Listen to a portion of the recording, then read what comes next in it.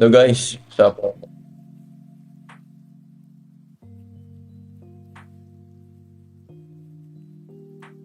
What's up? Yeah, we are continuing everything and we're finishing this week one strong because that's the goal, right? And yeah, I'm so excited for this day. We're gonna do a 16-hour stream and let's see where this takes us. And I know this will be good. And yeah, I'm just setting everything up first so that there will be no major issues in the stream. So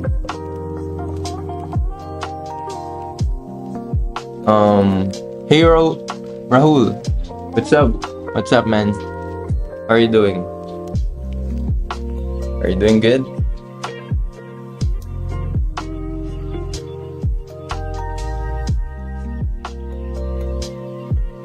I'm just gonna fix my audio, okay?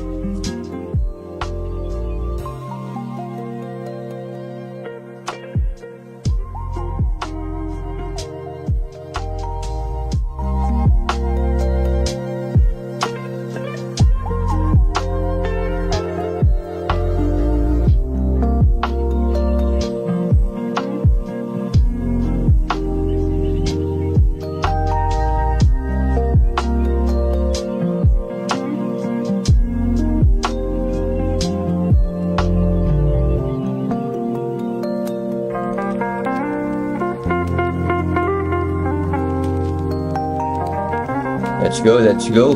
Okay. This day is gonna be good. What are you working on? I've seen your post, man. You're doing good. And you're doing the work, taking action. That's yeah. We are becoming, man. Okay. I see. And I hope you do good as well. Like you are actually putting in the work. That's so important. And I think you are. And by the way, what part in the program are you in right now? So that I just know. Are you focusing on something? What's your main goal for the day? Is it just to grind, or do you have something that you want to focus on?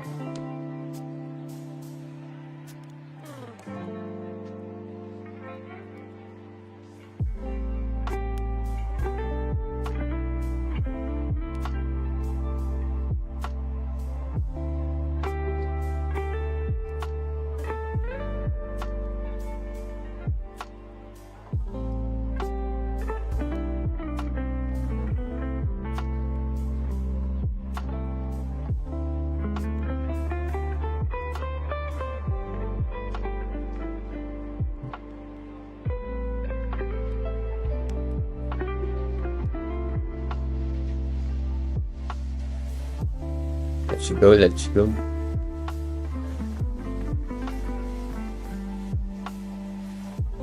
So I have a question, bro. Like, if I'm gonna do the stream, do you want to hear just the music, or do you want also to hear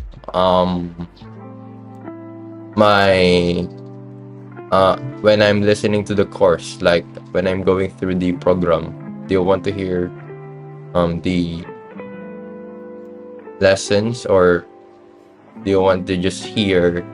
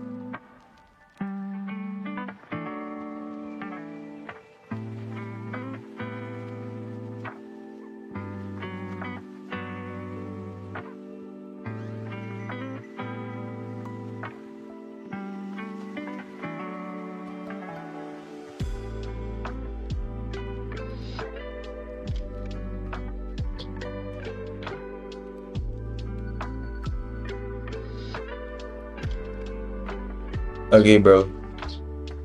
No worries. I understand. So yeah, what I'm gonna do is just to get warmed up. I'm gonna do a.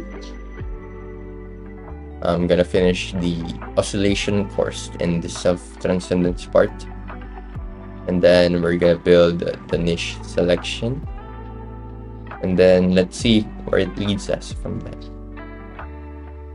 So let's go. Bro, I'm not taking any breaks. I'm just taking this micro. For sure, I'm gonna take a break at around 12 noon. That's the main. But I'm just gonna continue. That's why this is just the AFK interval. I don't have any like breaks or countdowns for that, because I found out that I can actually just work if I perceive it to be right. If you just do the required things when taking a break, let's say you are taking your meal, right? If you just eat, and then when you're done, you just go back to working, then that's the goal. Okay. Sheesh. You're actually in this, bro. Nice. That's nice to see. Like, I am actually working with someone here in this stream. Okay, okay.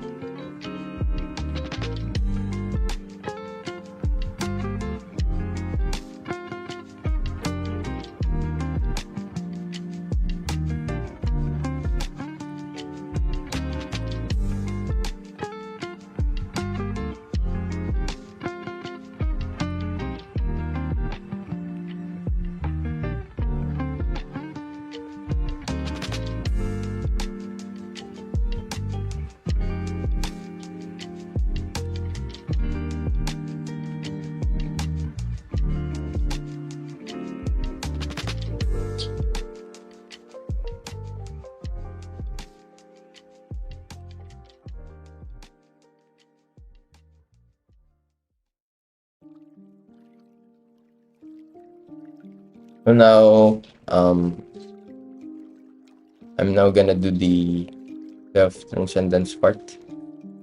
So let's go. Okay.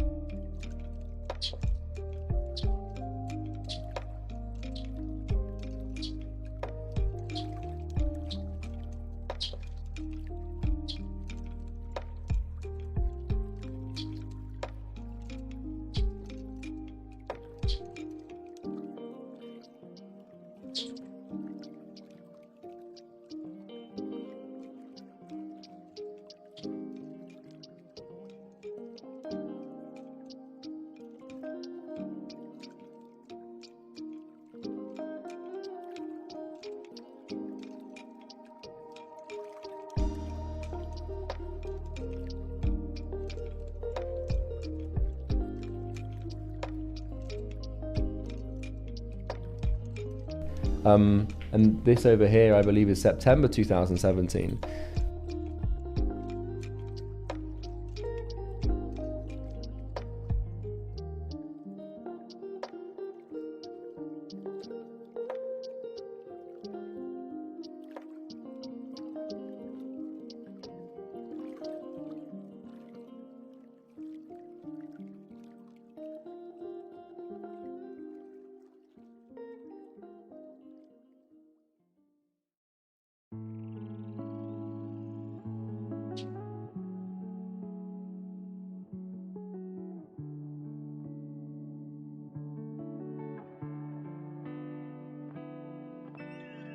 Hard, and I deserve these clothes, and bollocks, bullshit. It's a facade. It's just this belief. It's not real. You just make these little weird statements up, and you cling on to them, and then you basically use them as pinpoints for behavior. Bollocks. It's all rubbish. All of this is bullshit. Same, and then the same thing applies to your personal flaws, right? So the saving grace to this is, you'll get to a certain point, and then you'll believe like, oh shit, I can't really let this get any worse. Like for me, my belief was that going to bed past 2 a.m. was like devil's work, or £5,000 meant I was poor. Objectively, both of those things may or may not be true, but it was true for me, and so I would oscillate my behavior back up. And so here we're building up, taking action, making progress, feeling good and taking control. Here we're taking responsibility, facing the pain, doing the work. And this is where you feel your best, right? When you're, making progress and developing. And then what would happen is I'd get to this point where I'd feel accomplished and proud. And, this is basically like my limit.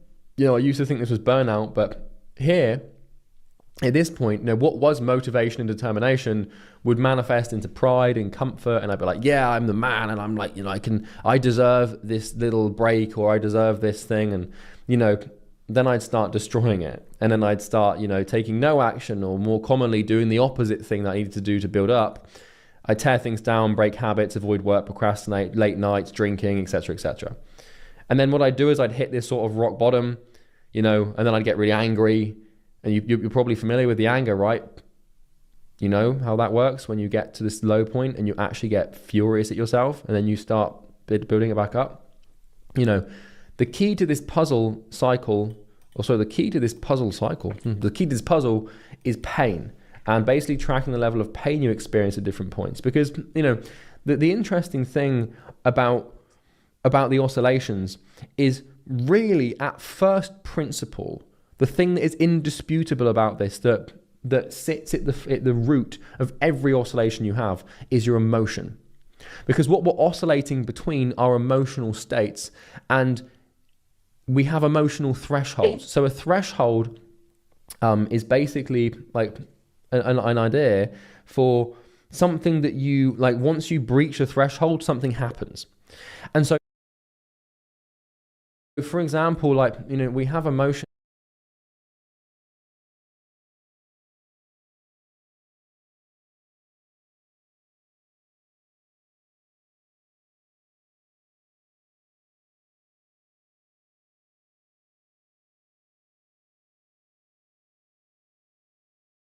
up here of being comfortable. And what will happen is there'll become a point, a threshold of comfort where you're so comfortable that you stop doing the things you need to do. And, up here you're in no pain. And then, there comes a threshold of comfort and a threshold of pride where you just stop trying. And the same thing is true when you hit your personal flaw, is you'll get angry and you'll start being a little bit angry, a little bit more. And then what will happen is you'll produce so much acetylcholine, which I think is don't quote me on this, but that's the chemical that you produce when you're angry. And you'll produce so much of this emotion that you can't bear to be angry anymore, and you don't want to be any angrier, and you sort of, you hit this point of no return, and then, ultimately you start working again, and you're in real pain down here. And, just after you hit your floor, then you start feeling motivated and determined. And what happens is your determination and motivation gets to a certain point and then turns into comfort, and then you repeat the cycle. And this is basically what really, like, the first principle of this is it's just your emotional state. And for me, like, I was able to label these emotions, and this might be different for you, right? So instead of feeling anger, like the thing that I'd feel at the bottom here was anger. But what you might feel at the bottom here is shame or guilt or depression, right? It doesn't, the emotion, the negative neurotic emotion that picks you up and pushes you back up here could be completely different to me. And the same thing is also true with the top. So when I get to the top, I start feeling proud and I start feeling comfortable. So the emotions that I feel is this sense of safety and this sense of like pride and this sense of relaxation, and those are the emotions that, they feel very good, so you naturally want to feel them, which is why this rut happens. But at the top here, you could feel all sorts of different emotions. Maybe you could feel like guilty because you feel like you don't deserve this success, or maybe you start feeling doubt and fear because you're like, oh, I can't possibly sustain this, right? So my emotional cycle would basically be one of anger, drive, pride, and comfort. And what would happen is these emotions would, and do sometimes. Let's go, man. To be fair, I've cracked this. I don't really do this anymore. I'm very You too, consistent man. now. But these emotions, they would cycle and they'd merge into each other. And so, once again, anger, drive, pride, and comfort, yours could be completely different. At your bottom, you could have anxiety, and then anxiety could turn into, I don't know, probably motivation, right? But then your motivation could turn into like, I don't know, guilt. And then your guilt could turn into like doubt. And then you could be anxious again, right? So basically, if I started in a rut, I'd get really angry. And that anger would trigger me to start acting. Because the key to understanding the idea of emotion is, if you think about the word, it's emotion. Motion is the key word, action, motion. So motion means to move.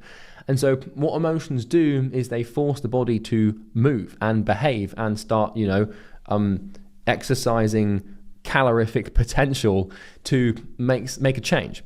And so when you have an emotion, what your body's trying to do is get you to do something. And an emotion is usually an indication that you need to do some sort of action to escape some sort of situation. Not always, right? But you get the point. And so I'd be angry and I'd start acting and doing things. I'd be really pissed off at myself that I'd let myself get to this point. So the anger would kick in. And then what would happen is, negative emotions, you really do have thresholds here. Like, there's only so much anger or guilt or shame or fear or doubt or comfort or pride. Like, your brain will never let yourself get too emotional, because you'll hit a threshold. And your threshold for anger could be higher or lower than mine, right? But either way, the anger would basically morph and shift into drive and motivation. So the interesting thing about this emotional cycle is it's not like these are binary states. They are transitional, right? And so what that means is I'd be really angry, but then I wouldn't just wake up one day and be motivated. It would like the anger would seep into motivation. And at the beginning, I'd be like pissed off but driven. And then I'd be less pissed off but more driven until I was completely driven. And then I'd start climbing up. So, the anger is what would get me started and sort of, kickstart the engine of my motivation. And then what would happen is I'd do the right stuff, and the drive or the motivation, this feeling of drive, like, oh, I've got to do it, I've got to grind, I've got to hustle, I've got to lock in, bro. What would happen is I'd start becoming proud. And, it wasn't a binary switch, like I woke up one morning like I'm proud. It was a transition. And, you know, I'd be like, oh, okay, I'm starting to feel a little bit good about myself. And I'm not really angry anymore. And I'm relaxed and I'm calm and I'm proud and I'm comfortable. You know, I'm feeling comfortable. And pride felt good, and it would quickly turn to comfort. So this sort of would happen where I'm proud, and then I'd become comfortable. And this is where, you know, I'd start hitting my peak. Really, this is where, like, I've got the money in the bank that I wanted to have, or I'm making a certain amount of money a month, or I feel a certain way. Mm. And then, you know, I Yeah, this the thing that Charlie talked about in his video. It's about pain manipulation, if you think about it, right? Using pain to every situation in your life. Even if you are here, right? If we have the personal store, like we are experiencing 11 out of 10 pain, but what we want is to keep the pain even though we're still here, right? To just keep going and going and going. Because without pain, we don't act, right? As humans, we are keen towards pain avoidance. So we need to engineer our mind and our environment as to not be comfortable enough to go downhill, right? So pain truly was the key to all of this. When I was in the most pain, I took the most action. Let me show it to you. There. The most action and resisted the most impulses. The pain would come when I was close to my floor. I learned quickly that instead to focus on the painful negative and raise my foot, not my ceiling. Yeah, that's true. That's very, very, very true. Let's continue. yourself, and then you start building it back up. You know, the key to this puzzle cycle, the key to this puzzle cycle, the key to this puzzle is pain, and basically tracking the level of pain you experience at different points. Because, you know, the interesting thing about the oscillations is really, at first principle, the thing that is indisputable about this, that sits at the root of every oscillation you have, is your emotion. Because what we're oscillating between are emotional states, and we have emotional thresholds. So a threshold is basically like an idea for something that you like. Once you breach a threshold, something happens. And so, for example, like, you know, we have emotions up here of being comfortable. And what will happen is there'll become a point, a threshold of comfort, where you're so comfortable that you stop doing the things you need to do. And, you know, up here you're in no pain. And then, you know, there comes a threshold of comfort and a threshold of pride where you just stop trying. And the same thing is true when you hit your personal floor, is you'll get angry, and you'll start being a little bit angry, a little bit more, and then what will happen is you'll produce so much acetylcholine, which I think is don't quote me on this, but that's the chemical that you produce when you're angry, and you'll produce so much of this emotion that you can't bear to be angry anymore, and you don't want to be any angrier, and you sort of, you know, you hit this point of no return, and then, you know, ultimately you start working again, and you're in real pain down here.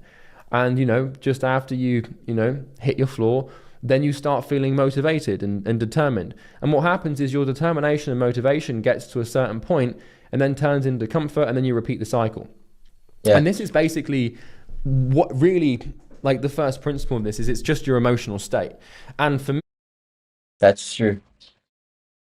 The reason why we oscillate so much is because our emotions is so volatile that we cannot stick to one thing.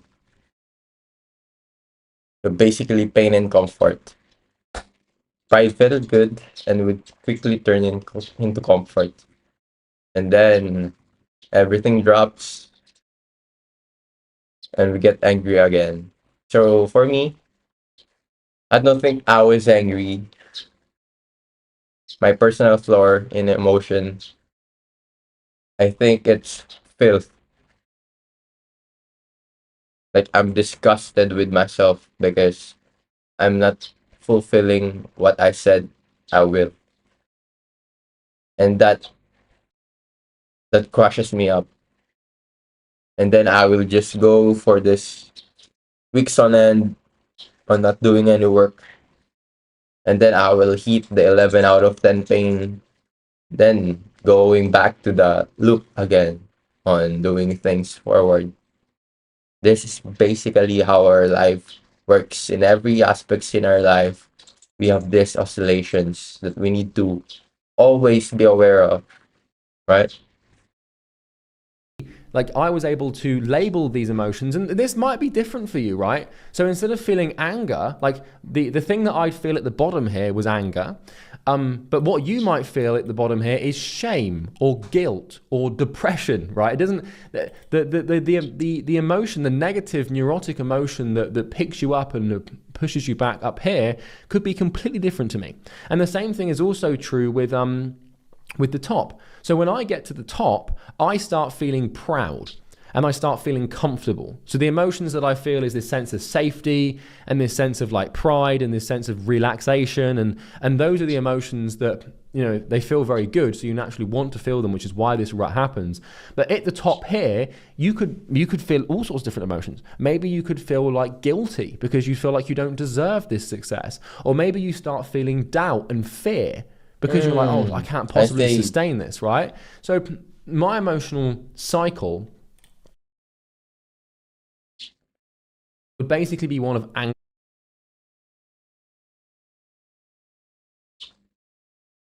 I think for me in the top, I actually feel doubtful. Like it's not pride in the top part in the personal sailing for me. Thinking about it, it's filth, then drive, and then doubt, and then to comfort. Like if I experience some resistance, then I start to look for some comfort. If I started doubting myself, okay, I think the best way to do this is to take notes, right? For me, okay.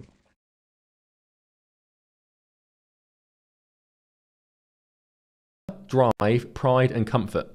And what would happen is these emotions would and do sometimes, they don't, to be fair, I've cracked this, I don't really do this anymore, I'm very consistent now, but these emotions, they would cycle and they'd merge into each other. And so once again, anger, drive, pride, and comfort, yours could be completely different. At your bottom, you could have anxiety, and then anxiety could turn into I don't know, probably motivation, right?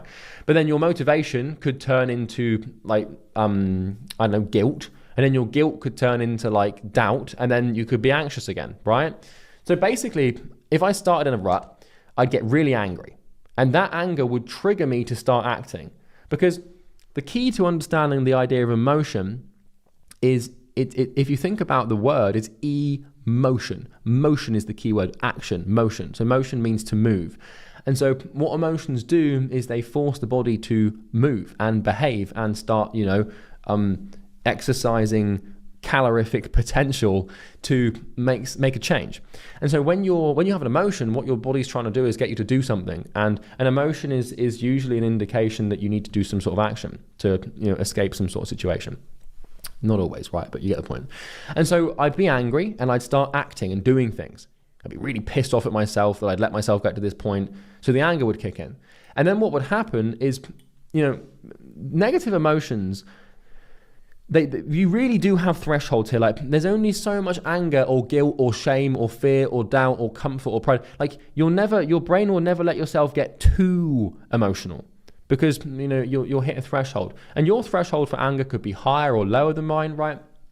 But either way, the anger would basically morph and shift into drive and motivation.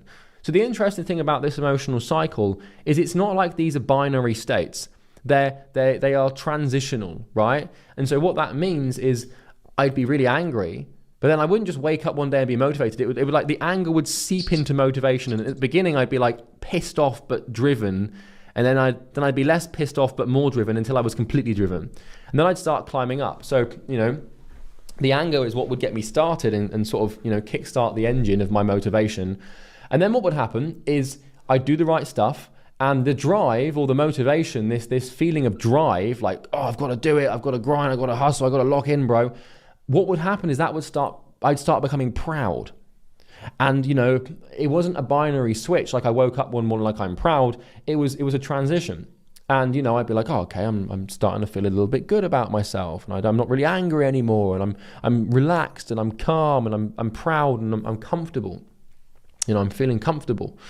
And pride felt good, and it would quickly turn to comfort. So this sort of would happen where I'm proud, and then I'd become comfortable. And this is where, I'd start hitting my peak. Really, this is where like I've got the money in the bank that I wanted to have, or I'm making a certain amount of money a month, or I feel a certain way. And then, I then just stopped doing it. I'd stop behaving properly because I was comfortable and there was no negative emotion, pushing me, or I was in no pain. And then I'd stop behaving properly and just let everything drop and start slipping again. And then, that comfort would turn to anger, and then the cycle would repeat. And I was at the mercy of this cycle for years. Even when I was making 7 figures, like I was still struggling with this thing. So the cool thing about this is you can still make pretty, good progress whilst experiencing this. But let me tell you, I would have got here so much faster and with so much less pain had I cracked this earlier. And I truly had these two sides. I had the productive, disciplined Charlie and the lazy, destructive, apathetic Charlie. I'd build and destroy, grow and shrink. It was agony. But one day, after years of meditating on this problem, I finally cracked it and I actually figured out how to break this cycle. Because in my life, like I don't go through this anymore. Like to a degree, slightly.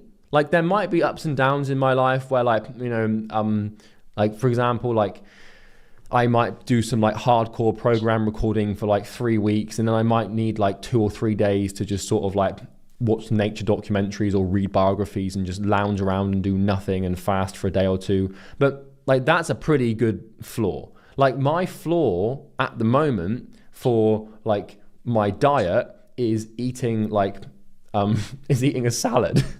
And I'm not even joking, right? Because I've been on this carnivore diet, which is where you only eat meat for a year and a bit, right?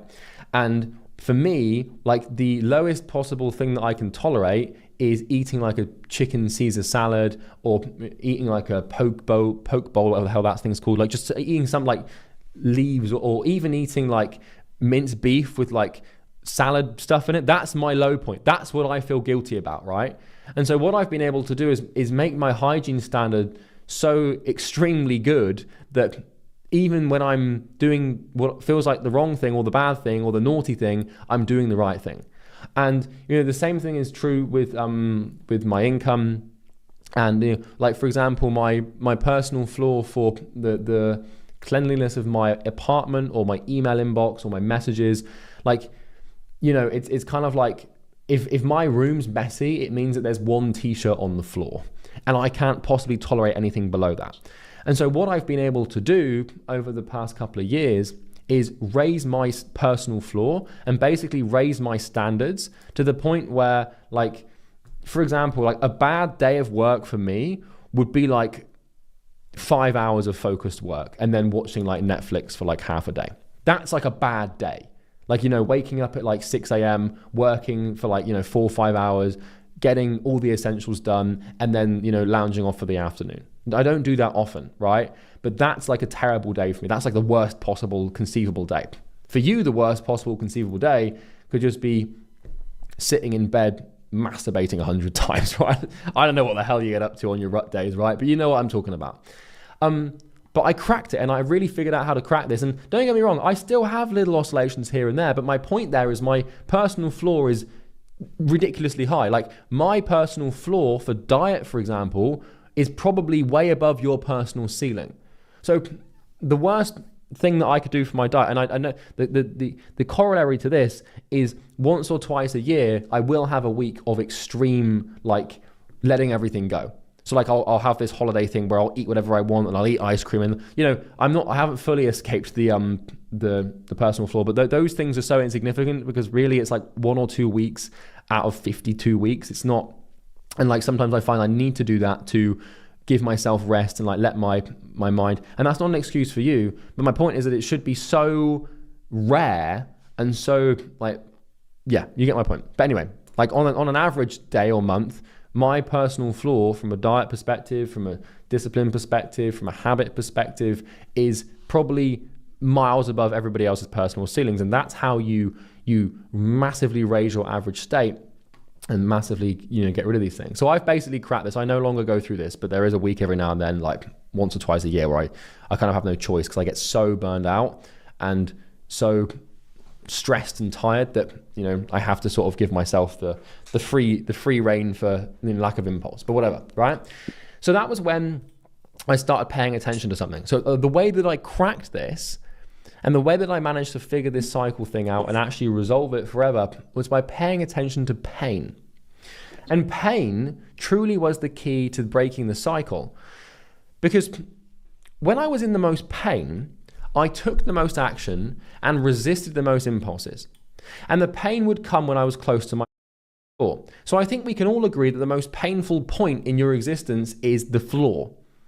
And it's no surprise that when you are in the most pain, you take the most action. And at the top here, at the ceiling, this is when you're most comfortable. This is the least pain. And so when you're in the least pain, you have very little reason to act, and you have every reason to do the opposite thing because you're in no pain. And that's when you start slipping down. So when you're not in any pain, you slip. But when you're in lots of pain, you build. And so the real key to breaking this cycle is to look at pain. And I always thought that the way to break the cycle was to focus on the positive. So, I was so, focused on trying to like raise my ceiling, and I was so focused on trying to just improve myself and better myself. But the real key to improving your average and breaking the cycle is the low point. It's far, like your average is way more determined, and it might look like, it's the same thing because they're the same distance apart, but it's not true. The main thing that raises your average state and breaks the cycle is you at your worst. It's because the personal ceiling is pretty easy to fix. Like, in terms of like, I just need to save the extra money. Like it's far less about the light side and trying to raise yourself up and focus on the positive. It's way more about the negative. You need to learn to focus on your dark side and this side of you that's in loads of pain. And I learned quickly I needed to focus on the painful negative and raise my floor. And so the point I'm making here, the real secret to breaking the cycle is forcing yourself to be in as much pain as humanly possible. That is the secret to this whole thing. You want pain. And that's a hard thing for people to accept because, well, who wants pain? But if you want to be an animal and break this cycle and make millions of dollars and change your life and change the world and live this insane lifestyle, what, did you think it was going to come without a cost? Did you think it was going to be this nice, pleasurable, fun activity? Hell no. You want what no one else has, which means you must pay the price no one else is willing to pay, which is the price of pain. So what you need to learn to do is put yourself in a state of near constant agony. You get that? He said that you want what everybody else wants but don't have, right? So we need to put as much pain as we can because what we want is not what they want. Like what they deserve, they want. And what that looks like is the example I gave you earlier, right? If I had like a 3 or 4 day stint where I was eating salads every day, I would register that as really painful. I would feel guilty about that. And so my point is that you want to put yourself in pain. So let me give you an example with my financial savings, right? So let's say that you raise your ceiling from someone who makes 2K a month to 100K a month with the goal of becoming a millionaire. let me show you why raising the ceiling doesn't work. Because the problem is you can increase how much money you save infinitely. So you could save millions of dollars. But if you don't regulate your downside, it doesn't matter because you're going to go back down to zero anyway. So, in the same thing with fitness, it doesn't matter how much weight you lose if you put it all back on later. So there's this show called The Biggest Loser, which is an American TV show about people losing weight. And on the Biggest Loser, what they do is, they'll do this big weight loss protocol, and all these fat people will lose lots of weight. And, they'll do like an interview with them like a couple of months later to see if they've kept the weight off or not. And most of the time, these people would just come back overweight and fat again. And that's because they didn't focus on the dark side, right? It's not about how much you make, it's about how much you keep. It's not about how much you make, it's about how much you don't lose. It's not about how much progress you make, it's about how much you do not regress. Because the light side, the ceiling, this positive energy side of making more and doing more and being more, that's actually quite easy to do. Like you'll be very surprised. Instead of focusing on trying to raise your ceiling, we just focus on raising the floor. Because when you raise the floor, what starts to happen is eventually your floor becomes your ceiling, and what was intolerable to you at the bottom, like your ceiling course corrects itself. Like the high points, the peaks of your existence, that will naturally raise as you increase your floor. So we do not need to focus on this light positive side of building yourself up and being all happy. And no, we focus on the dark side. We focus on the pain. We focus on the shame, the guilt, the anger, and introducing as much of that as we can at the highest level at which we possibly can. And it's the same thing with booking appointments for your business. You can book hundreds of calls this month, right? So an appointment is a scheduled time to discuss. It's like a sales call, right? So you're going to need to book sales calls, and I'm going to show you how to do this. And we've got lots of systems and Easygrow on how to do this that I'm sure you'll use eventually as well. But you can book as many appointments as you want this month.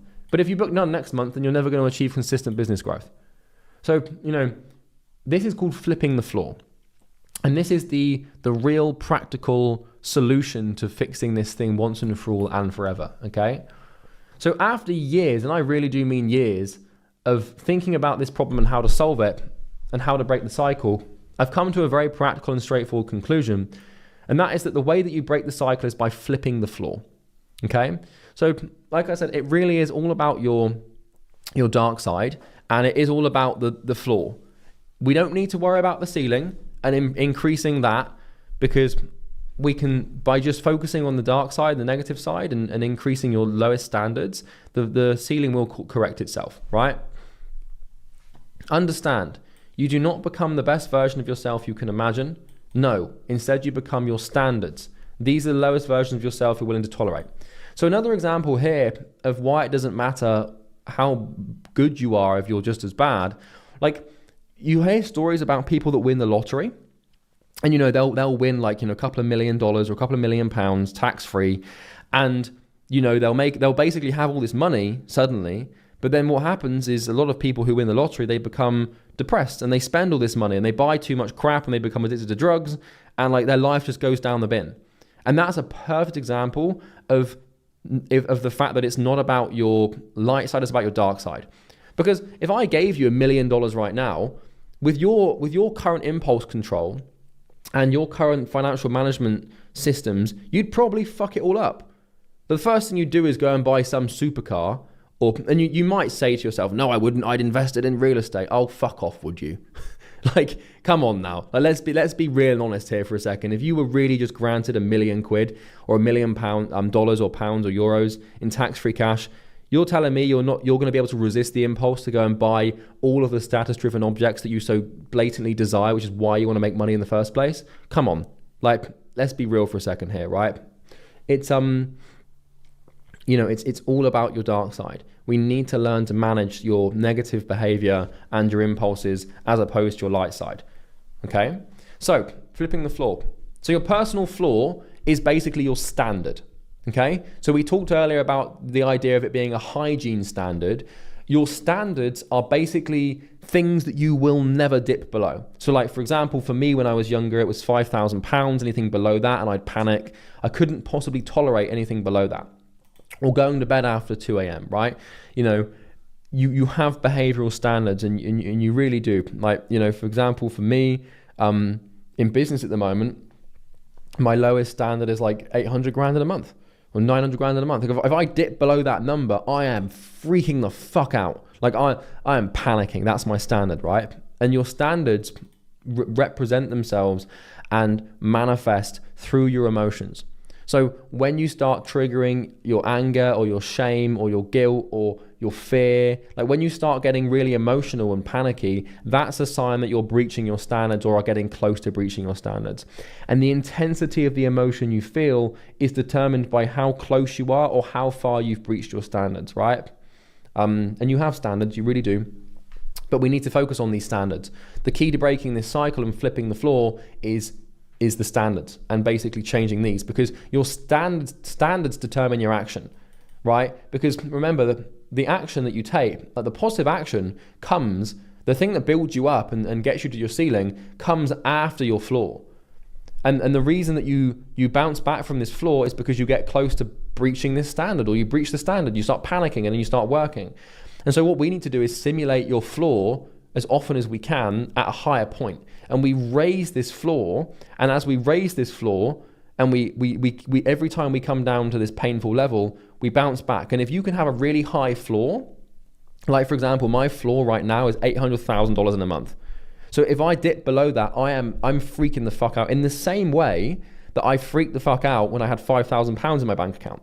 It's the same psychological thing. Like I'll get angry, I'll get terrified, I'll be on the edge of my seat, like making 800 grand.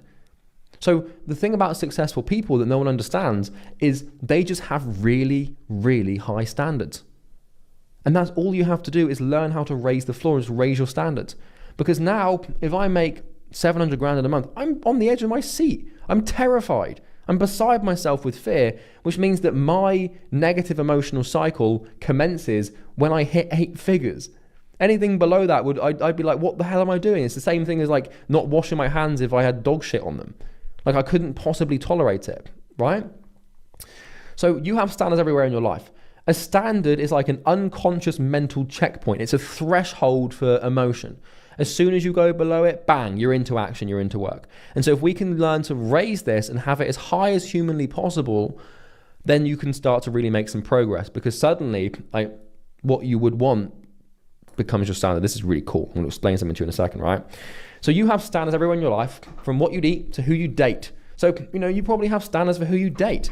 You know, maybe in terms of how attractive someone is, or, you know, like for example, a standard of mine would be if I was dating someone and I found out they were addicted to cocaine or they were addicted to heroin. I don't care how attractive they are or how amazing they are. That's a standard of mine. Not going to happen. I'm sorry, but I'm not dating a drug addict, because I know far too well what happens to people who do that and what that does to you. Not going to happen. I don't care if she's a 10 out of 10 goddess sent from heaven itself. If she's, you know, doing drugs all the time and that's been a pattern of her life for the last couple of years, it's over. It's not happening. I don't care how fit you are, you know. In the same way that, like, you know, what I'd eat. Like, you know, a standard for me is like I would never just like if I randomly had the impulse now to order like some massive pizza with loads of sauce and stuff, I'm not going to do it. It's just a standard. Like it just I can't comprehend doing that. My identity is so far away from that, and it's just not going to happen. Not going to happen. Like, you know, like for me, I wouldn't order like a pizza right now, and you probably wouldn't just sit and eat a bag of sugar. So if you think about this, you have standards, they're just low, right? So like if you've got like you don't get like cooking sugar, like caster sugar. Like a standard of yours when it comes to your health is you probably wouldn't just eat a kilogram of sugar right now, right? Pretty simple. Or for example, like with me, I would never do cocaine. I've never touched cocaine in my life, never touched any sort of class A, class B drug or anything like that. And so like, you know, if someone offered me cocaine right now, I'd be like, there's no way. It's so far away from my identity, and my standard is I wouldn't smoke weed. Hell, I don't even really drink anymore. So it's kind of like, yeah, you get the point. So you want to know what your standards are, and you do not need to look any further than your personal flaws. So this is kind of why earlier on it's really important that you actually do this action item, and you should have these, oscillation trackers in front of you right now, because you want to make a note of all of them, maybe 10 if you can, and then you want to look at your personal flaw and you want to be like, oh, that's my standard. And once you look at this thing, like, your standard determines the quality of your life, and so we need to understand it. Pun not intended, right? Stand. Okay, where were we? So to break the cycle, we don't want to set a goal for our behavior or self-image. And this sounds really counterintuitive. It's like, what the hell? Like, well, all we've about so far is goal and identity and stuff.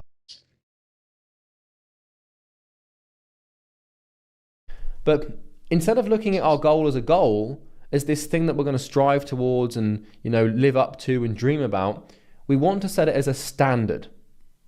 This is the secret. A standard is something you simply don't break or breach. Like brushing your teeth in the morning. You probably wouldn't eat a 6-month-old slice of bread, and you probably wouldn't just roundhouse kick an elderly woman. These are standards of behavior that you just would never do. You have standards for all areas. Humans do not tolerate situations that they believe are intolerable, and we don't behave in ways that break our own personal standards. You do not strive towards the good, you strive away from the bad. In other words, we don't progress to our best self imaginable, we regress to our worst self that is intolerable. Or This is the key, right? We don't progress to our best self unimaginable. Instead we regress to our worst self that is acceptable. We do not get what we want, we get what we tolerate. In other words, to break this cycle, you want to be actually to set a new standard so that the version of yourself you want to be is actually the worst version of yourself that you could possibly tolerate or accept. In other words, make your current best your new worst. unacceptable, right? Or acceptable or tolerable. This is the key. We do not get what we want, we get what we tolerate. So you don't achieve your goals, you achieve your standards. Just let that sink in for a quick second here. We do not become the highest version of ourselves which we can imagine, we become the lowest version of ourselves which we can accept. The key to breaking this cycle then is to set a new standard so that the version of yourself you want to be is actually the worst version of yourself you could possibly tolerate. In other words, you make your current best your new worst. And this is called flipping the floor. And what this basically means is right now, you see your goal or your dream reality as something that would register on a very nice emotional level. If you were making 10K a month, you'd be happy, you tell yourself. But what I need you to do is I need you to tell yourself that if you were making 10K a month, you'd be miserable as sin. Because what needs to happen is this perception you have of this goal, it needs to stop being this thing that you strive towards in this happy-go-lucky way, and it needs to become the lowest thing you could possibly accept. So for me, my goal was to make 800 grand in a month, but what I did is I set it as a standard. And I said, if I dip below that, or if I'm not making that, I am a piece of shit and I hate my life and I hate myself and I'm so angry and furious at myself. And so what starts to happen is this is hard to do, but remember, the key to this whole thing is pain. And your personal flaw is when you're in the most pain, which is when you take the most action. So what we want to do is flip the floor, where what we do is we take your personal ceiling, which is where you feel happy and good right now, and we make your new floor your ceiling. So for example, if for me, my personal financial situation was the 10 and 5,000 pound thing, I would feel good and comfortable at 10,000 pounds. But what I need to do is when I get to 10,000 pounds, is I need that to register on the same emotional level that 5,000 pounds would. And so what we do is we just switch them around. And so let me show you a diagram, because this will make this really clear. This is how most people live, right? Where they have a strong fluctuation between two versions of themselves. Sometimes, they'll have a little marginal increase, So this might be you, where your life is getting a little bit better, slowly. But you're not really making drastic progress, but maybe you're getting like a little bigger in the gym, you're saving a little bit of money. You might be making a little bit of marginal progress, right? Where you're oscillating between two things, but the average trend is upwards because your strong side is better than your downside. So when your positive side is prevailing, you will make a little bit of progress. But because you still have the floor, it's not that great. But a lot of people in life, they see a marginal decrease in average. And this is where you're getting poorer, or you're getting into more debt, or you're getting fatter, or you're losing faith, whatever, right? So most people, they exist in one of these three states.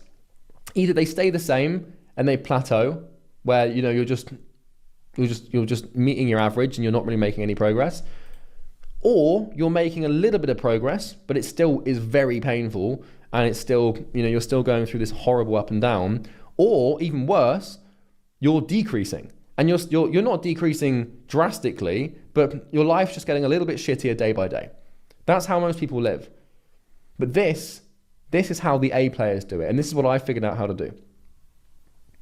So what happens is you hit a plateau, right? Like this, where you're just bouncing between these two states.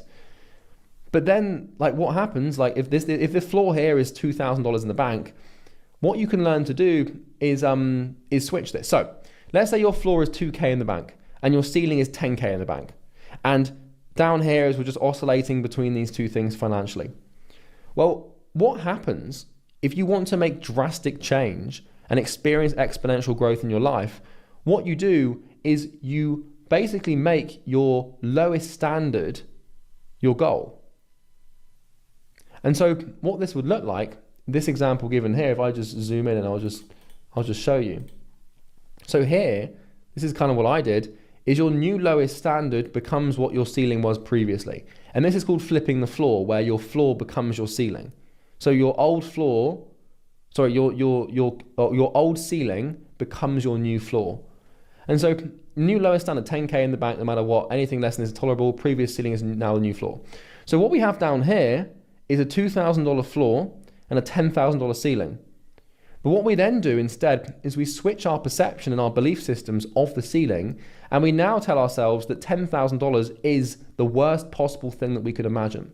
And so we start registering $10,000, and you can see this here because the level of $10,000 is here, but we start registering it as our new floor. And that's all you have to do, is just rewire your perception of what you think is good to the worst possible thing imaginable. And what happens then naturally, if you increase your floor to your prior ceiling, so if this gets a bit confusing to explain, right, but I think you're tracking along here. When your old ceiling becomes your new floor, you automatically course correct a new ceiling, and you'll start oscillating again. So, if the floor originally here is 2K in the bank, and the ceiling is 10K in the bank, then what we need to do is take this ceiling and make it the new floor. And that's how you get this exponential up curve. And that's how you basically, you can see this, the dotted line here, sort of scaling up. That's how you increase your average. That's how you suddenly go from having, an average of $6,000 in the bank to, an average of like $20,000 in the bank, right? And this is how A players do it. And so, what happens is you do it again. Because you're a goal-striving animal, what happens is a new ceiling will naturally manifest. This is why you don't have to worry about the ceiling. Just focus on the floor. Just focus on the negative, dark side and the pain, and making yourself angry and shameful and guilty at your current ceiling. So here's the thing right now. You have a ceiling for your behavior. You have a limit. And when you hit that ceiling, you feel good. What you need to do now is when you hit that ceiling, you need to force yourself to hate yourself for hitting that ceiling. You need to get to that point where you usually experience bliss and comfort and think, fucking hell, is that it? That is awful. That's the worst. I'm never dipping below this again. I'm here and this is terrible. This absolutely sucks. This is awful. I can't believe I've only got this. God, is that it? Terrible, awful. Right now, let's say that your ceiling is going to bed at midnight, right? And you get to midnight, and you're like, it's the earliest time you go to bed, right? And that's when you start feeling good. What you need to start doing if you want to go to bed earlier, if this is your goal, is to go to bed earlier and sleep better, then as soon as midnight rolls around, tell yourself you hate yourself. Like, why the hell am I going to bed this late? This is awful, blah, blah, blah, right? Same thing with your diet.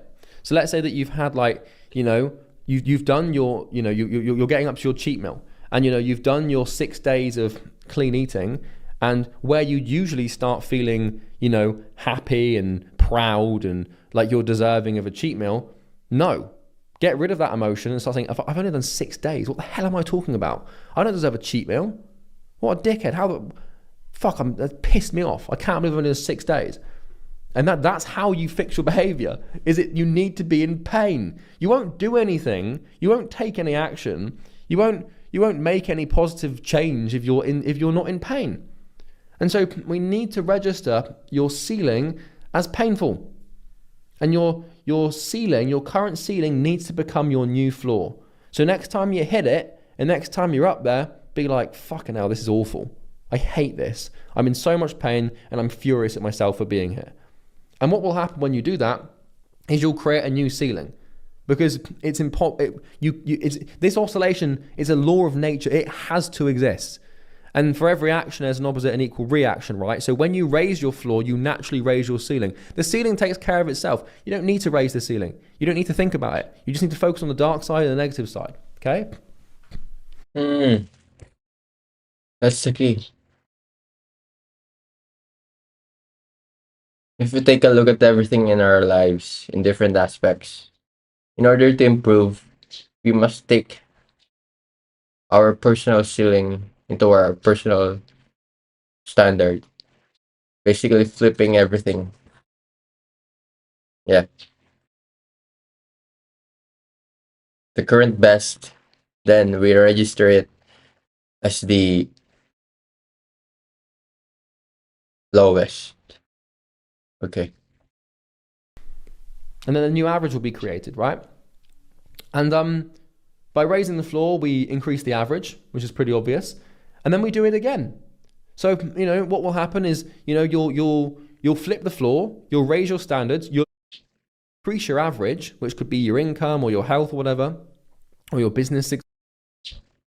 The unconscious conscious, it will rule your life, and you will call it. I'd be on the edge of my seat, terrified and full of fear.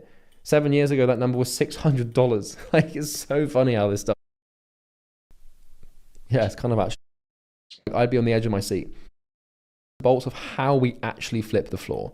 Because the way we flip the floor is by inducing epiphanies.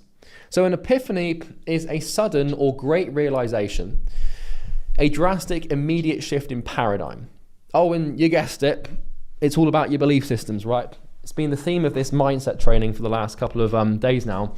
And so the way that we induce an epiphany is by using your belief systems, right? Okay. If you're oscillating in life or a specific area of life, it's because of certain beliefs you hold about the thing in question. So now that you have a thorough understanding of beliefs and how they work from the previous training, we can actually start attacking them and taking some action here. So this process doesn't just break the oscillation cycles you experience, but will also dig you out of struggle too. So sometimes you're not even oscillating. You're just flatlining. So, let's say that you've been trying to make this business work for... Damn. Sometimes you're not just oscillating. Sometimes you're just flatlining. That's true.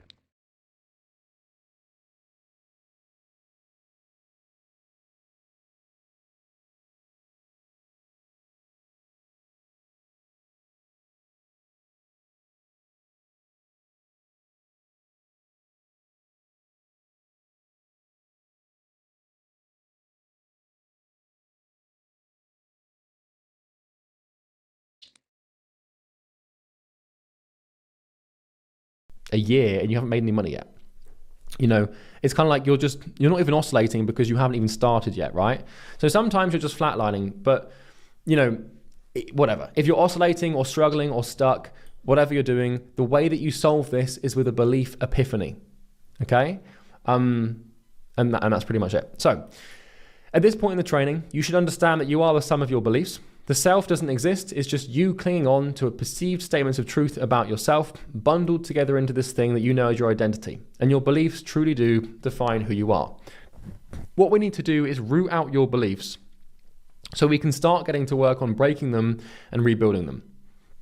And this is a quote from Carl Jung, which pretty much summarizes this idea of beliefs and how they operate in the shadow of your psychology.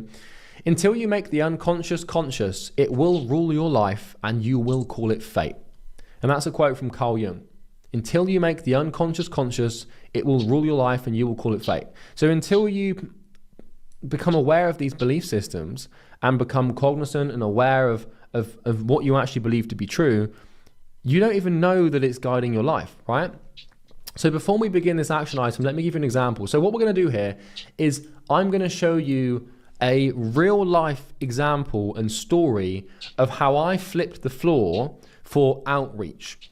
So you're going to have to learn how to do this because basically any business needs customers and any B2B business needs business customers, or B2C business needs customers, right?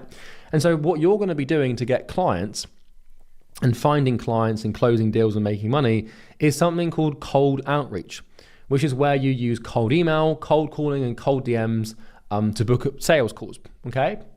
And a massive struggle for loads of entrepreneurs, early stage entrepreneurs, for service-based businesses or consulting businesses, whether it's business to business or business to consumer, whether you're a coach, consultant, agency owner, whatever the hell, whatever you sell, a lot of people really struggle with outreach.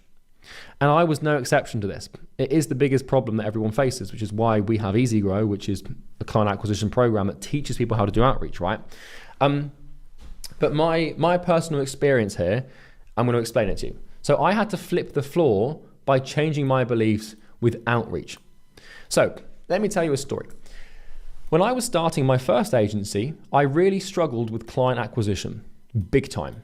I found it super hard to stay consistent with cold outreach. So I cold email, cold calling, cold DMs. I couldn't book appointments and get clients for the life of me. I kind of knew what worked a little bit, but I was so inconsistent and I couldn't make it work. And outreach got me so depressed that I didn't want to run my business anymore. I would do everything I could to put it off. I'd procrastinate and justify not doing the outreach. I had a ton of negative associations and beliefs to do with outreach. I was totally desperate. I manifested this desperation by trying to outsource outreach. I tried to get people to do it for me. I didn't want to do it myself. It never worked, and no one could make it work. It seemed impossible. Like, have you ever had a problem before in your life that just seems like impossible to solve? Well, that was me with outreach. I was also convinced that it was the copy. So I was like, oh, it's the script that I'm using for the cold calls, or it's the cold email copy that I'm using. And I was like, this is why it's not working. It's got to be the tool or the platform. It's got to be the copy or the script. And I thought it was a simple business problem. And so the reason that I thought that this problem existed, and the things that I blamed for this impossible outreach problem, I'd blame the market or the niche for not replying. I'd be like, oh, this market just, cold outreach just doesn't work in my market. That's what I'd say. I blamed the copy or the script. So I'd be like, oh, it must be the reason this isn't working is because I'm not sending the right copy or I'm not using the right script. Or I'd blame the people who I'd hired. So I'd try and hire appointment setters and they wouldn't make it work. And I'd be like, oh, they sucked and, it was all their fault. But over time, for this outreach problem, I found the solution and I fixed it. And it's a good job I did because I'm going to teach you how to fix it as well later on down the line, right? After all, if I didn't fix it, I wouldn't be here today with the world-leading program on high-ticket acquisition. So it's kind of ironic. Like, I struggled with outreach for so long at the beginning of my journey, but now I'm so good at it that I'm the best in the world at teaching it. And lezgoo is by far and wide the single best program for high-ticket business to consumer or business to business client acquisition. Like, there's nothing, there is nothing even comes close to how fucking good that thing is when it comes to appointment booking, like from a cold outreach perspective or whatever. So how the hell did I go from not being able to book any appointments for myself to helping more than 3,500 marketing agency owners, coaches and consultants systemize acquisition and actually solve the problem? Like, what the hell? How the hell does that happen? Well, I thought I needed a key. So like, what I was hunting for with this problem was the key.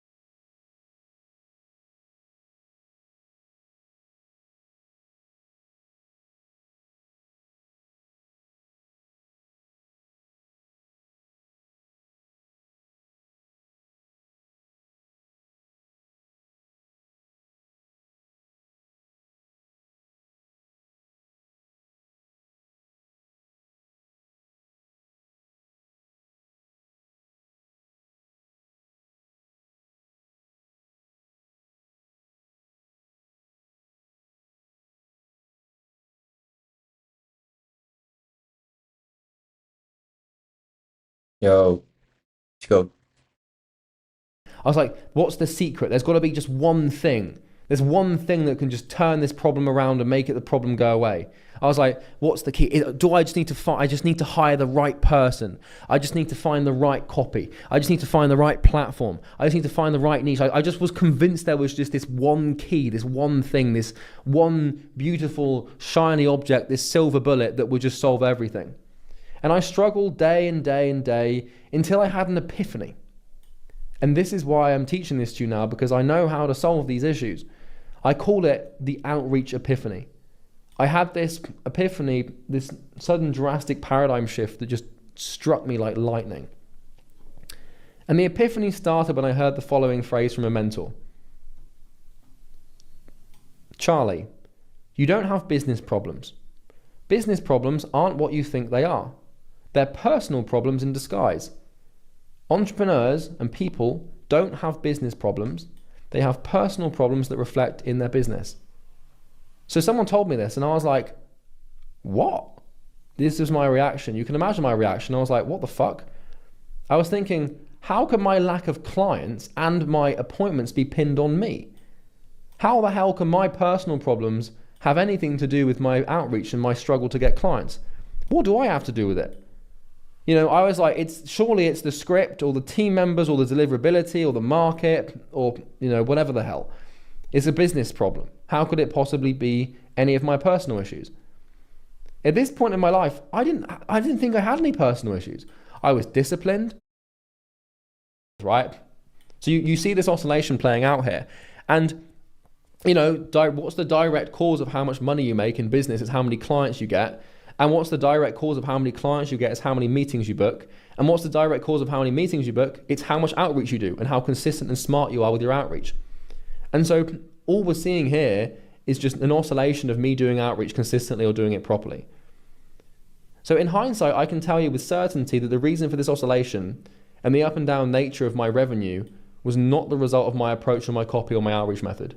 Because this is the thing, like if you can make this money in 1 month, then you should be able to repeat that over and over again. But because I was an idiot and a fucking retard, what I would do is make all this money and then break it down and then start oscillating down and getting comfortable. So I needed to have an epiphany, and it really was my belief system. When I realized this and I had the epiphany, it was like my life changed forever basically. And it really did. This was like the turning point for my success. And my mentor's words were basically echoing in my head. You don't have a personal problem, you don't have a business problem, you have personal problems reflecting in your business. And then it hit me. I was like, what's going on here? Like, why do I keep going through these ups and downs? And let me explain. So, remember, your income is a direct result of how many clients you sign. How many clients you sign is a direct result of how many appointments you book. And how many appointments you book is a direct result of how much outreach you do. And how much outreach you do is a direct result of your behavior. And your behavior is a direct result of your beliefs. So your income tracks all the way back to your belief systems. So it doesn't have to be income. This can be anything in your life, anything else in your personal life, that you're struggling with. It's all about your beliefs, man. All of it comes back to your beliefs. It hit me. It must be my beliefs. So what did I do? I had this weird moment of intuition. And this was where everything turned. My life changed forever. Because I went from being this like weird up and down entrepreneur, going from 10K a month to 3K a month, and then like back down at the beginning. Like I went from this point to making like 800K a month in like under a decade. Do you know how insane that is? To go from basically 0 to 8 figures in like 7 years. But that's not normal. And if you want abnormal results, you have to do abnormal things. And so the genesis of my exponential growth really came from this exercise I did here. So what did I do? What I did is I got a piece of paper and a pen. And I still have this piece of paper to this day, and I'm going to show you it in a second to prove that I actually did it. And I wrote down every single belief system I held true about cold outreach. And I wrote down everything. So I was like, okay, what I'm going to do is make the unconscious conscious, and I'm going to try and basically see my belief systems to do with outreach. And I wrote them down, and this was basically all of them. So 1, 2, 3, 4, 5, 6, 7, 8, 9, 10, 11, 12. There's 28 belief systems here, right? 28 or 30. And I wrote down what I believed to be true about cold outreach. So during this oscillation, it was a miracle I even got to 10K a month. The only reason, by the way, that I got to the 10K a month that I got to was because I was so fucking good at sales. I'd basically done a sales apprenticeship for like a year before, and I got really, really good at closing because I just did so many cold calls and so much sales calls. So if I didn't have that experience, I would have just been stuck at like 1 or 2K a month. Right, so it was a saving grace. So I don't want to think this is typical. Getting to 10K a month like immediately. The reason I did is because I had so much previous sales experience. Right, so when I got someone on the phone, I found it very easy to close them because I already had thousands of hours of sales practice. Right, which meant that I didn't have to book many appointments to make a lot of money. Right, you probably won't have that luxury because you haven't got the experience of having done a year or two of sales and sales calls and being mentored by a really good salesperson. I had that luxury, right? But either way, so you'll get to 10K a month. It's just going to take a little longer. Maybe not. Maybe you'll get it done real quick. I don't know, actually. I'm not going to bias you. So this is what I believed. And as soon as I saw these beliefs, I was like, holy fucking shit. Of course I'm struggling. I believed my perception of truth to do with outreach was that getting clients is hard. Sales is hard. Kind of contradicts what I just said, but booking sales appointments is hard. I don't like outreach. Outreach is painful. It's hard to get clients. I'm afraid of outreach. People won't respond. People will judge me. It's hard to land meetings. I cannot get clients. I'm not good at outreach. I don't want to do outreach. Blank is more important than outreach. I'll just do double tomorrow and put it off today. I just don't get outreach. I don't have the right copy. No one responds these days. The market is too saturated. I don't know the right approach. I should get the copy right first. My outreach problem is simply cannot be solved. I thought it was impossible. I was like, it's an impossibility to solve this. Outreach sucks and always will. No matter what, I'll never get any meetings. I've already tried everything. This is a big one. I thought I'd tried everything. I was like, how? It's stupid. There's too much competition. I'll just let them come to me. I don't want to spam people. I'd rather do something else. Of course I struggled. How the hell am I supposed to behave consistently and, do the right thing with my outreach if I believe these things to be true?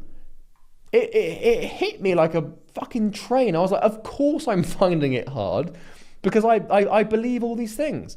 If you believe these things, then of course you're going to act them out. So every day I'd wake up and try and fix this outreach thing. But it was screwed. It didn't matter how good my copy was. It didn't matter how good my systems were. Fundamentally, I would always sabotage my efforts and be inconsistent because I had to behave in alignment with what I believed to be true. So it doesn't matter how good your system is. And trust me, like when you get into EasyGrow and stuff, you'll have the systems. Like we'll give you the systems in EasyGrow. Like they're easy. Yeah.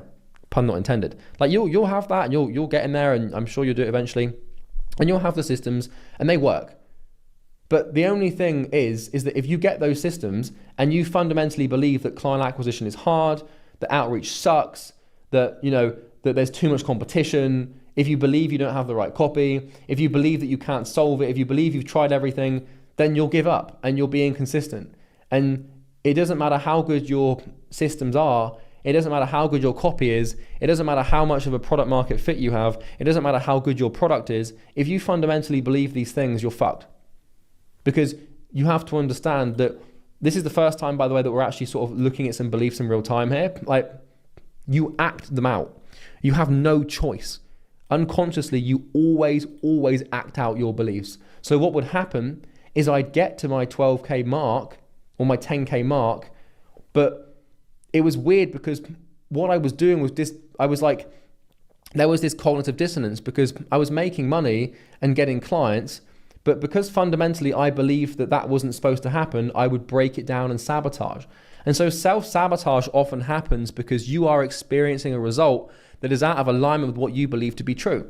So if your self-image and if your identity is that you're overweight and out of shape and that you find fitness really hard, but then one day you get in shape, like, temporarily, like let's say you have like a week or two of really good behavior and you're in the gym and you're eating healthy, like if you believe that that's not what you are supposed to be and that's not you and that's not what you associate with, then you'll just break it down and sabotage it.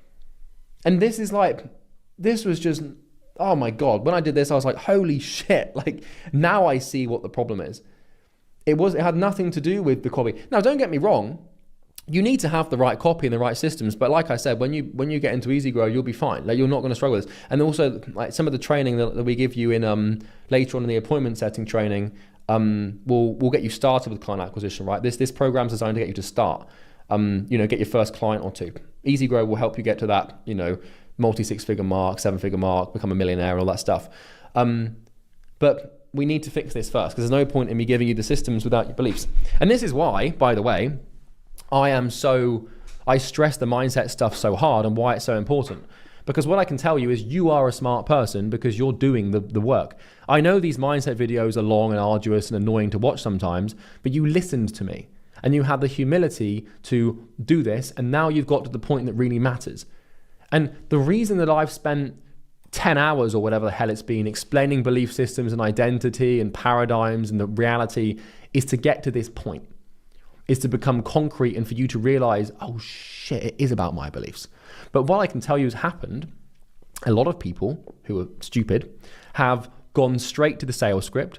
They've gone straight to the how to become an expert section. They've gone straight to the appointment booking section, and they will fail. Because what will happen is they will have the systems that work to get their first client or two before they come into EasyGrow. And what's going to happen is they'll just fail because their belief systems will be screwed, and they'll go to the appointment booking systems and the sales systems. They won't get any clients. Then they'll turn around and point the finger at me and say, Charlie's program doesn't work. And it's like, well, you're stupid. And this is like with EasyGrow, for example. I know I'm rambling on about EasyGrow, but it's such an easy example. Is we've got thousands and thousands of case studies and results and client interviews, right? Of people starting from nothing, starting a marketing agency, coaching, consulting business, and getting to 6, 7 figures. It happens all the time, right? Every other day we get a client interview, we get win posts, we've got thousands of case studies. And sometimes what will happen, 1 in every 100 or 200 people will go into EasyGrow and they won't get results, and they'll blame the program and say, oh, the program doesn't work, or the systems don't work, or the copy doesn't work. And I say to those people, I'm like, how can you say that when we have like a 99% success rate, or at least client satisfaction rate, right? And they're like, oh yeah, it's the program. And instead of looking at themselves and blaming themselves, they they decide to blame this external thing that has been proven to work for thousands of people that are just like them. So anyway, besides the point, I'm tangenting here, but you get my point. I'm passionate about this stuff because it really matters. And hilariously, all of these beliefs that I had about outreach translate directly to the following. It's painful and I don't want to do it. So, what we do with these beliefs is outreach is, and a lot of these things like eating clean, exercising, like keeping things tidy, like taking care of yourself, like keeping up with good relationships, making money. These things are hard. They take a lot of energy. They take a lot of effort and they take a lot of pain. And so what our brain likes to do is it likes to come up with these belief systems to help us avoid the pain. And so all of these beliefs translate directly to the following. It's painful and I don't want to do it. So I made this excuse up to convince myself that I shouldn't bother. I'm in denial. And I realized this is a piece of paper, by the way. So this is from when I was, I think 18 or 19 or something. So here's the sheet of paper in all of its glory, right? So what you can see is I basically wrote down, you can see here my dodgy handwriting, beliefs are formed from experiences, experiences can be imaginary. And then I literally wrote here, I was locked in when I wrote this thing. And you can see getting clients is hard. Sales is hard. I don't like outreach. Outreach is painful. It's hard to get clients. I just wrote them down. Just one after they just came out of me. I was just writing them down. And then I wrote, it's not a business problem, it's a personal problem. And then I basically grabbed all of these beliefs and summarized them by saying it's too painful to face and I'm in denial. Rekindle your relationship with outreach and client acquisition is what I wrote here. These beliefs aren't the truth and are not grounded in reality. They are merely your brain trying to avoid pain. If you face the pain, you will find the truth and you will make millions. And guess what happened?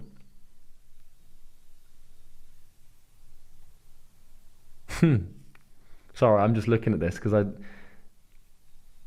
it hits me when I actually look back at things like this and I'm like, I was right. What the fuck? So Outreach Epiphany, I wrote it on the side here. 7 years ago, I wrote these beliefs down, accepted that I was just in denial, and I literally wrote here, I'm going to read it again. These beliefs aren't the truth. They are not grounded in reality. They are merely your brain trying to avoid pain. If you face the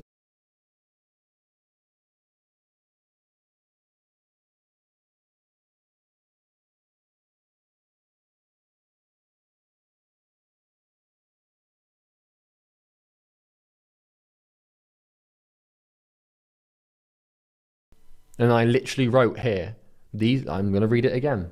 These beliefs aren't the truth. They are not grounded in reality. They are merely your brain trying to avoid pain. If you face the pain, you will find the truth and you will make millions. And I did. And that's exactly what I did. Because this is what this is all about, is facing the pain and facing the truth. I did. And that's exactly what I did. You will find the truth and you will make millions. And I did. And that's exactly what I did. You will find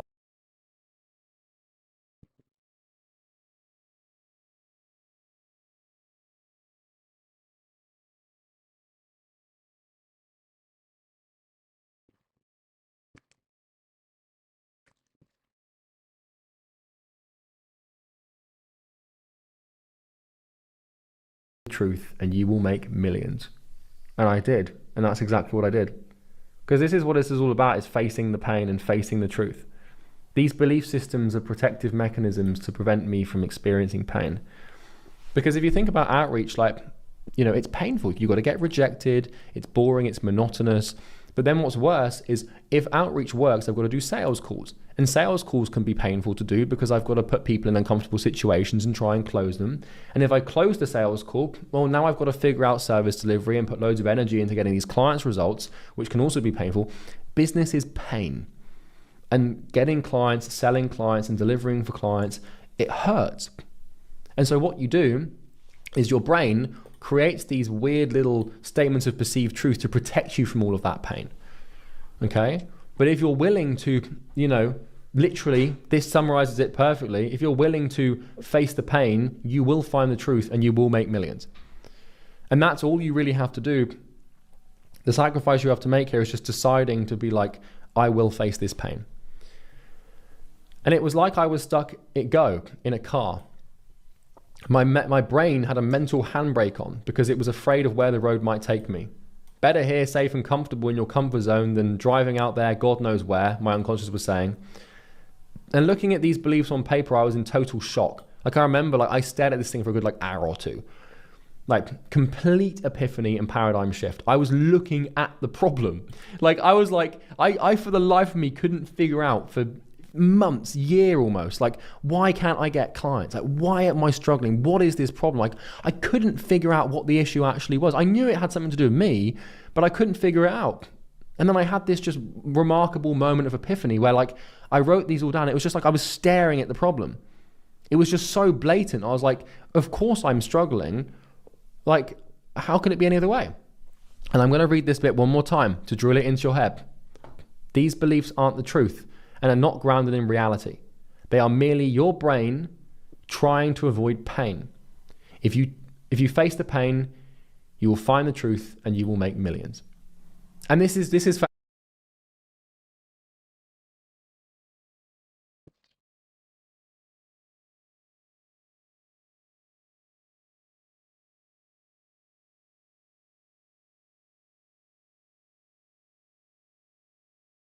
face the pain, you will find the truth and you will make millions. And this is for outreach, but this can be for anything in your life, right?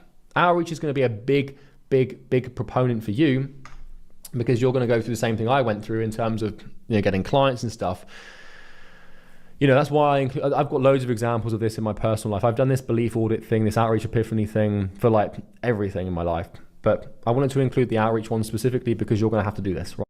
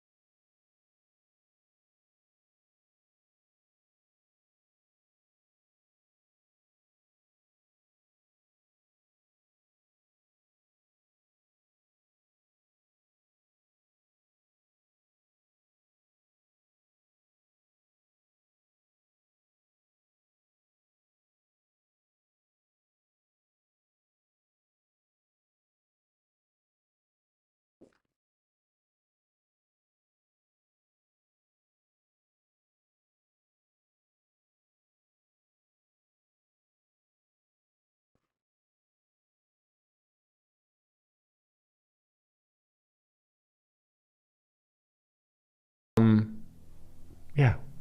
If you face the pain, you'll find the truth.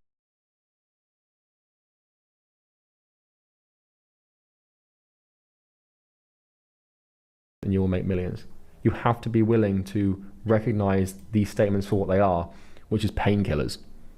And you don't want to take the painkillers because they numb you and they force you to inaction and inconsistency. And you don't want that. So basically what I did here is, in a moment of rushed intuition, I grabbed, turned the paper over, and I started inverting the beliefs. So what you can see, you can just faintly make this out here on this piece of paper. So you can see the writing on the other side of the page.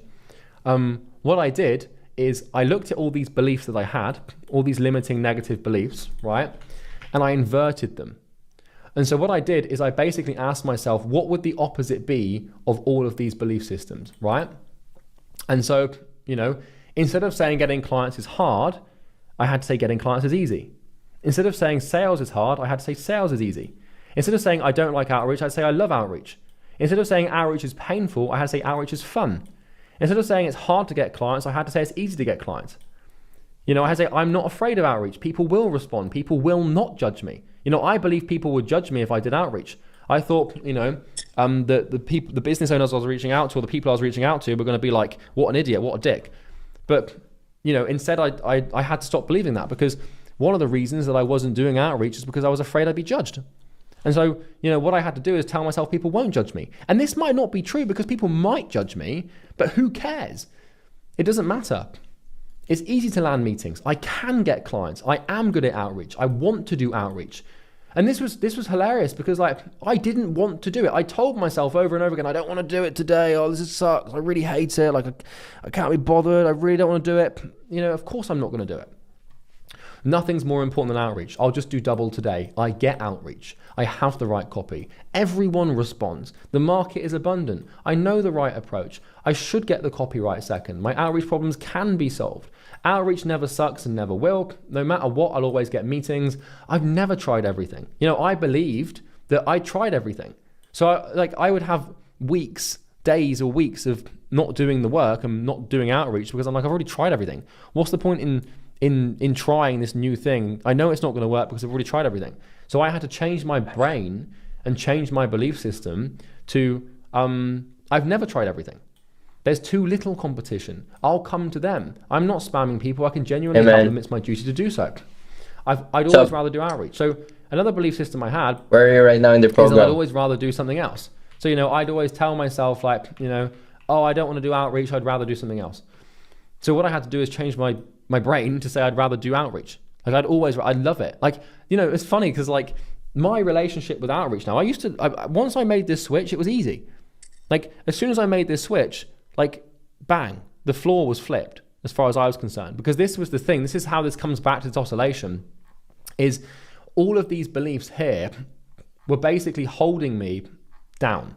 So when we look at the oscillation and we look at our floor, right, or our personal floor, my personal flaw would be inconsistency, not doing the work, not sending the messages, not making the cold calls, just being an idiot, like not testing things, being irrational, getting angry, getting emotional. Like, you know, I would be in a state of proper pain here. And the reason that my flaw existed is because I believe these things to be true. And so I would act it out, and, you know, I'd get to this point where after a while I'd get to this rut, and then I'd try and do this, and then I'd be consistent for a week or two. I'd do the test properly. But the thing with outreach is if you're inconsistent, it doesn't work at all. Like if you miss a week or miss a month or mess up a test, like you're cooked, right? So what I did is I inverted these beliefs, and these were the opposite to this. And all of these inverted beliefs basically mean the following: I accept the pain. Okay. So you're basically deciding whether you're gonna pursue one thing and over the other thing, right?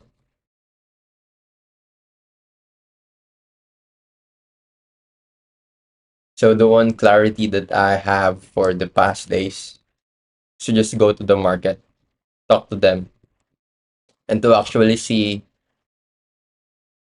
if there's who's more painful. If you're deciding on both, talk to both market. Because if you're just still assuming, right? If you don't have the clarity, the truth of what matters to them, you cannot decide out of assumptions. And that's my problem, actually, before this IA, is that I've started building a product, but when I talk to the market, it's not what they need. So I'm redoing everything that I need to do based on what they want, the outcome of what they want. And yeah. Oh yeah, I'm doing the outreach during these streams. I'm just muting myself whenever I took a call. And yeah. Um you know what I'm working with? So let me explain it to you. So basically, I am targeting resort businesses in here in the Philippines, so locally. And I found out the problem. The problem that they are having is seasonality, right? Because uh, in peak seasons, they are almost fully booked, right? In summer, in the Burr months, in December, like that, in those months, they are fully booked. But in the off season, they aren't doing as well. Like they're like getting 30% bookings, and that's the problem because their maintenance. Because when I talked to them, they all said that the maintenance and operations doesn't stop even when they don't have bookings, right? So the problem is actually getting bookings in those seasons. And as well, the problem that I'm having is there's a different segments in the market wherein some resorts are earning this much and some are having the capacity to earn this much. So um what kind of business or segment of the market should I target? This business that is just earning this, or this business that can earn this? And there are still some high end, like high end resorts that I'm still don't know how to to penetrate. So I'm focusing on deciding whether to go all in on this small local resorts or to this medium sized resorts. But still, same problem, seasonality. They are both suffering from it. So I think that's a good sign that I'm on the right path. So yeah, I just shared um my thoughts on it, and yeah. How about you, man? Like, can you explain what niche are you looking into? Like, what market are you trying to, and what problems have you seen that they have?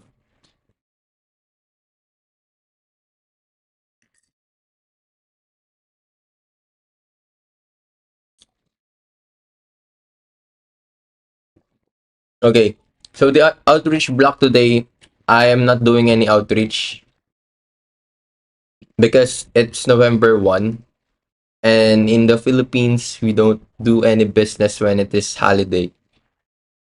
Like businesses don't appreciate when you do um even a market research or even a cold call to them. So it's a better decision to just postpone it and do it on Monday and just do more cold outreach, like that's times three it, and that's more effective than doing it today. So if you're gonna do it today, Rahul, I suggest, I don't know if that's the case in your country as well.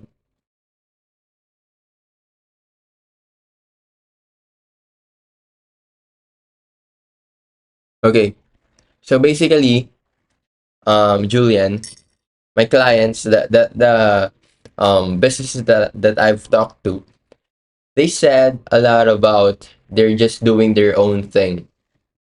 They're not really having a proper systems in place in terms of marketing.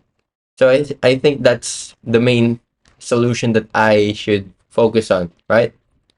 Because if they're not bringing um more leads or more bookings upfront, I cannot do any conversion thing, like conversion percentage improvement if they're still not getting decent inquiries and decent leads to their resort. So I think doing ads is the go-to. And the type of ads, some do, some do not. And if they're not running ads, they don't know what they're doing. So that's why we're here to solve it for them. And the problem that I want to solve is not just doing ads, but it is a tool, right? I want to solve the seasonality problem, the booking problem that they have when it is off peak season, right? Okay, so you cannot just get them leads because they do not care about leads and inquiries, right? Because resorts want confirmed bookings. What do you think about that? So, right, thinking from my head, I need leads to come into the resort, right? To get to know the resort. If there's not many people knowing the resort, there will be no bookings, right? At the same time, I wanted to increase their conversion, like systemizing their full conversion booking process. And I think down the line, I'm gonna automate it if I have many clients. Right now, I have zero basically, but that's the goal. Like getting them booked, getting them attention, and then converting it.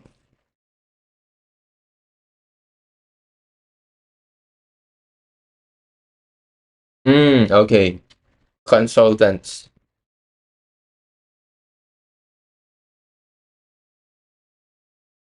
Okay. So where are you from, Julian? Is it Julian or Lulian? Sorry, I think I'm butchering your name.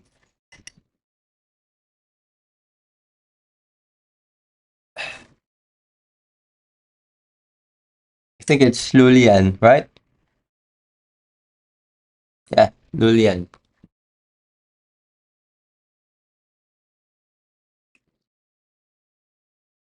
Yeah, that's good, man. Like, if you're gonna go to consultants, I think um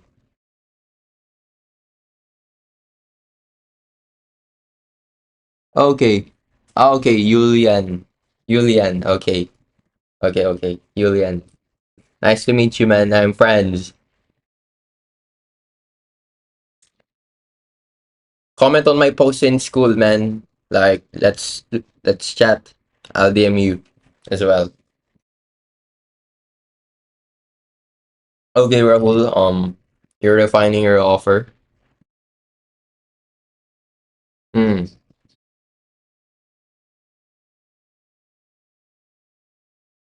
By the way, Rahul, what are you targeting right now? Like, what niche are you into?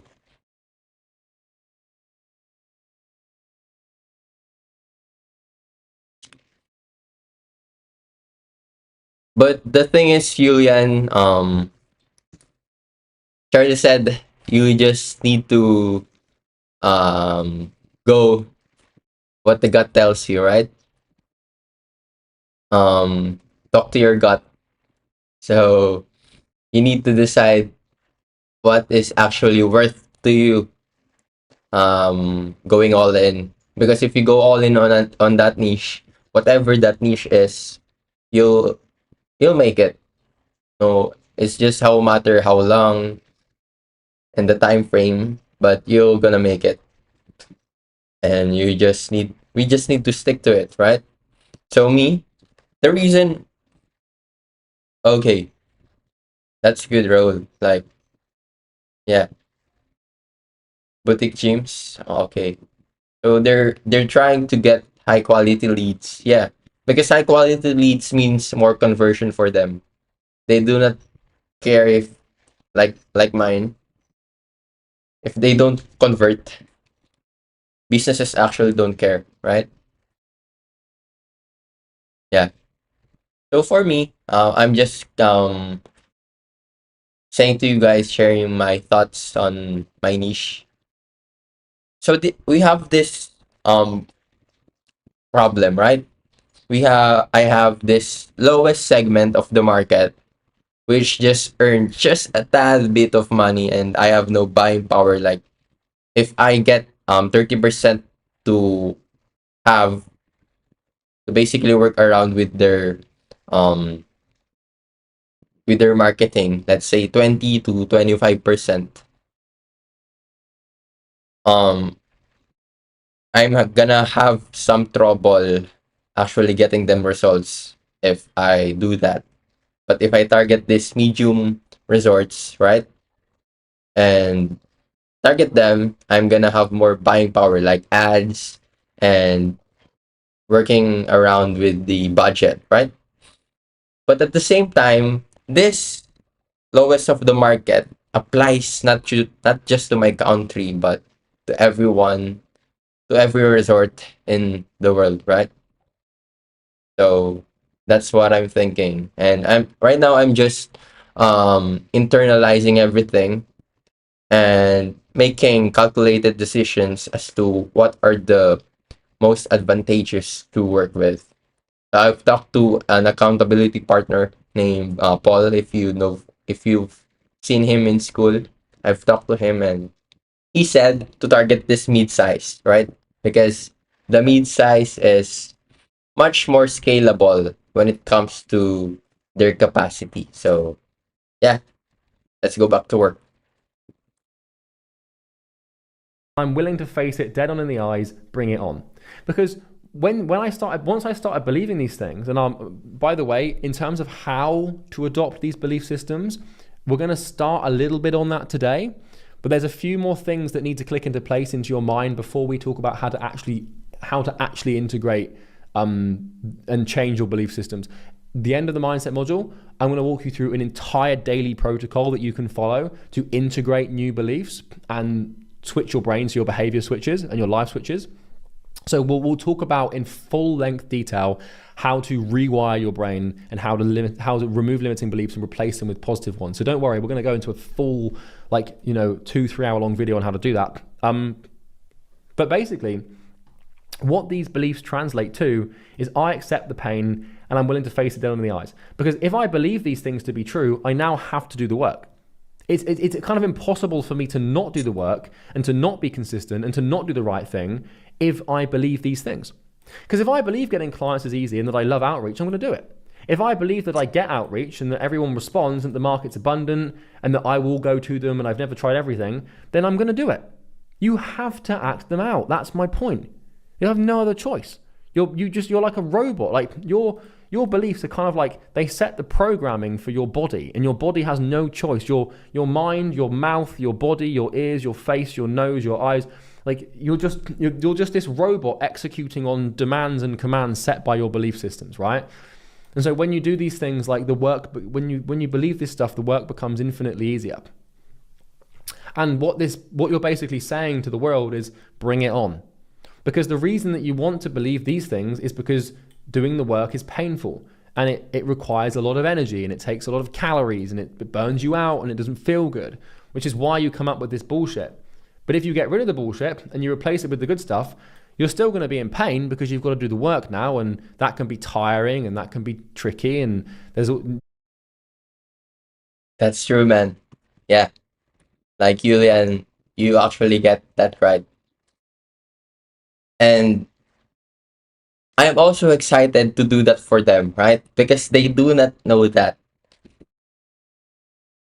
Let me share just a quick realization when I did the niche outreach, right? They do not know who their target market is. A lot of them don't know.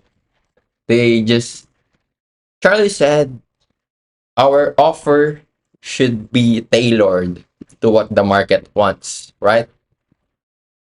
But they do not do that. They say, I built this resort, this is my features.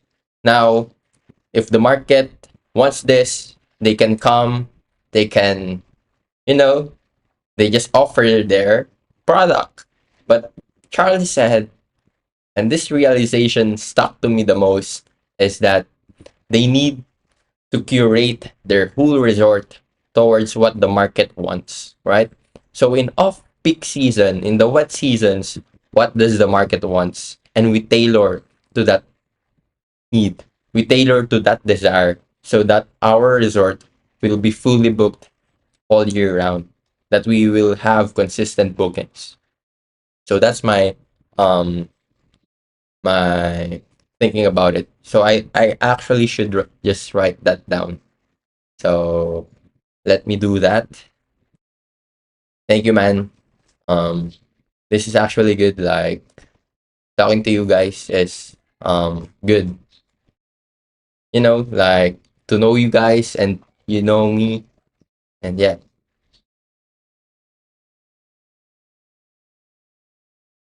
Okay. The thing about resorts is that it's B2C, right? Consumers are not just one avatar. If you think about it, for B2B, we can do that. But for B2C, they can have three, they can have five, but they still need to be specific enough to have those campaigns that is targeted to that specific kind of market, right? To that kind of avatar. That's why Facebook ads work. That's why advertisements work. They're not targeting every consumer. Like they target, let's say, five avatars for this ad campaign. They're targeting this one, right? So you're spot on, bro. Let me just write that down. Okay. So basically,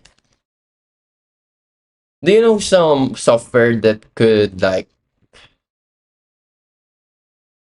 type to speech, like unmute to so that I would not type it anymore because I'm talking to you guys. So like if I have insights from you guys, I don't need to put it in the notes. But yeah, let's put it in different segments. Fellas, their problem is not taking the market desires. They just offer their product, their service, their resort, and just wait if the market goes or not. They do not curate it towards their wants. So peak season, different kind of offer, different positioning, no target avatar. That's right. So let's continue. Guys, if you have any suggestion whatsoever, let me just know because that's actually helpful for me as well to do this.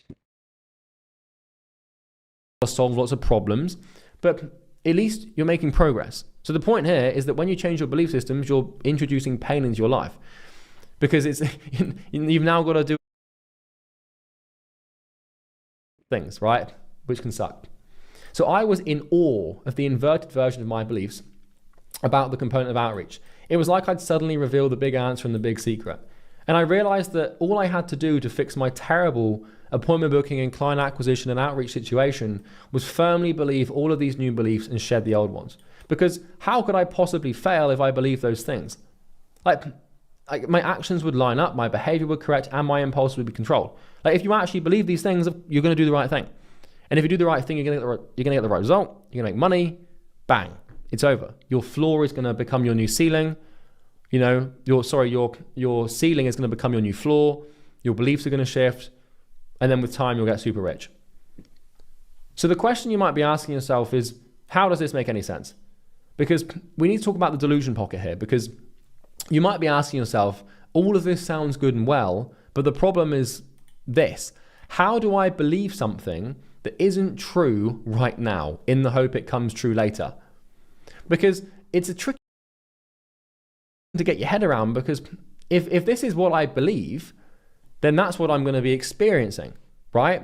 So because I've got all these negative limiting beliefs, I have a negative limiting reality. And my experiences create my belief systems. And so it's kind of like, how the hell do you break this cycle? Because you need to kind of think like, what the hell's going on here? Because this is called the delusion pocket. Because this is a very fair and logical question to ask. Because let's say right now you're broke, which you probably are. No matter how hard you try, you simply cannot believe that you're rich. You just can't, because you're broke, right? You could try, but believing you're rich right now would be stupid, because it isn't true at all and it isn't aligned with the truth. There's no factual alignment. So the question is like, well, how the hell am I supposed to change my beliefs if my experiences are confirming the complete opposite? The same thing applies if right now you find it hard to make money. You can't just believe that you'll find it easy right now. It's not going to work. Likewise, if you're fat now or overweight, you can't just believe you're skinny in the hopes it comes true. That's stupid. It doesn't make sense. This gets confusing because your factual reality, so your subjective reality, what is true right now, is not aligned with your goal reality, which is what you want to be true. So right now you're broke, you want to be rich, right? And like you can't just be like, I believe I'm rich, because you know you're lying to yourself. So how do you possibly change your beliefs to suit your goal when your experiences just keep confirming what is already true? So for me, at this point, all of my experiences were reinforcing these beliefs, and I had to have this, epiphany intervention, if you'd like, because all I was experiencing in life was no clients and ups and downs and inconsistency, and getting clients is hard. And it's natural to form these limiting negative beliefs because at the beginning, I didn't know what I was doing with outreach. I had no idea. And so of course, I'm not going to get it right. And what happens is you get stuck then, because when you're new to something, you suck at it. And because you suck, you don't get results and you don't do it properly and you don't do it well. And because you don't do it properly and you don't do it well, and because you suck, you don't get results and nothing happens and all bad things happen. And then because bad things happen and nothing happens, you start forming negative beliefs about this thing and negative associations and self-image and identity beliefs about this thing. And that's how you get stuck.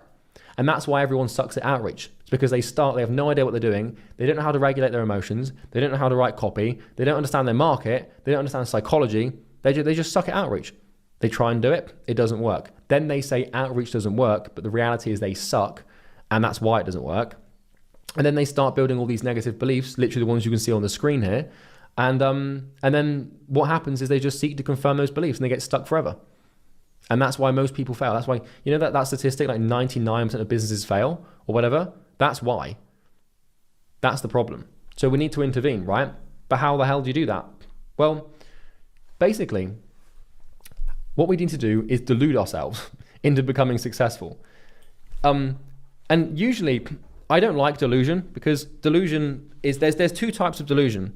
There's pain avoidance delusion, which is kind of what you're doing right now, where you have these belief systems that you tell yourself exist so that you don't have to do the work and that you can avoid pain. But the second kind of delusion is like imposter syndrome delusion. And it's weird, but to do this properly, we need to live the lie. So you need to start behaving and acting as if the opposite of what you believe is true. We see this often with people who get imposter syndrome. So imposter syndrome is basically when someone gets a new job or they start doing something and it doesn't feel like them, or it doesn't come naturally to them. And this feeling will never go away for as long as you're learning and growing. So a lot of people have this when they have a child. They've been in a relationship and they've been an adult for a few years or whatever. And then they have a kid and suddenly they're a parent. And they get this massive imposter syndrome because they're like, I don't know what the hell I'm doing. I don't know how to raise a child or raise a baby. Same thing with people who get like a promotion in a job. Suddenly they're living this lie where they've breached their circle of identity competence. And now they're like, shit, I don't know what I'm doing, right? So to rationalize this idea, you need to understand that you have to live a lie, and you have to start basically living a lie and becoming this imposter. But what you need to do is believe in the potential of what could happen. So, if I tell you right now that you need to believe, so let's say that you're really bad at sales and you find client acquisition really hard. So what I'm going to tell you to do is I need you to believe that you are amazing at sales and that you find client acquisition easy. And you're going to be like, well, I can't really believe that because it's a lie. But what you want to do is contextualize this against the idea that the only way to really get to that point is to believe it, if that makes sense. And this comes back to the quote that I gave you at the beginning. It's all about what is becoming. It doesn't matter what is true, only what you believe is true, because with work, that will become true. Will denotes potential. Okay, it denotes potential future outcome. It doesn't matter what is true right now. It doesn't matter how broke you are right now. It doesn't matter how down bad you are. It doesn't matter how miserable you are, how depressed. It doesn't matter how shit your life is right now. All that matters is what you believe is true, because with work, that will become true. It doesn't matter within the realms what of you believe the laws to be true, because with work, that will become true. That's so true. Let's go. physics and nature is possible if you believe you can do it and you work on it. But the thing is the only reason you will do the work is if you believe that it's possible and worthwhile doing. Because the reason that I was struggling with outreach for so long and getting clients is because I didn't do the work. But the reason I didn't do the work is because I fundamentally believed there was no point, because I believed that outreach was just never going to work and was impossible. It doesn't matter what is true, only what you believe is true, because with work, that will become true. It doesn't matter who you are, it matters who you are becoming. It does not matter what is, it matters what is evolving. It does not matter who you are, it matters what is becoming, okay? And this is why we need to have this willingness to sort of delude ourselves, really, and to temporarily believe a lie and live a lie, because your belief informs your behavior. So remember, the reason we are changing our beliefs is to change our behavior. The whole point of this mindset training is for you to act and decide and start behaving in a certain way conducive to you achieving your goal, which is basically you just doing the painful stuff and doing the painful work to, get results after doing that consistently over time. And what's going to happen is you're going to feel like you're lying to yourself at the start, but that's totally normal. And this is kind of what you want. You want this healthy delusion. But with time, you'll start acting out the lies and they'll start becoming the truth. And when it comes to this stuff, perception is truly reality, and you can basically delude yourself into becoming successful. So what came first, the chicken or the egg? Well, I can't tell you that. I don't know what came first. But a lot of people think that beliefs and behavior is a chicken and egg thing, where it's like, well, in order for me to have the belief, I need to have the reality, because I will believe what reality shows to me. But you need to intervene at the belief level. So what comes first, the belief or the behavior? Well, it's the belief. Why? Because beliefs are within our control. And I'm going to show you, and you might not believe this, ironically, that might be your meta belief. You might not believe this at the moment, but I will show you later on in the mindset module, in the last mindset video, like how to change your beliefs and how to rewire them. And it's entirely possible. And so here's how it goes. You tell yourself a blatant lie. Like, I believe I am a millionaire and I find money easy to make. So you're like, you're creating these experiences, you're basically restating your belief systems and the statements of perceived truth. And because you tell yourself a blatant lie, you start to believe that it could happen. So like, maybe that's possible. Like, I mean, I'm not a millionaire and I don't find money easy to make, but maybe I could, maybe. And then what starts happening is you start behaving like it could happen. So, you're like, well, because here's the thing, if there wasn't a shred of belief in your mind that you could become successful, you wouldn't be doing this course. And so you're already doing this, right? You're already slightly telling yourself a bit of a lie here, which is that I could become successful and maybe I could do it, right? And so you start behaving like it could. So you start watching courses, you start working, and because you started behaving like it could happen, it actually does. So before you know it, you've got your first client. And then you're like, wait, what the fuck? Like, I've got a client and I'm making money, and like I've fixed all my behavior and I'm being consistent, and hell, I don't even recognize myself anymore. God, I feel like such an imposter. And you start living this lie. But then what happens after a while is the lie becomes the truth. Because right now, if you told yourself you're a millionaire and that you find money easy to make, you'd be lying. But if you start acting as if that is true, and you start doing the work as if that is true, then the causes will be put to effect. And then, a couple of years from now, maybe you'll be a millionaire. You'll definitely be a lot more successful than you are now, and you'll start making money and you'll be like, holy shit. So your beliefs become your behavior, and your behavior feeds back into your beliefs. So we must intervene at the belief section here. The truth is that you shouldn't focus on what is true right now. You need to focus on what can be true. We are looking to change our beliefs about the future. What we do instead is create beliefs about potential. These are beliefs that draw out potential from the future. Remember, it doesn't matter what is true, only what you believe is true, because with work, that will become true. I'm going to read this a couple more times until it's burned into your brain.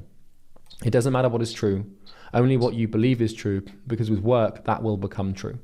It doesn't matter what is true, only what you believe is true, because with work that will become true. One more time, I want you to say it with me this time. You're going to feel weird saying this out loud, but say it with me. It doesn't matter what is true. Only what you believe is true, because with work that will become true. Thank you, Sam, for that one. Now, the key to this quote is with work. So this is what Charlie is saying for the past module, right? It doesn't matter if it is actually true or not objectively. It matters if it aligns with our goal, right? So yeah, just to reinforce that concept. And let's continue. This is the thing, is you can't just, like, if you delete this bit, then you're an idiot. What a lot of people think is that it doesn't matter what is true, only what you believe is true, because that will become true. We need to have the work. A lot of people try and manifest or believe and achieve without actually doing any fucking work. Work is the secret. The thing that actually makes you successful is the work and the consistent action and behavior towards your goal. But the only damn way to get you to do the work is if you believe it's possible and worthwhile. So it's all about the work. The only reason that I have gone to the lengths I've gone to over the last couple of months to build these mindset videos is to get you to do the work. I'm just basically trying to build as many justification reasons, and I'm basically trying to sell you on doing the work consistently. That's the only reason I've made this mindset module. Mindset serves the purpose of getting you to do the work. There is no other reason or purpose for mindset to exist. The only reason I'm giving you all this information and trying to rewire your belief systems is to get you to work, because the work is what makes you successful. But as I experienced with my outreach epiphany here, because I believed all these things, I wasn't doing the work. I wasn't doing the work consistently. I wasn't doing it rationally. I wasn't doing it properly. I would just mess it up. It's all about the work. But you won't do the work if you don't think the work is worth doing, right? If you believe fundamentally that you're going to fail anyway, then you won't even try. And you know, that's like a common self-image belief that a lot of people have, is they think they're going to fail. They're like, I have a fear of failure. And you know what happens is they're like, well, I probably shouldn't do anything then because I'm afraid I'm going to fail. And that's just a belief system. It's just this weird self-image thing that they've built up because for some reason something happened to them when they were like 5. It's bollocks. Present, past, and future. Do you remember this diagram from Achieving Omniscience? So this diagram, if you remember, when it comes to like the way that we perceive reality, we have the present, we have the past, and we have the future. And so reality exists across 3 dimensions of time. And so what we're trying to do is we're trying to change our future reality, okay? Because, you know, our past reality has sucked and our present reality kind of sucks right now. So here we discussed how reality exists across these dimensions of time. And with all this training, we are attempting to change your future reality because we can't change your past. The future works on cause and effect. The future is a pure reflection of the past, and all the causes you created in the past that are simply rippling through time will manifest in your future. So the way that time works is, you know, what's going to happen is influenced by what has happened. And so basically what happens is you're doing things today, those things then get locked into your past, and what those things that are locked into your past do is they are causes that create effects in the future. So let's say, for example, well, the example I've got here is, let's say that you've smoked every day for 15 years. Well, that means that you have a smoker's past and your future will reflect this. And maybe you'll get lung cancer when you're 80 or something, right? Or, you know, let's say that you've every day for the last 10 years, you've ran 10 kilometers, right? What that means in the future, and as the present unfolds to you, is that you're probably going to have a very low resting heart rate and you're probably going to be healthier than you otherwise would have been if you didn't run, right? And so what happens is everything in your past dictates and determines your future. And you're living the future right now, if that makes sense. So the future's constantly unfolding to you, and it probably kind of sucks. Like, your future right now doesn't look that bright, at least until this training, right? You know, if you mapped out your future, you probably wouldn't be all that excited about it. And the reason that is the case is because you're living the effect of the causes you put into motion in the present, which then got locked into the past. So the key is controlling the past. Like if we can control the past and if we can control the causes that create the effects, then we can smash this thing out of the park. Like your future is determined by your past, right? The question is, how do we control our past? Well, we can't. We can't change the past, but we can control it. Nothing can be done about what you've already done. So, maybe you've already done some damage in your life. Maybe you've had bad habits. Maybe you've done bad things. Maybe you've done terrible things. And, you will live the consequences of those actions. But that doesn't mean that your future can't get better and can't get brighter, okay? We can amend it moving forward and change our future past today. And, this isn't all doom and gloom because, when I was like 18, 19, I had a pretty bad past. I was weak, I'd been bullied, I was a video game addict, I'd eat junk food, I was just down bad all the time, like I was smoking, like just idiot, like lots of bad behavior when I was young. And, what happened is I sort of corrected my past and I started acting out differently in the present. And over time, I sort of overrode my negative past. Another example of this is Brian Johnson, the longevity guy.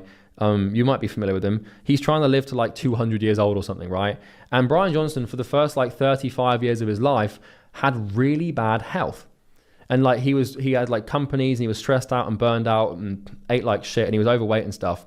And now he's like 45 or something. He spent the last like 5 to 10 years or whatever it is fixing his health, and he's overridden his past. And so his future looks very bright. But had he behaved better between his teenage years and when he was 35, he would live even longer.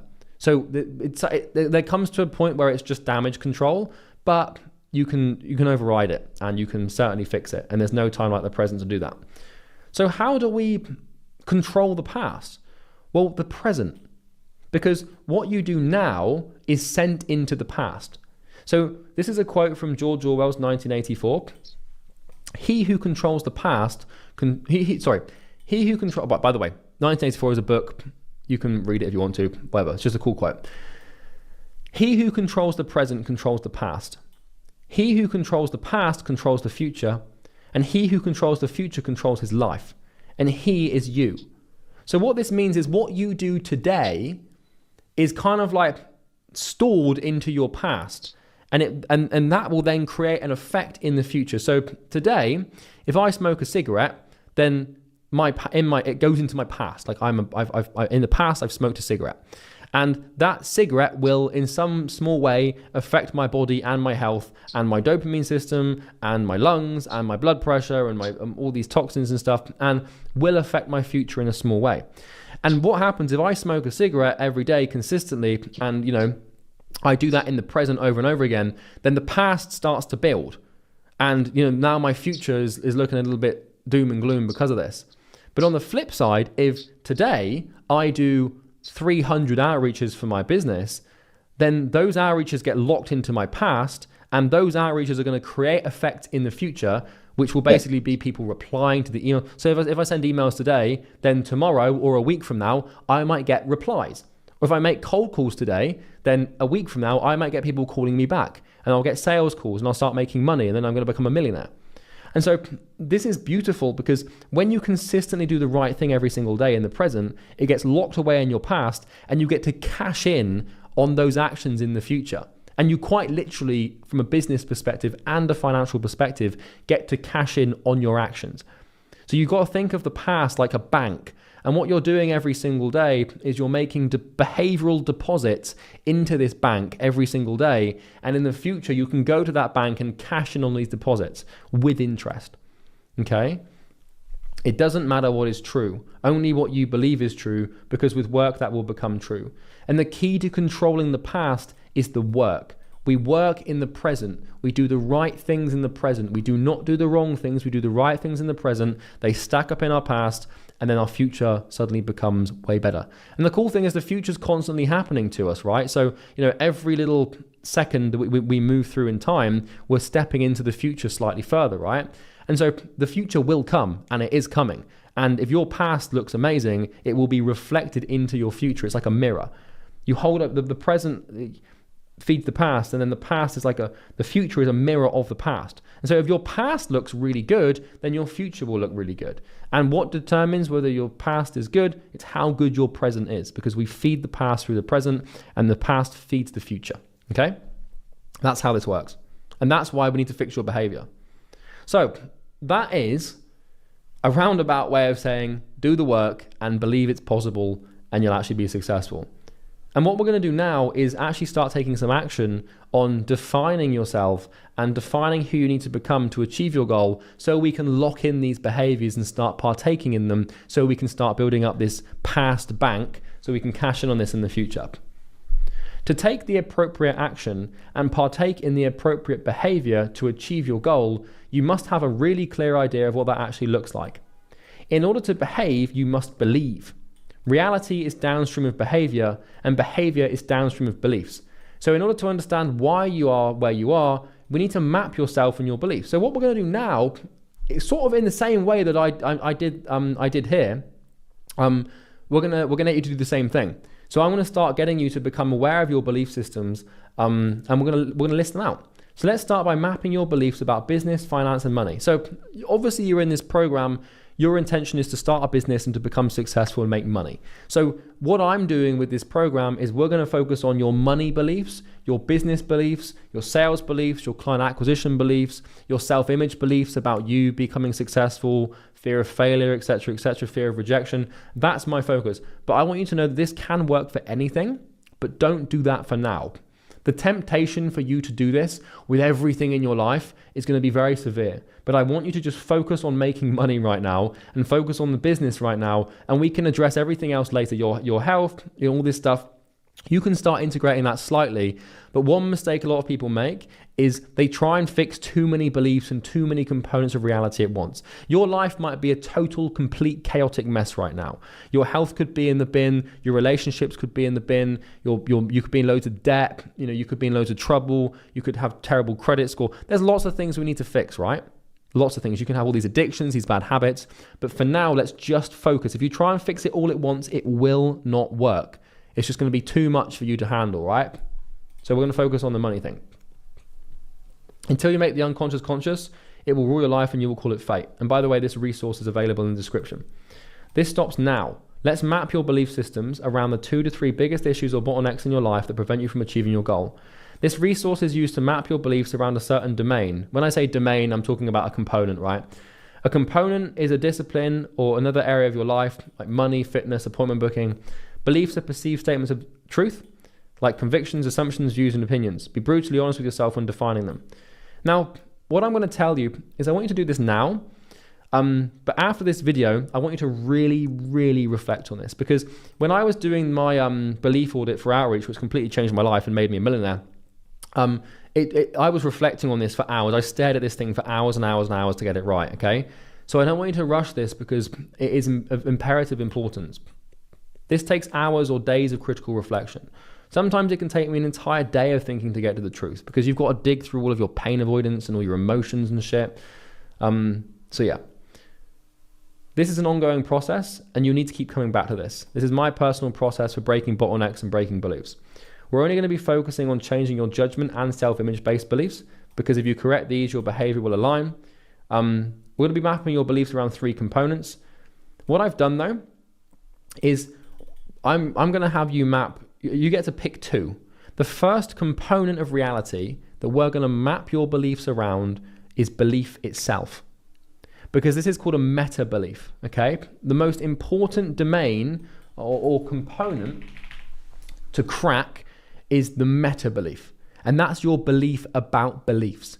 Because if you don't believe that you can change your beliefs, then it doesn't matter what you try and do, it's never going to work. So you need to map out everything you believe to be true about beliefs, identity, and mindset. And this is the most important thing to begin with, because if you don't believe you're changing, if you don't believe that it's possible to become, if you don't believe that you can evolve, then you'll just give up. So maybe you've got this self-certification mind virus real bad, and maybe you think like, there's no way I can change, and this is all just a load of rubbish, a load of bollocks. Maybe that's what you think right now. Maybe you're just along here for the ride and laughing at me. If you believe those things, then you're fucked. You really are. So we need to correct them. So there's a document below here for belief mapping, and And I want you to start with the meta beliefs, right? And what I want you to try and do is answer what you believed about beliefs before this mindset training. So when you come in to do the belief mapping about beliefs themselves and how identity works and how the mind works, I want you to try and figure out what you believed before this training, because I biased you a little bit here. But, you know, you might have believed the whole just be yourself thing or just stick to your roots thing. And if you did that, I want you to write it down. So then we're going to map out 2 other domains or components of your choosing, the ones that cause you the most pain. So honestly, like money and business are going to be the 2 biggest ones, right? But you can come back to this exercise anytime you need as you try and grow the business. And if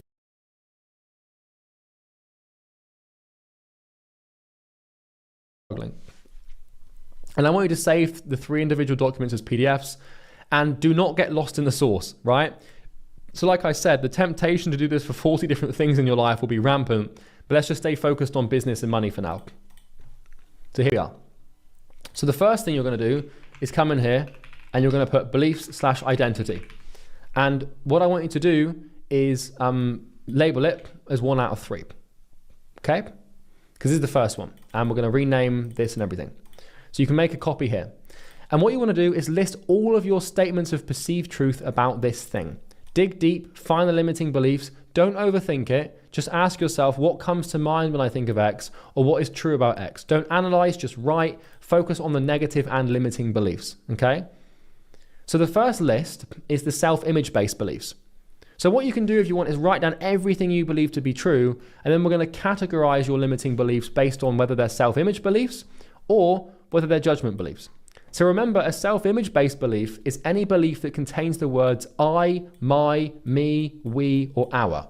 So for example, I'm not financially literate. I'm bad at math. I suck at sales. My sales script sucks. I'm not smart enough. A bad work ethic runs in my family, right? Any belief you have about yourself that might limit your chances of business success, you list, okay? So like for example, because we're doing the beliefs and identity thing first, maybe you could write down, I just want to love myself, right? Or I am not good enough for success, right? Or anything like this, right? So whatever the hell.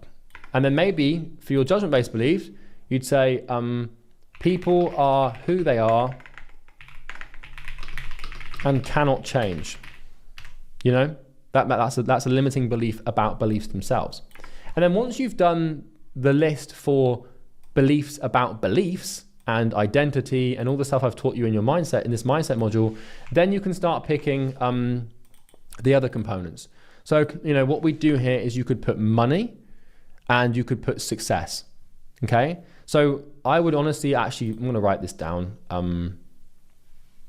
Let's say, about money, business, and success, okay? So what you could do up here is you could put in like money/business.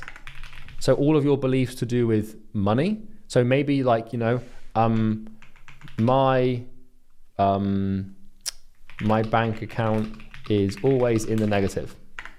And this is fine because you might feel like you're stating the obvious here, but just write down everything. I remember when I did the outreach beliefs, I had like 30 of them, right? So just everything there. And then you want to do this for success as well, right? So like, you know, success as well, like I am afraid of failure. Or maybe another belief you have is that 99% of businesses fail. And that would be a judgment-based belief because it doesn't involve you or I or me or why, me or our, right? But you get the point. So, you know, you can write these down here. And I want you to make a list, and I want you to spend a good half a day on this at least, you know, and really just get to the bottom of every single one of these limiting beliefs you have about not only beliefs and identity and self-transcendence and self-change, but also money, business, and success. Write them all down. And if you write down like 3 or 4, then you're just not digging hard enough. Because trust me, if you're struggling with business, success, and money, and you're not getting business, success, and money right, it's because of beliefs. And there's dozens of them, 20, 30, 40, 50 of them that you need to dig out, okay? So do it now, think about it hard, and you can come back to it later. But once we've done that, what we're gonna do is we're gonna invert them, okay? And this is where basically we take all of our, current beliefs, that you're going to list out here about these things, and we're going to invert the beliefs, and we're going to basically map the becoming beliefs. So once you know what's limiting you, what we want to do is we want to list out, oh, I've made a mistake here. Just want to change this to make it nice and neat and tidy for you so no one gets lost. Excuse me. Okay. So we're going to map our becoming beliefs, which is basically what I did here. So we've got limiting beliefs here, and what I did is I inverted them, so which basically means I asked myself, what is the opposite of these? And then I wrote them down, and then I saw what I had to fix and what I had to believe to make this work, if that makes sense. And so this is pretty simple. You can come to becoming belief mapping here. Just open up this one. And all you're going to do is pull up the current beliefs you have about the component in question, whether that is beliefs, money, success, or business, and you're going to basically just write the polar opposite.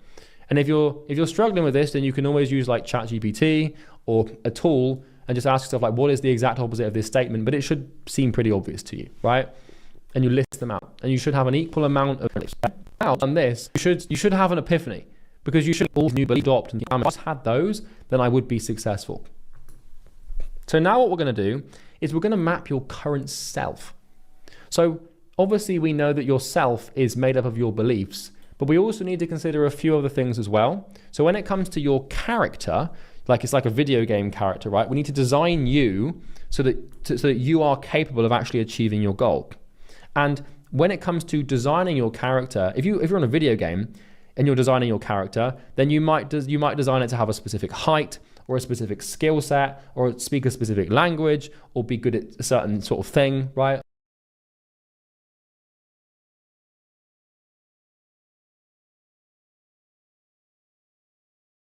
Or, like for example, if you play like Skyrim, you get to pick like, what race is your character, and, what do you level up first, and you get to sort of pick and choose based on your goal in the game and how you want to go about it, what path you go down. Same thing is true when you're designing yourself. We need to consider not only your beliefs, which are very important, but we also need to consider your traits, your skills, and your standards. So your traits are your character traits, which can hold you back. Your skills are what you're good at, and your standards are obviously what you oscillate away from and your lowest point and the lowest version of you. So when mapping out your current self, I want you to be brutally honest, okay? Don't fabricate any part of your character or identity. It's very easy to want to see yourself in a better light than you are right now. So I need you to be completely brutally honest, almost as if you're not doing this about yourself, but another person, okay? Be honest and be brutal. So we've got this thing here for current self-mapping. So what you want to do is, we're going to map your current character and self so you can figure out where your weaknesses lie and what you need to improve. You are the enemy, so we need to understand the enemy and come to terms with you so we can defeat you. So what you need to do is create a Miro account and go here. So you can make an account for a little software called Miro for free. So go and do that. And then what you want to do is use the following Miro board link to access something that I call the self-mapping template. Okay. When you open this template, there'll be like a little accept. There'll be like a little accept button at the bottom. So you need to accept that. Otherwise you can't edit it. And then you click on the Miro logo and navigate to your dashboard. You make a copy of the board and you complete the board. So I'll show you how to do this. So let's open it up here. This is the current self-mapping board. So you should have access to this by clicking on it and making an account. And then what we want to do is come up here into the sidebar like this. Okay. Actually, I think they might have moved this. These three little things here, right? And then you want to come to board. So make sure there's nothing here. Yeah, that all looks fine. Okay. You can see all of my old business plans here. Anyway, it doesn't matter. You come to these three little dots here. You go to board and you press duplicate. Okay. And you're going to duplicate this like so into your own Miro. Don't need to share it with the same people. You just press copy and then you can edit it. Okay. And so what we're doing here is we're mapping who you are right now. And who you are right now is broken down mainly into your beliefs, but we also need to consider your traits, your habits, your skills, and your standards and averages.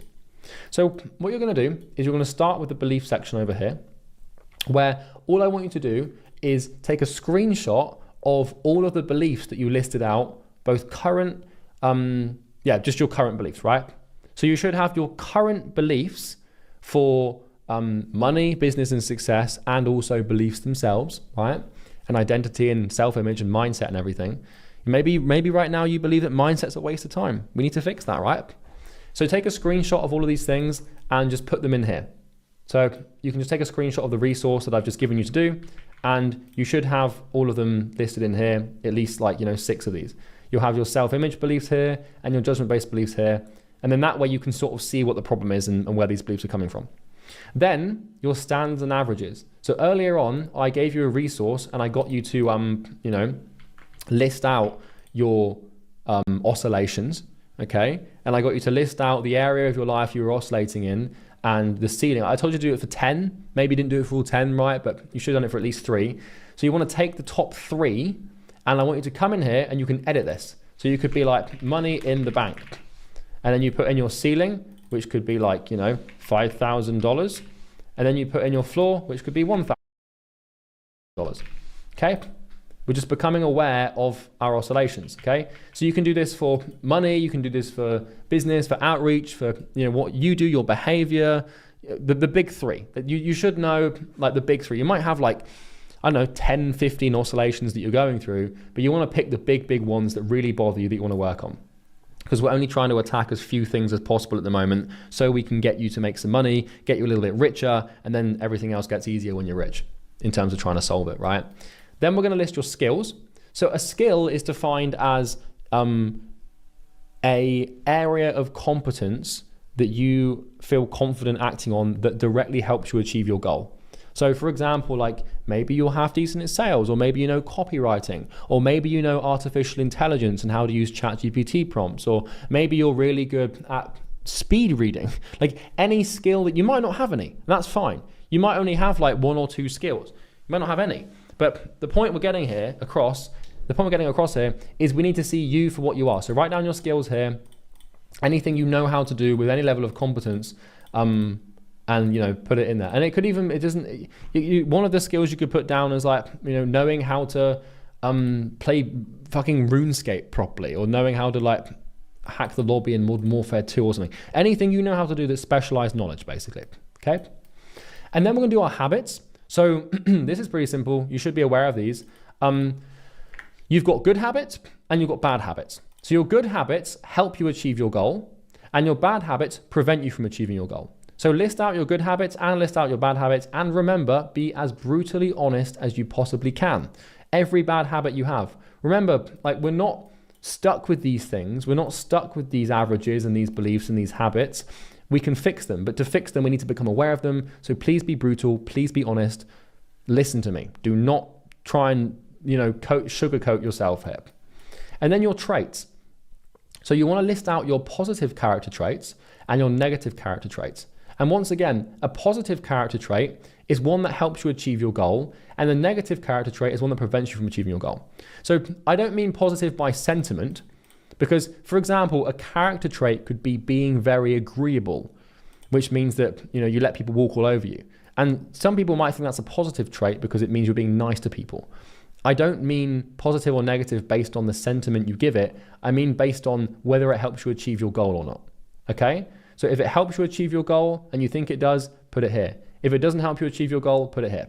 And if you're wondering what traits you could possibly be, then you can either ask your friends or your family members to get a more accurate view, which I'd recommend you do. But also, if you go here, I've made this Google Doc for you. I've listed 630 personality traits. So, I've only put room for 15 on here, but you can extend this if you want to. But what you want to do is scroll through these traits. So you've got the positive traits here, which are generally considered positive, as far as this is organized on sentiment, to be fair. So you're going to have to use your judgment as to whether or not these help you achieve your goal or not, right?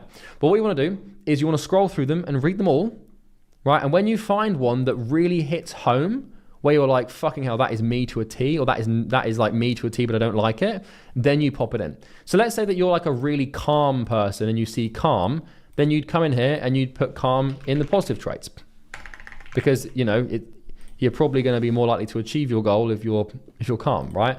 When we'd scroll down, you might find like, you know, maybe you feel like you're very kind, or maybe you feel like you're very loyal. You could write these things down, right? And then we have the neutral traits, which are ones that, you know, you could consider neutral based on sentiment, not goal. You know, so maybe you think you're cute, right? So maybe you put down your character trait as cute, you know? I don't know if that's going to help you achieve your goal or not, but if you resonate with it, you can put it down. And then what we'll do is we keep scrolling, and, you know, I think these are the negative traits here. Yeah, we'll find the negative traits. So these are the ones that might be bad, right? And so, you know, you could come down here and, you know, let's say desperate. Let's say that you feel desperate and you feel one of your negative traits is that you're desperate. You put it in here, okay? So you scroll through all of those traits, and there should be at least 30 that you resonate with, maybe more. You can increase the list if you want. And that way, you know, you'll have a nice, good idea as to what you need to do. I need to actually download this, so I've got to add it to this resource for you, okay? So yeah, that's the trait thing, and it's pretty simple. And once you've done this, which you should do now, you can look at yourself, and suddenly, like, it becomes pretty apparent as to why you're not successful, right? Because now you see the problem. So once you've done this board, look at the board and then look at your goal. So, you know, what we'll actually add here, if I just do this, I'll add this in real time. What we're going to do here is we're going to put in your goal. Okay? So you can list this here, so you can actually see your goal based off of the person that you are right now. And I'll just make this white. And you want to put your goal here. So like maybe it's like 10K a month, right? And so what you can then see is you can see your traits, your habits, your skills, your standards or your averages, and your beliefs. And then you're going to see your goal, okay? And basically, like, the problem reveals itself to you because you look at the board and then you look at your goal. And you ask yourself, do you really think that this person is capable of achieving your goal? With these traits, skills, beliefs, and standards? Well, no. This person is capable of achieving the reality you have right now. And what we'll even do is we'll add another thing, which you can do.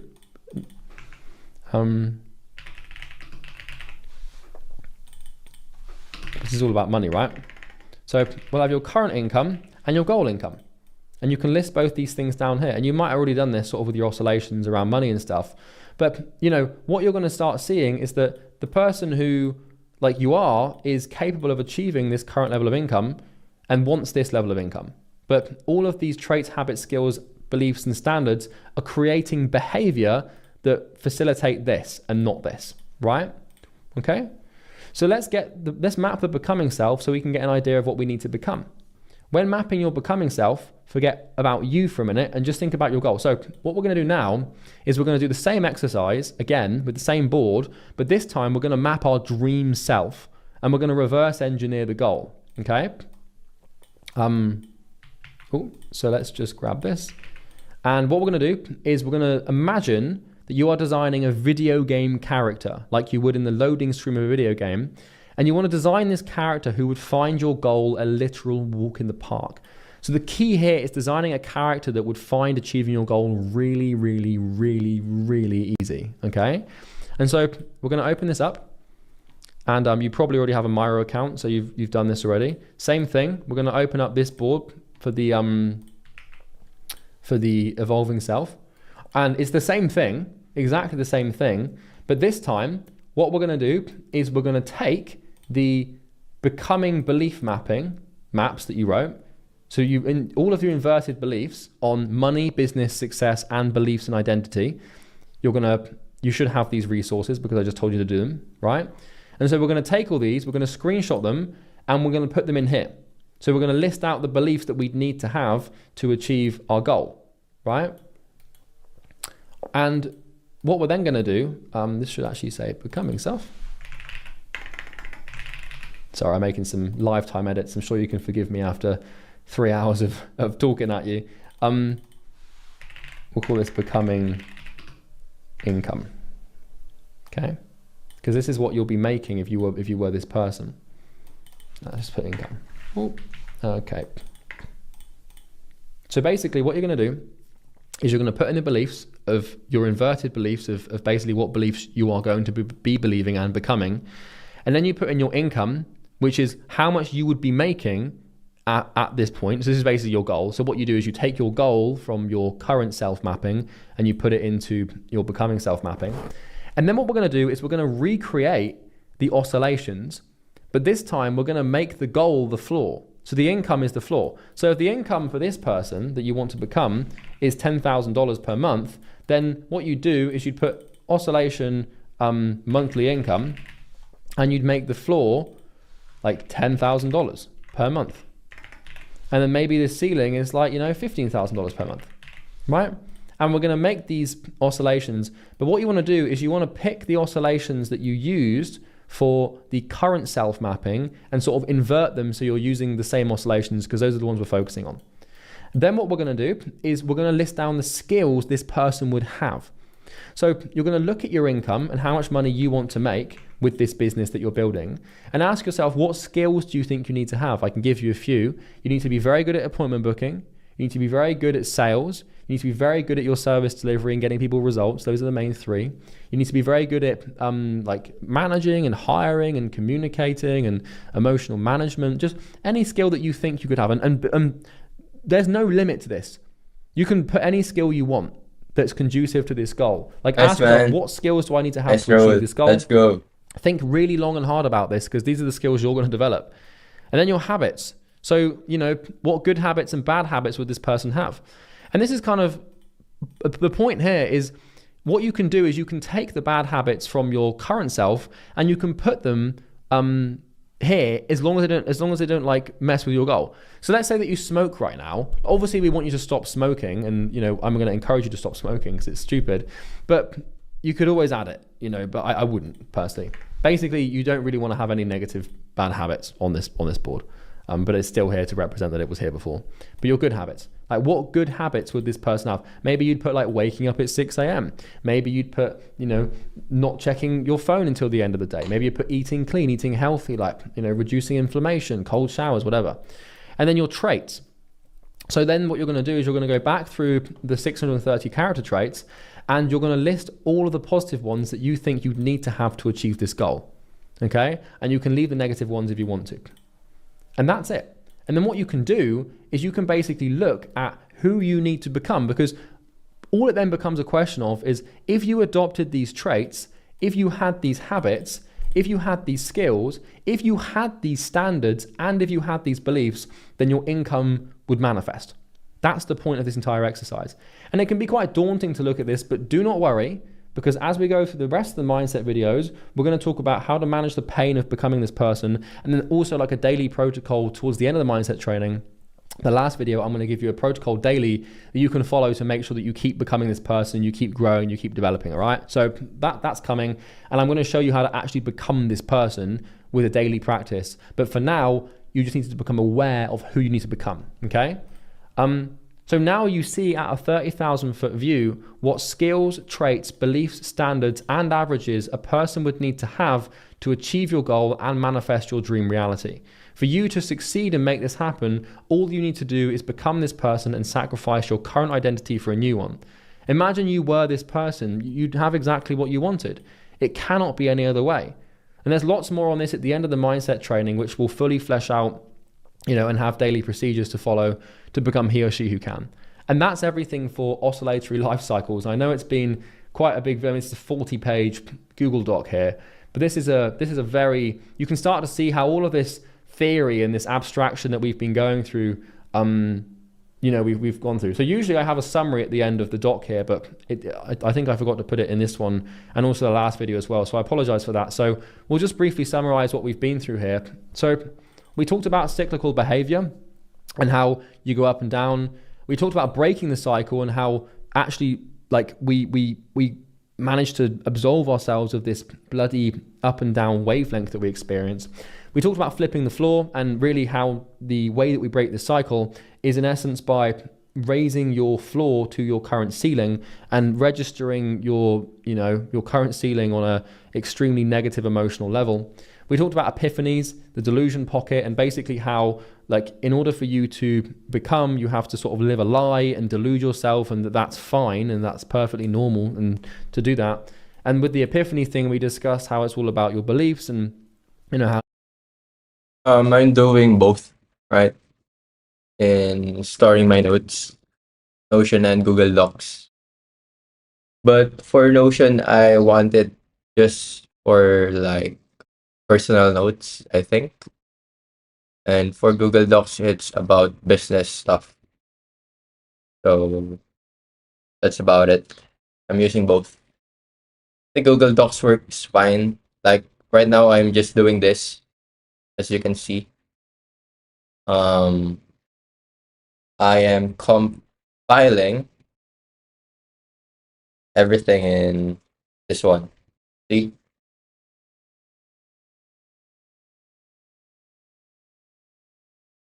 What is this? You see?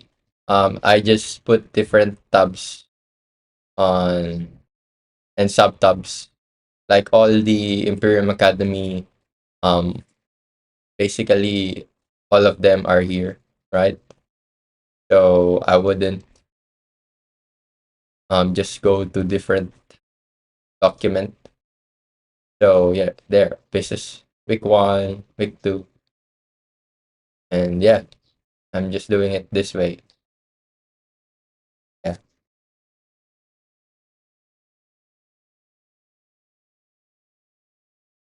once you look at these beliefs, you're like, holy shit, now I know why I'm doing wrong, because really it's your behavior, but your behavior is because of your beliefs, right? Then we talked about time and how the present influences the past, and the influence of the past is created in the future, and how that's really important. And the reason that I'm getting you to behave and do the work today is so you can create this sort of good past that will create a good future. And then last but not least, we just defined our current and becoming self. So quite a lot of resources, quite a lot of action items. Do not move on to the next video until you've done all the action items thoroughly in this video, because we're going to keep building on this knowledge, and we're going to use these resources again in later videos to make sure your understanding is fully complete and you continue to develop. So that's basically everything for oscillatory life cycles. I hope it hit you as hard as I was hoping. And remember, it doesn't matter what is true, only what you believe is true, because with work that will become true.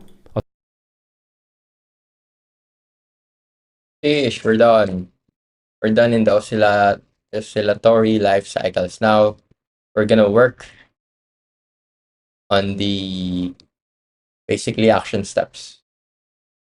And yeah, this will be good because we're gonna map our current belief systems, and let's see where this goes. I think I'm gonna go in deep in the oscillatory cycles, like to different aspects in life, like sleep, like eating, like fitness, like money, like business, and focus, right?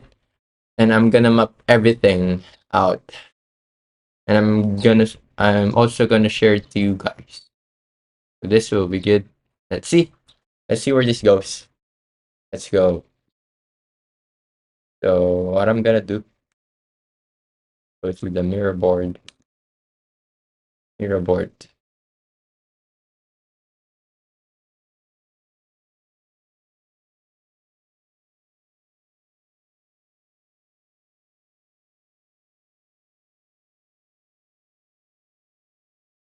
Okay. So yeah.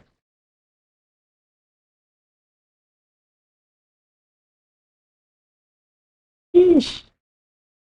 So what are you working on now? Since you've finished the October KPI, right? Finished that part. What are you now doing?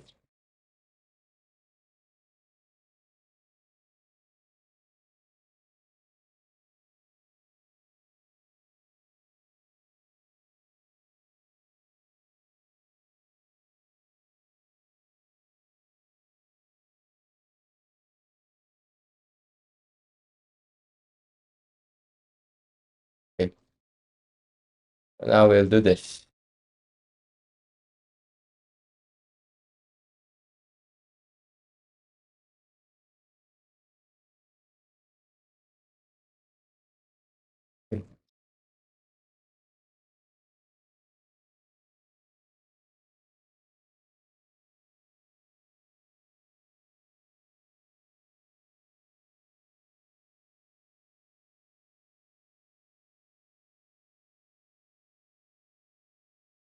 Okay, think I'm lagging. Wait.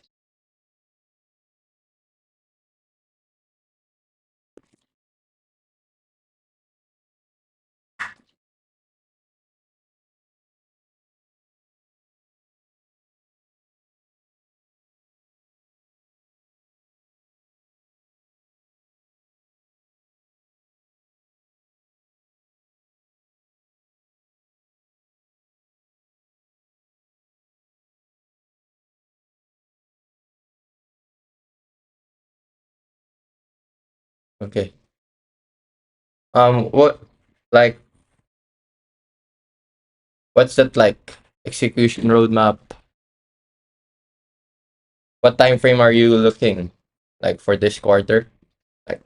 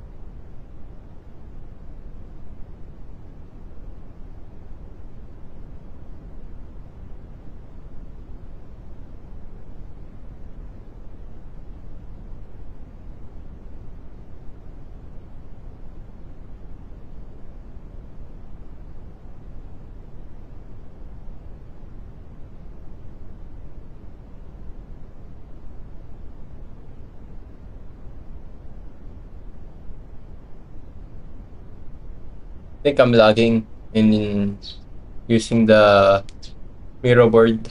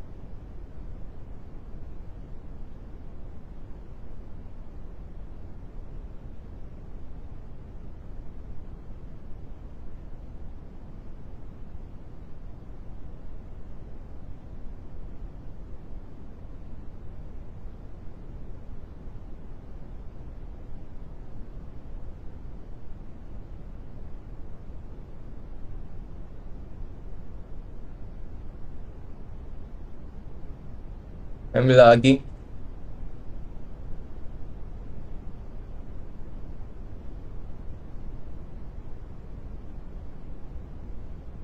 I think this is caused by Hero board.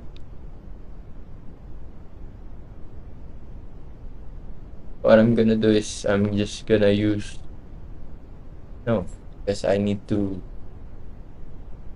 Let's see.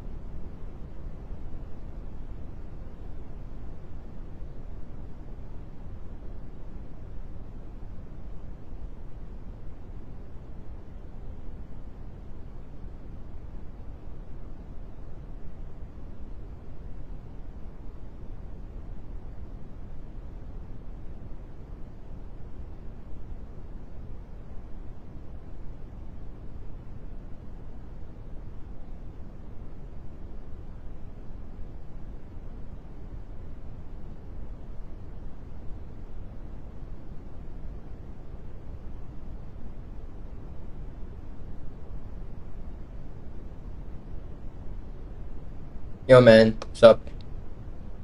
Currently mapping my oscillations and basically currently mapping my identity self.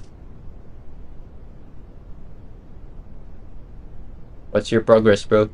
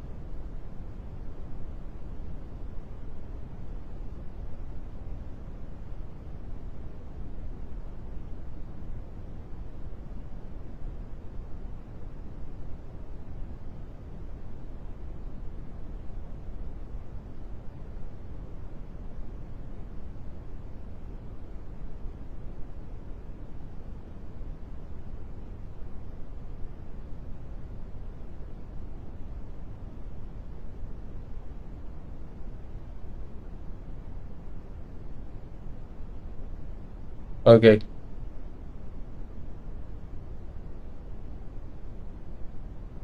so how are you doing in the program, bro? Are you um doing good? And how was the how was your school? What course are you taking?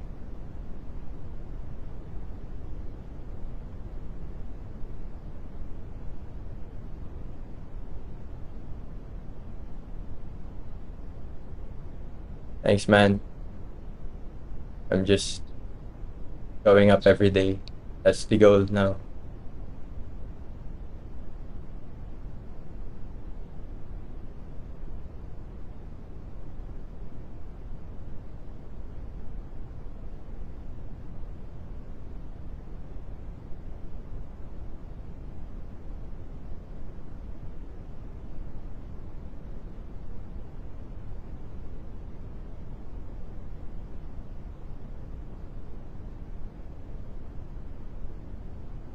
How are you doing, bro? Like in your ACADS?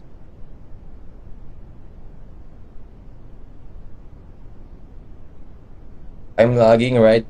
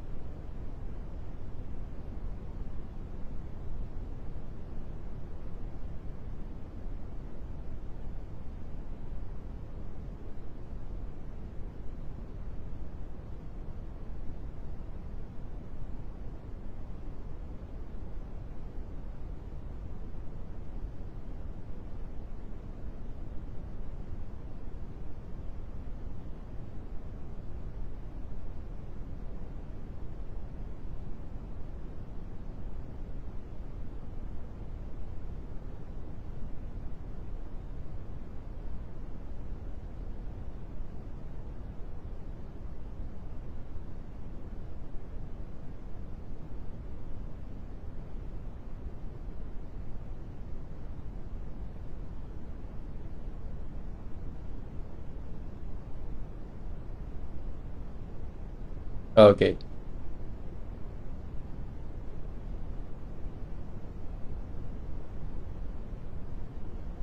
What course are you taking right now, bro? Jeffrey.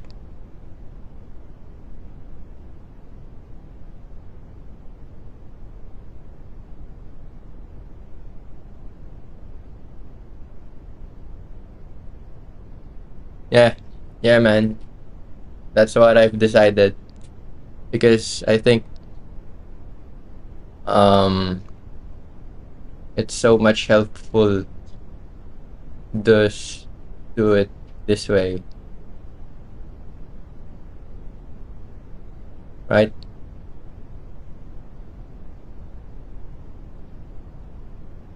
Like making myself accountable, not just to myself, but to all of you guys, and to show the process of what actually is happening and doing this.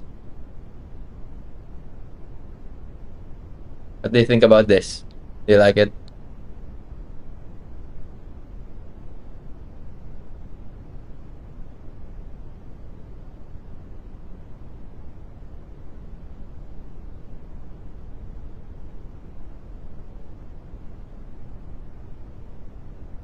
Okay. Okay.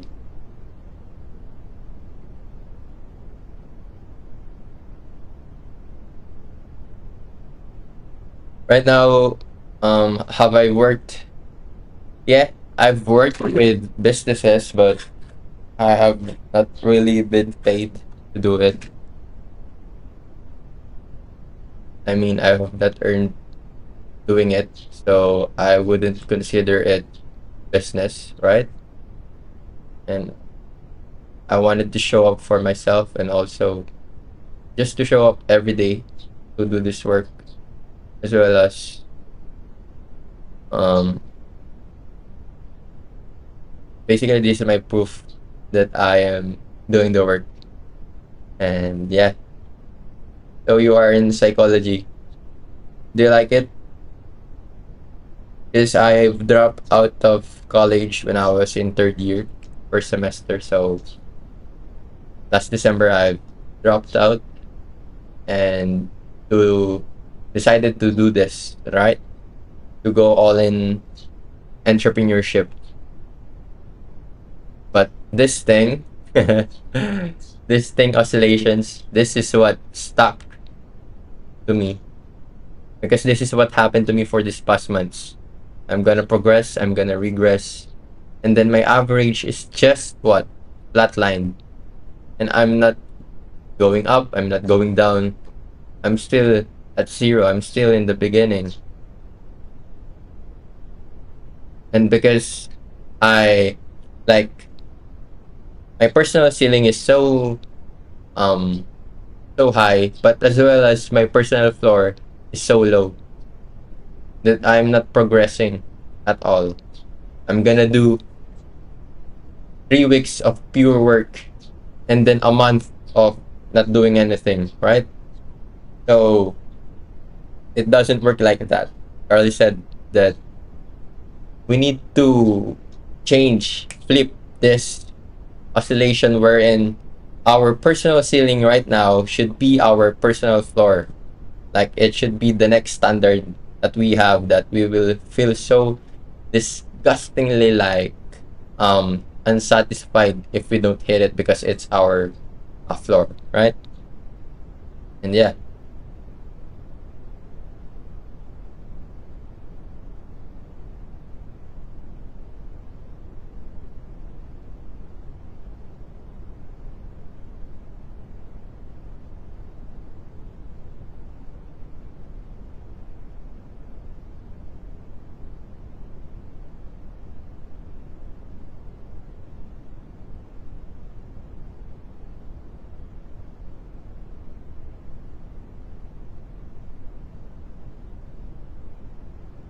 By the way, Geoffrey, like, um, what are your plans after you've finished psychology? What are you planning to do?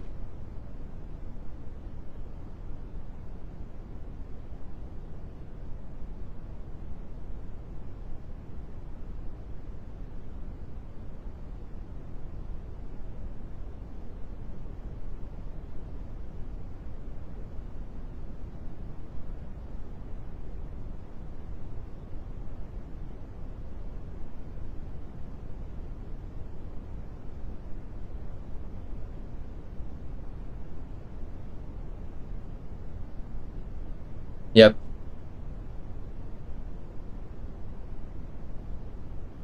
Yeah. Like right now, I'm earning 10K a month. I no $0 a month, right? And also my ceiling is what? $3 a month. Now, if I put this 10K a month, right? In the next, in my becoming self, like for money and income, right? My floor should be what? 10K a month. And my ceiling will be what? 30K a month, right? So that's Charlie is saying our goal today should be our personal floor, so that that's our standard. Like we cannot accept lower than that.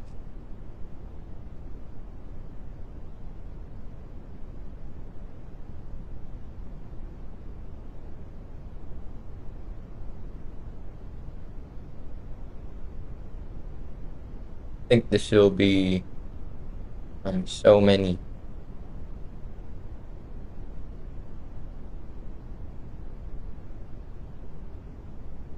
Fitness, diet.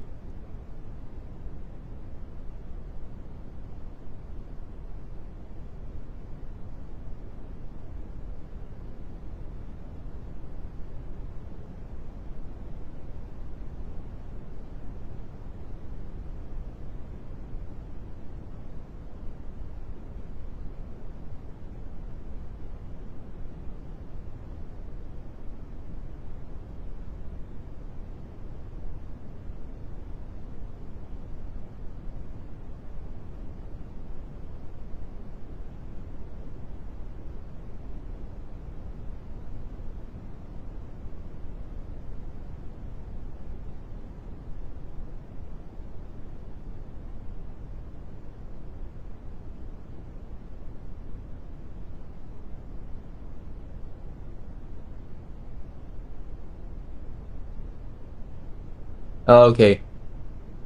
I think if you go all in your 6 months, well, you're gonna make it. Yeah, man. See you, see you, see you. Nice to meet you, man.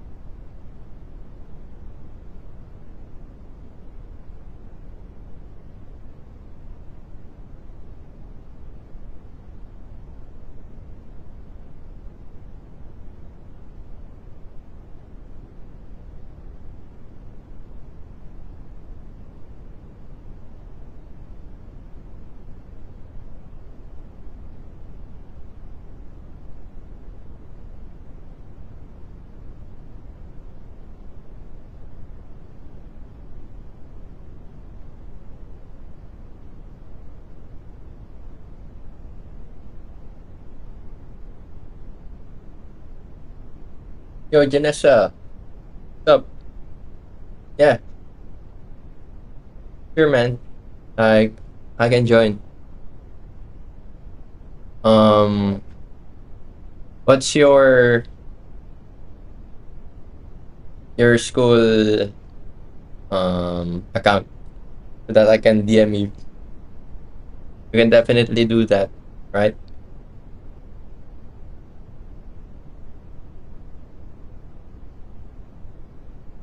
What's your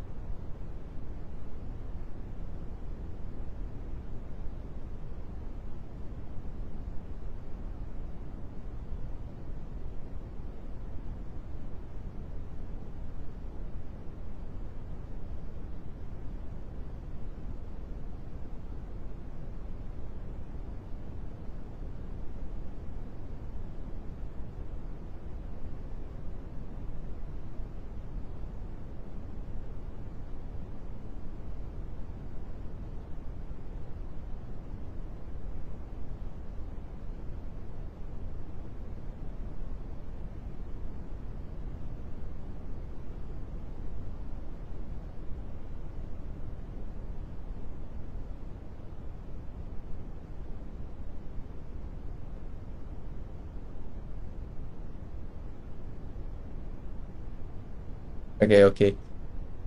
Let's do that.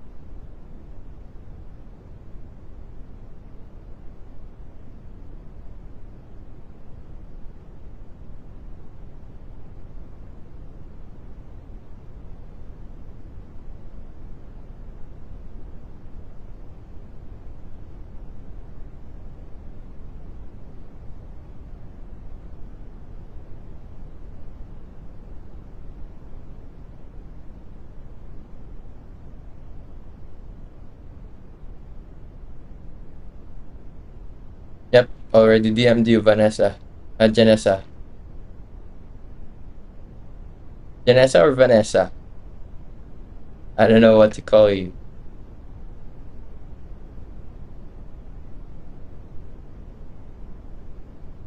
Okay.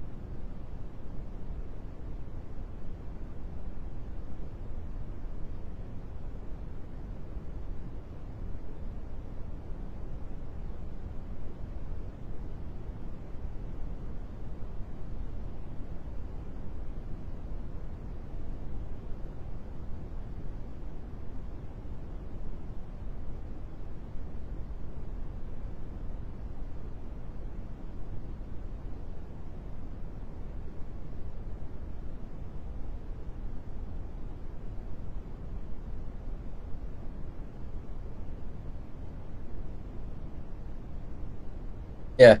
Vanessa, if you want to have more accountability bodies, you definitely want to go Discord, because that's what everyone is using.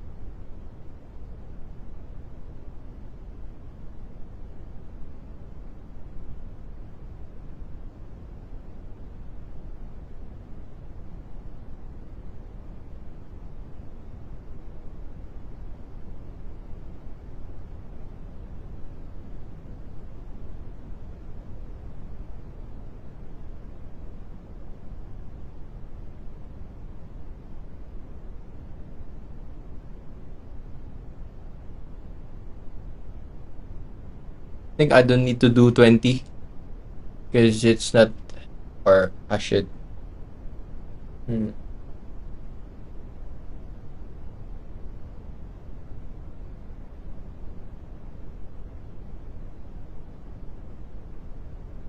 Oh.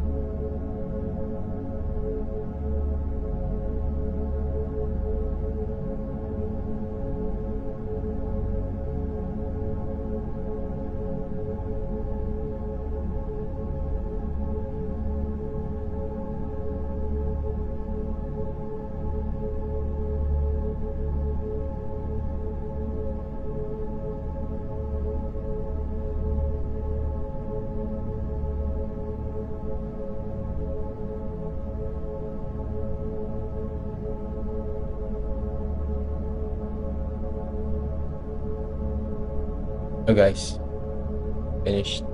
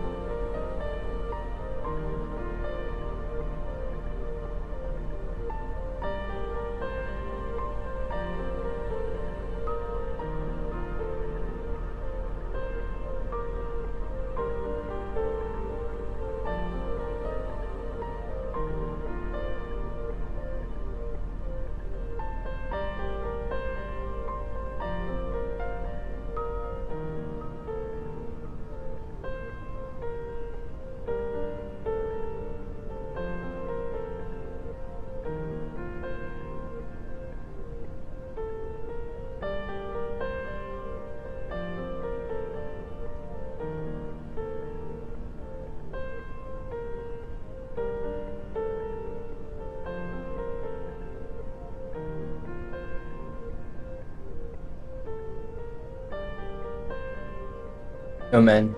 What's up? You're there. Yeah. Thanks, man.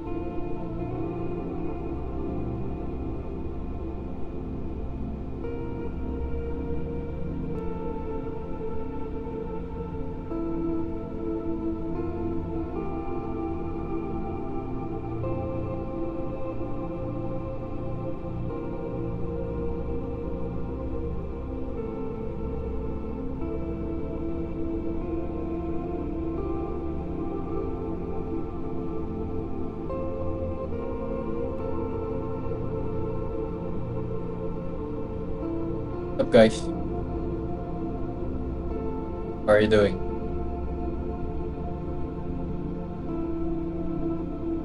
Let me show you my belief mapping. Karen, can you chat if you are still there? I'm gonna show you my belief mapping. Everything.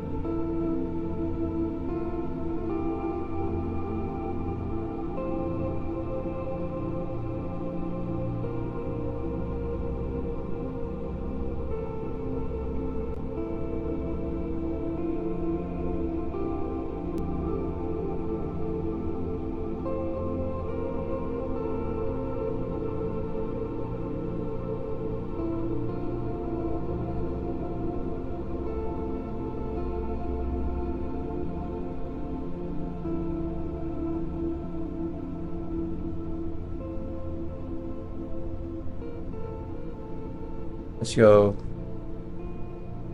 Go, man.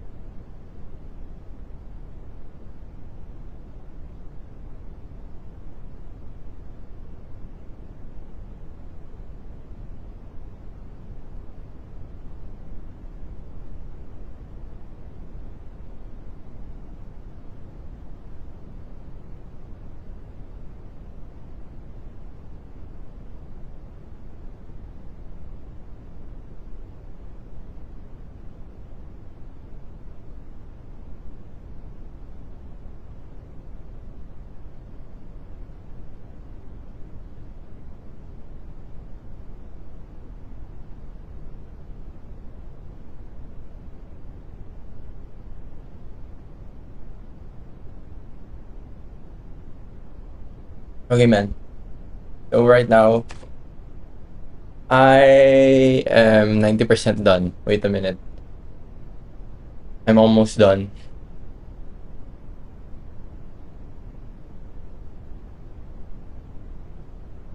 I want to show it to you as well. Here.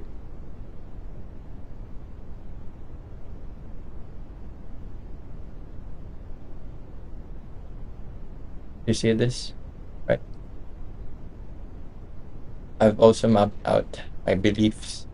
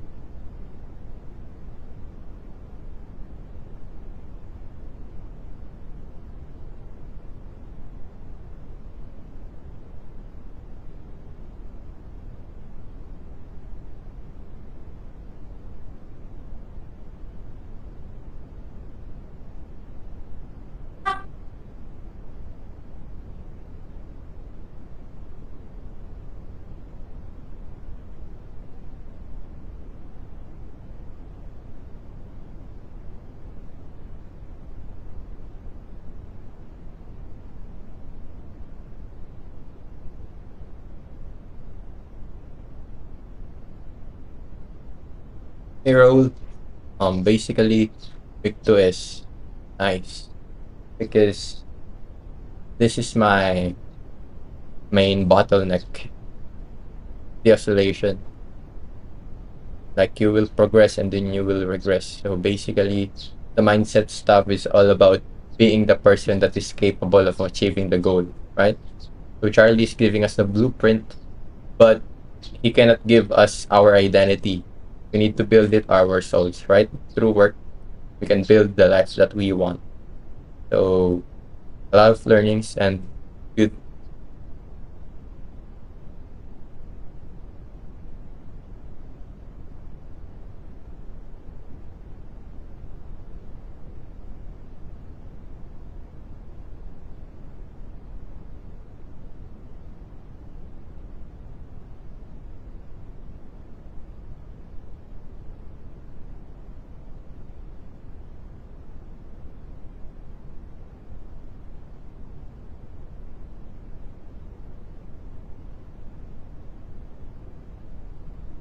Yeah, yep. I will be finished around 6 hour mark. So that's okay, right?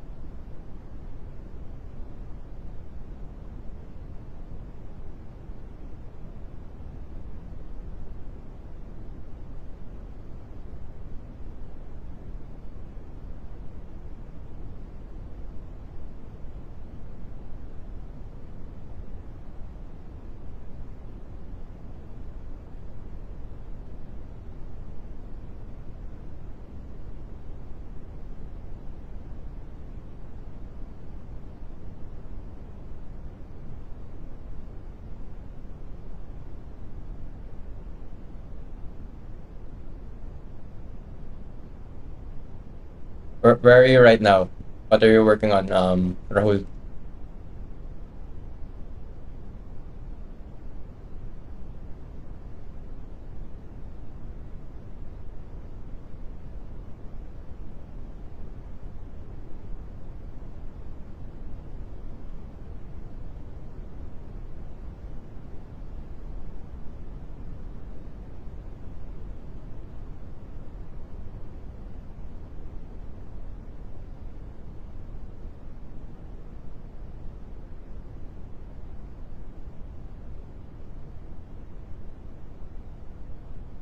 No. Where are you right now in the program? Are you in the niche? Where are you?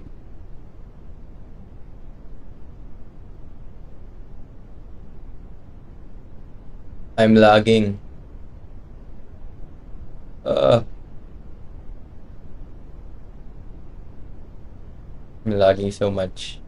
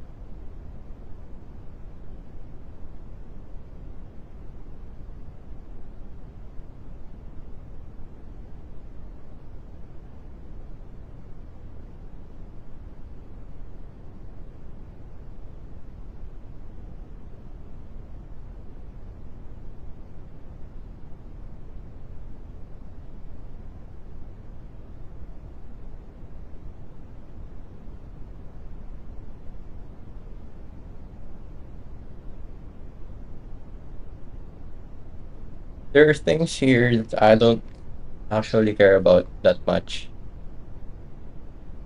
Like, if we're talking about, just need to take note of the success, right? There are other things that not necessary. Somehow I'm adjusting it. Like the social life, I'm literally sacrificing my social life, right?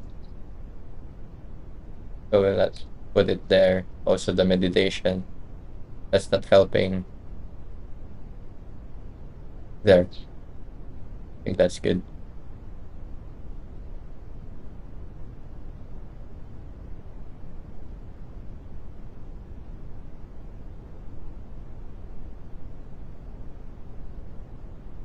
Okay, so you're there already. I think it would take about 2 to 3 days for the um self-transcendence, because there are so many things on it, and also the action steps. You cannot just go straight to the other video without doing the action steps, because that's crucial for your mind, right? Like if I don't do this belief mapping, then kind of going straight to the other videos won't help me at all, because I have not yet done like this one, right? I've I've got too emotionally earlier because of this, right? Myself, great belief that I cannot follow promises to myself, that I will not succeed, and all of that, and inversing it to this one. I can follow promises to myself and all of that.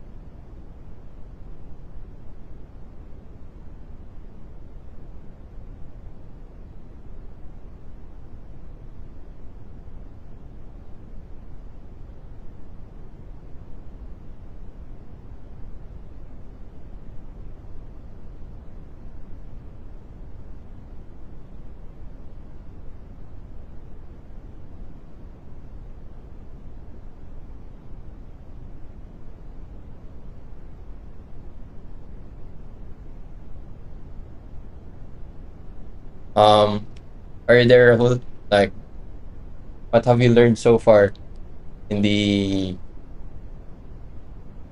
module itself or the business genesis? What have you realized and all of that?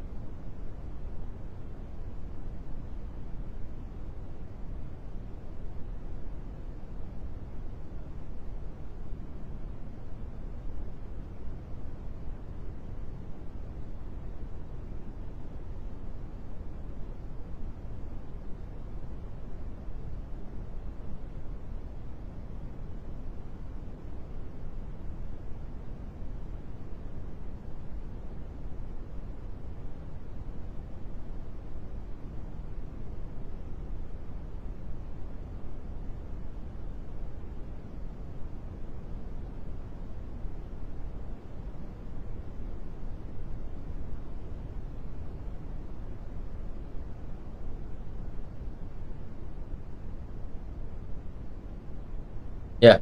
What's your learning from business genesis?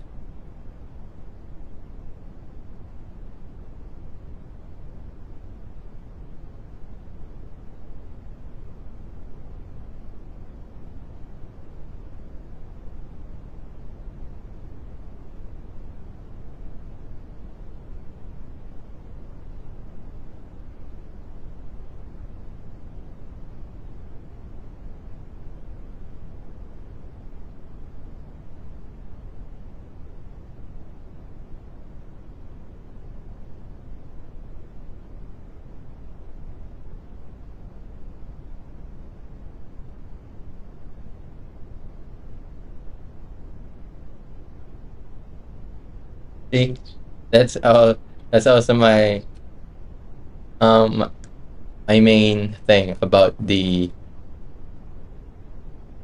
business genesis. We do not assume what they want, right?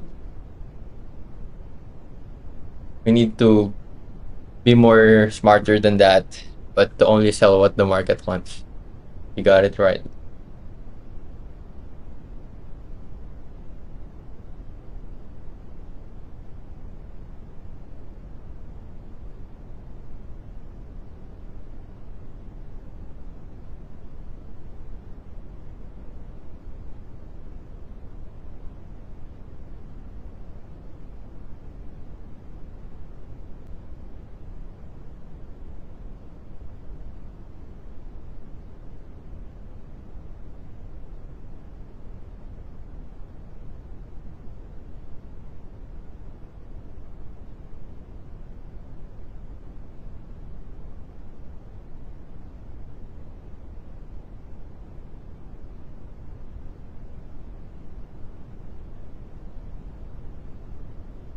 think I'm done. This is it. Finished it. Becoming self-ignorance.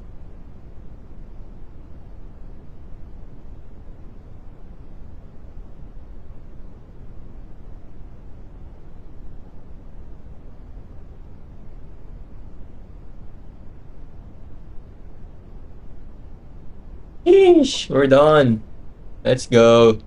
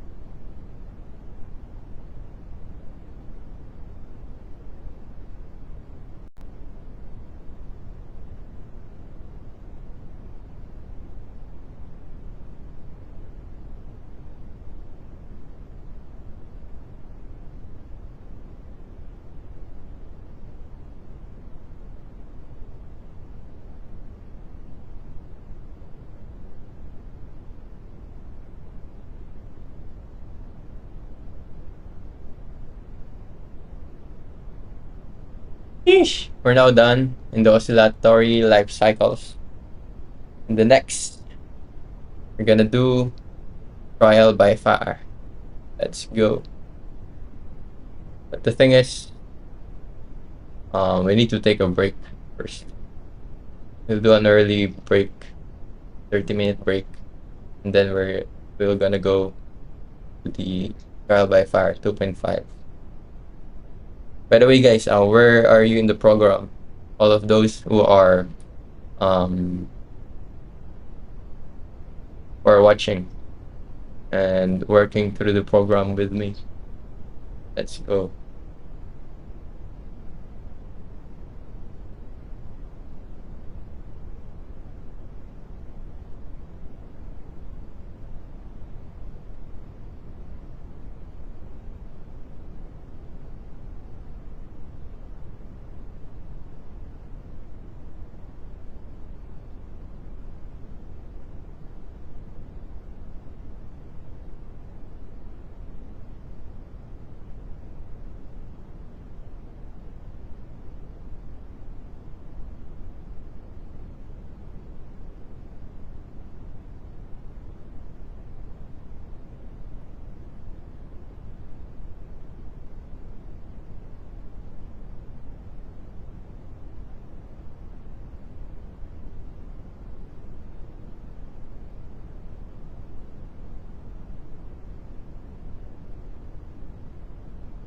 We'll take a break, bro.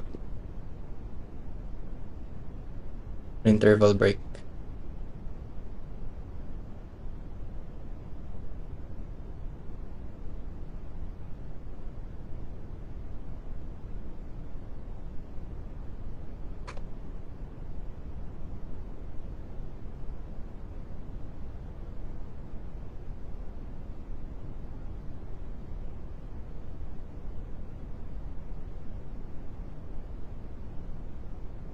Hmm.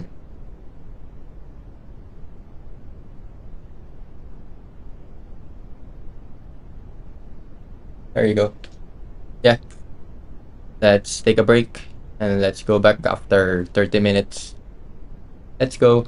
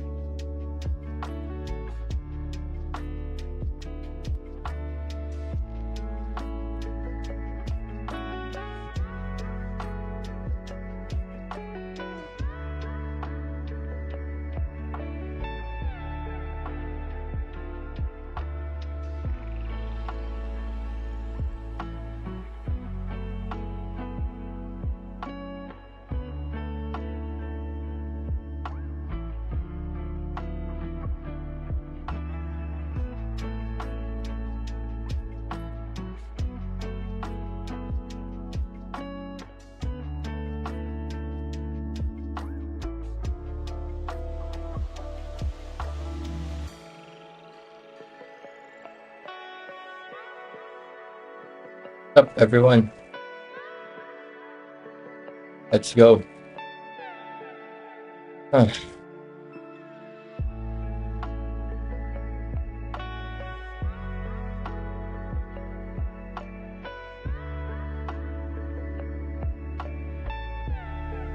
Yeesh. Rahul, nice.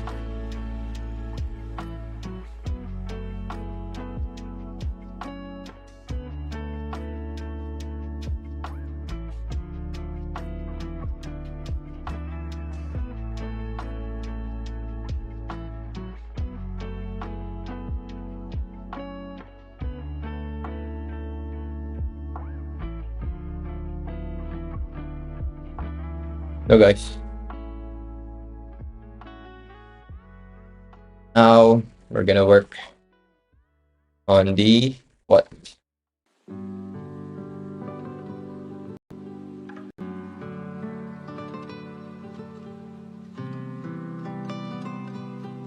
We are now working on the trial by fire.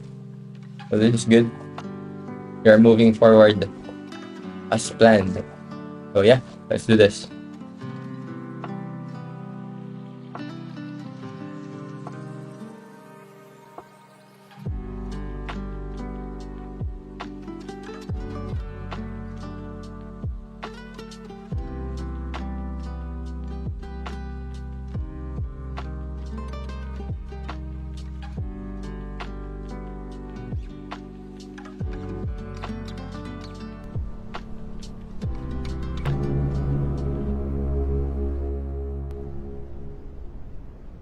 Hey everyone, Charlie Morgan here, and welcome to Trial by Fire. Growth is pain and success is suffering. And on your journey towards success in this program and in life, you are going to suffer. It's really, really going to hurt. You're going to have to go through years and years and maybe even decades of pain to achieve success and grow. Now, not decades to get to the point where you're making six figures, multi-six figures, seven figures. You can get that done in under a decade. But if you're the kind of person that wants to achieve endless growth and is addicted to constantly becoming someone new, which I'm sure you will be in the future, you gotta be expecting some real pain.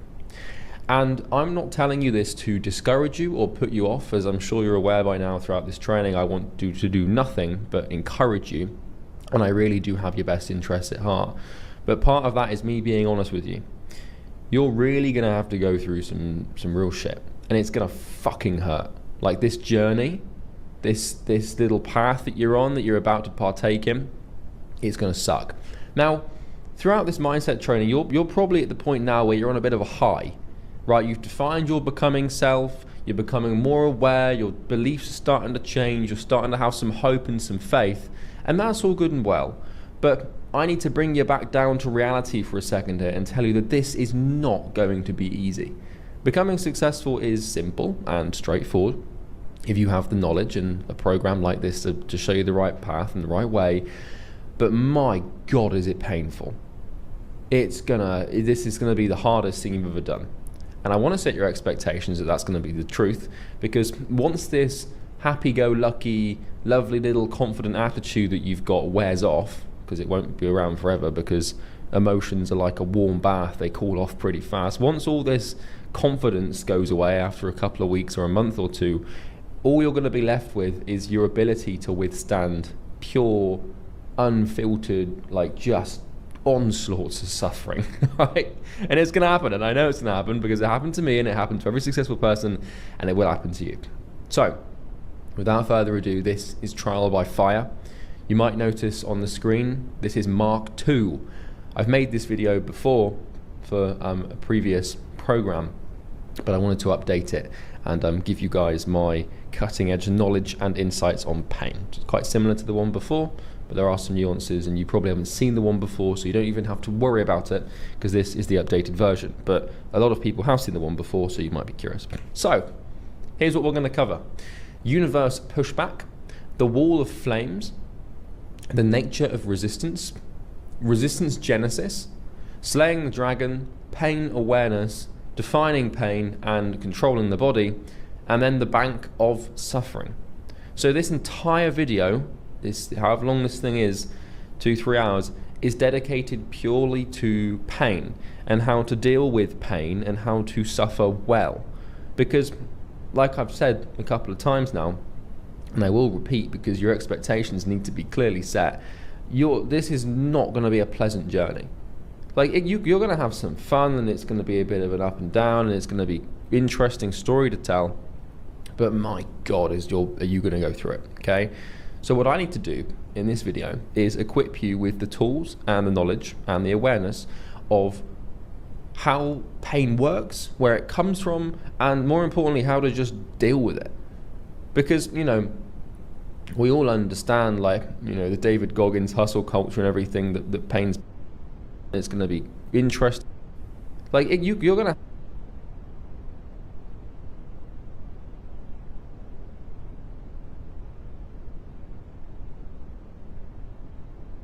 fun, and it's going to be a bit of an up and down, and it's going to be interesting story to tell. But my God, are you going to go through it? Okay.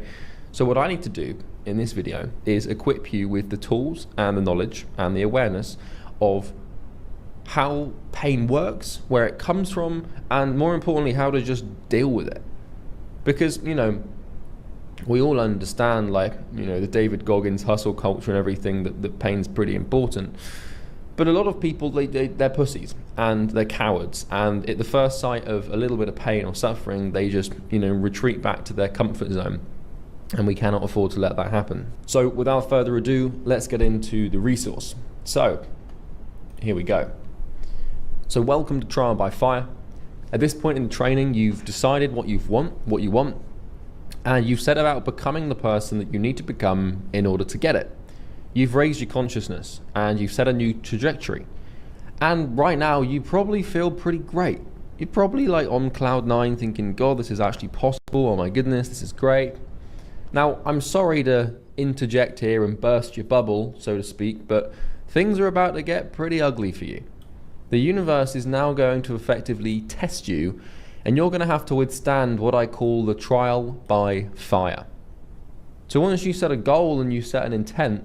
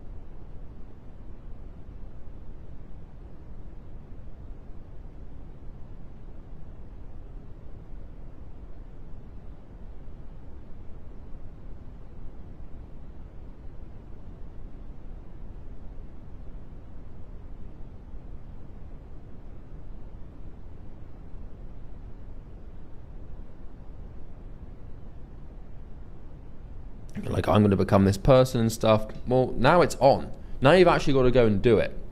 You can't just conjure it, theory craft this thing in your head and quote unquote manifest it without doing anything. And so the universe is going to be like, right, mate, okay, you're going to kind of sit down at the negotiation table with the universe or with God or whatever you believe in, and with your future self there. And you're going to have to shake hands with the universe, and it's going to say, all right, mate, let's see what you're made of. You want this sick life and you want this cool thing? What are you willing to give me? And the only bargaining chip that you really have is pain and suffering. Doesn't really work any other way. So the universe will push back, okay? This first thing to understand, and this is why it's so painful to become successful, it's just like a law of physics, basically.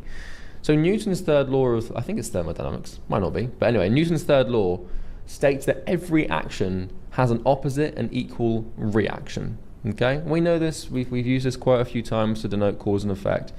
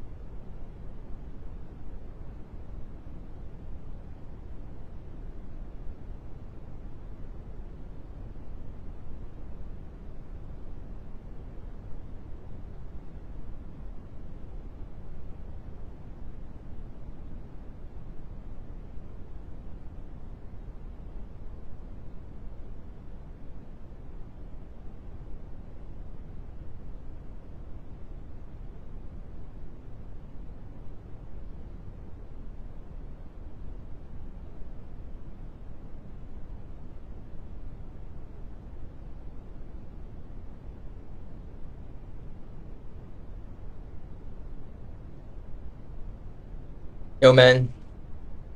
What's up? You're there. Let's go.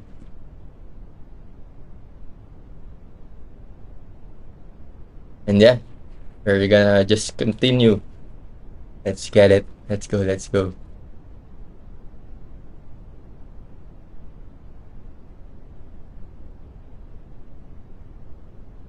But basically, you've taken the action of conjuring up a new future that is positive and good.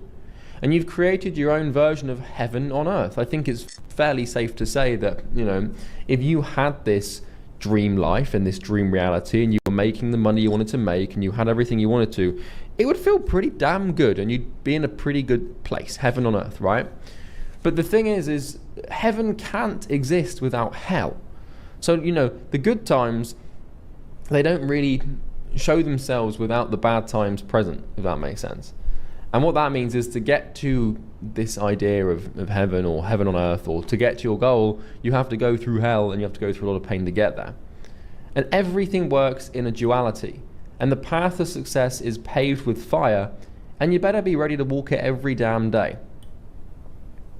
Because, you basically cast a shadow. Like, your goal, you've created this thing, right?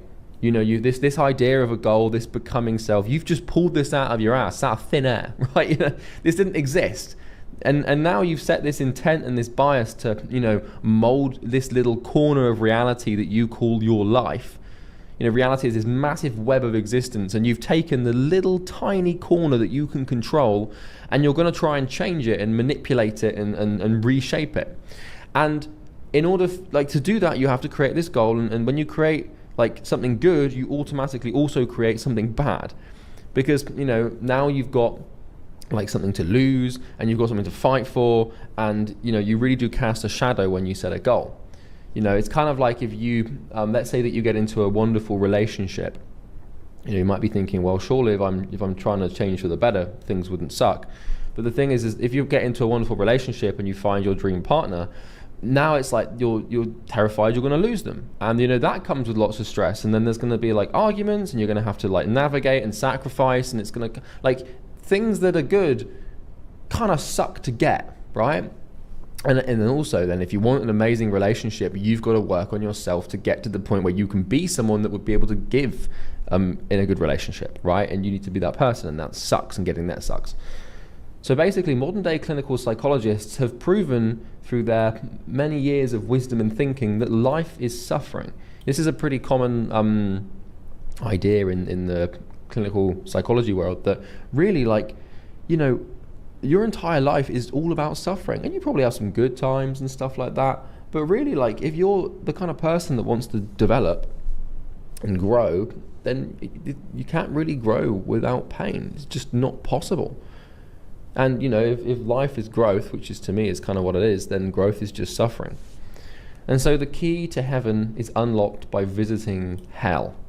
Okay, there's a Carl Jung quote on this, of how a tall tree has roots that reach down to hell, or something like that. That's not exactly the quote, but the metaphor is the same. If you want to grow and flourish, you better be rooted in something that sucks, basically. So the universe will always resist your efforts to grow. When you try to bend the fabric of reality, so your little corner, as you try and remold it and reshape it, it's pliable. Reality can be bent, and it is malleable, and it is pliable, and you can manipulate it and change it. Imagine reality is this metal bar that you're holding between your hands. It's a little bendy, so you can bend it. But the thing is when you bend this little metal bar of reality, it will do everything in its power to try and snap back into shape. It doesn't like to be changed. And what happens is when you bend reality, when you ply it, when you mold it, you have to have the strength. First of all, it hurts to bend it, because you can imagine your arms and your muscles are shaking, trying to bend this thing. But once you bent it in the shape you want, you have to hold it there for a fair while until it solidifies, until it becomes the new reality. And pain or suffering, they just retreat back to their comfort zone, and we cannot afford to let that happen. So without further ado, let's get into the resource. So here we go. So welcome to Trial by Fire. At this point in the training, you've decided what you want, and you've set about becoming the person that you need to become in order to get it. You've raised your consciousness and you've set a new trajectory. And right now you probably feel pretty great. You're probably like on cloud nine thinking, God, this is actually possible. Oh my goodness, this is great. Now, I'm sorry to interject here and burst your bubble, so to speak, but things are about to get pretty ugly for you. The universe is now going to effectively test you, and you're going to have to withstand what I call the trial by fire. So once you set a goal and you set an intent, you're like, I'm going to become this person and stuff, well, now it's on. Now you've actually got to go and do it. Like, you can't just conjure it, theory craft this thing in your head and quote unquote manifest it without doing anything. And so the universe is going to be like, right, mate, okay, you're going to kind of sit down at the negotiation table with the universe or with God or whatever you believe in, and with your future self there, and you're going to have to shake hands with the universe, and it's going to say, all right, mate, let's see what you're made of. You want this sick life and you want this cool thing, what are you willing to give me? And the only bargaining chip that you really have is pain and suffering. Doesn't really work any other way. So the universe will push back, okay? This first thing to understand, and this is why it's so painful to become successful, it's almost like, it's just like a law of physics, basically. So Newton's third law of, I think it's thermodynamics, might not be, but anyway, Newton's third law states that every action has an opposite and equal reaction, okay? We know this, we've used this quite a few times to denote cause and effect. But basically, you've taken the action of conjuring up a new future that is positive and good. And you've created your own version of heaven on earth. I think it's fairly safe to say that, if you had this dream life and this dream reality and you were making the money you wanted to make and you had everything you wanted to, it would feel pretty damn good and you'd be in a pretty good place, heaven on earth, right?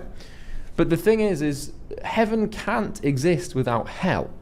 So, the good times, they don't really show themselves without the bad times present, if that makes sense.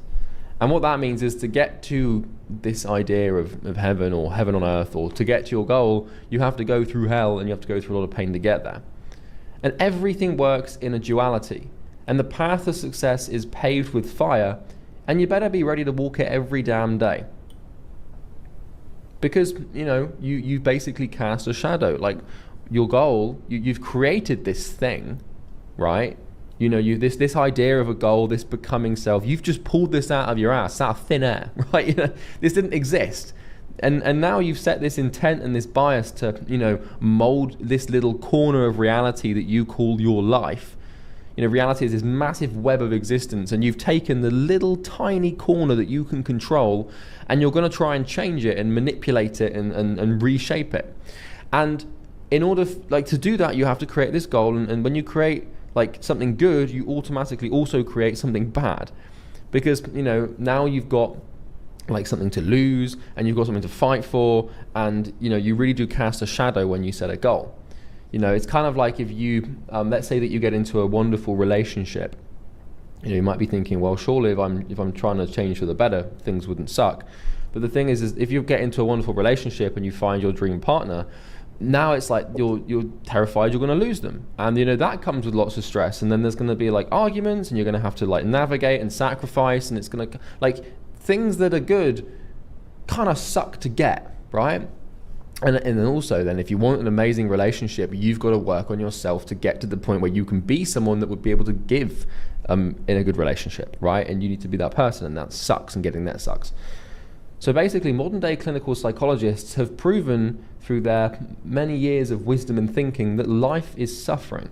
This is a pretty common idea in the clinical psychology world, that really your entire life is all about suffering, and you probably have some good times and stuff like that, but really if you're the kind of person that wants to develop and grow, then you can't really grow without pain. It's just not possible. And if life is growth, which is to me is kind of what it is, then growth is just suffering. And so the key to heaven is unlocked by visiting hell. Okay, there's a Carl Jung quote on this, of how a tall tree has roots that reach down to hell, or something like that. That's not exactly the quote, but the metaphor is the same. If you want to grow and flourish, you better be rooted in something that sucks, basically. So the universe will always resist your efforts to grow. When you try to bend the fabric of reality, so your little corner, as you try and remold it and reshape it, it's pliable. Reality can be bent, and it is malleable, and it is pliable, and you can manipulate it and change it. Imagine reality is this like metal bar that you're holding between your hands. Like, it's a little bendy, so you can bend it. But the thing is when you bend this little metal bar of reality, it will do everything in its power to try and snap back into shape. Like, it doesn't like to be changed. And what happens is when you bend reality, when you ply it, when you mold it, you have to have the strength.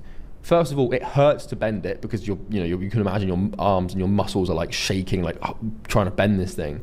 But once you've bent it in the shape you want, you have to hold it there for a fair while until it solidifies, until it becomes the new reality. And it requires a lot of strength to hold it there before it solidifies, and it will require every little ounce and morsel of your being and fiber of your moral stature to hold this thing into place. When you push, the universe pushes back. It will fight back. The universe is literally going to fight you.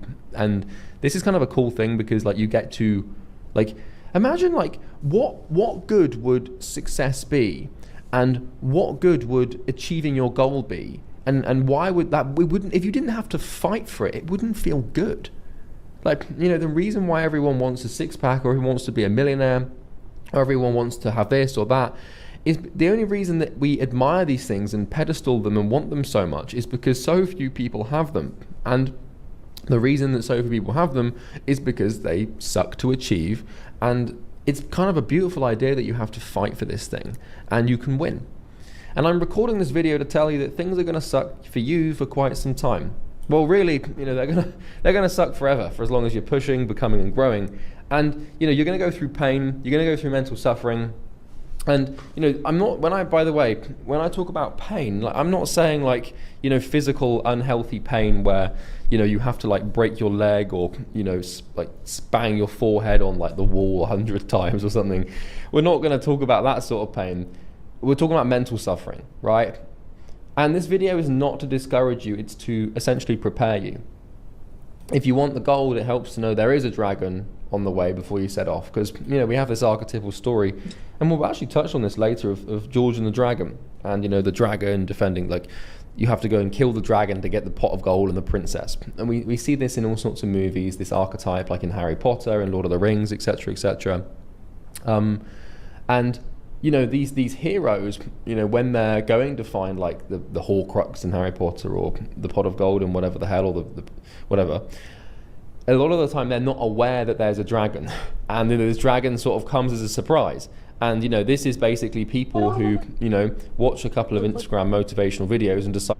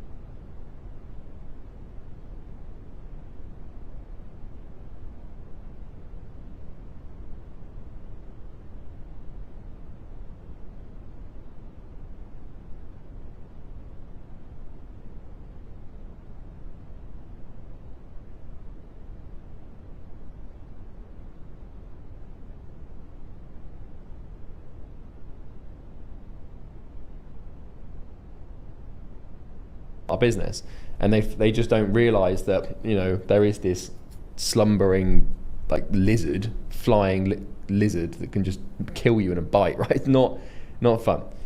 So understand that once you set your eyes on a goal, the only thing standing between you and the goal is a lot of suffering. So this is a beautifully simple idea. It's inevitable, and there's no other way to get what you want. So we're going to teach you how to suffer well.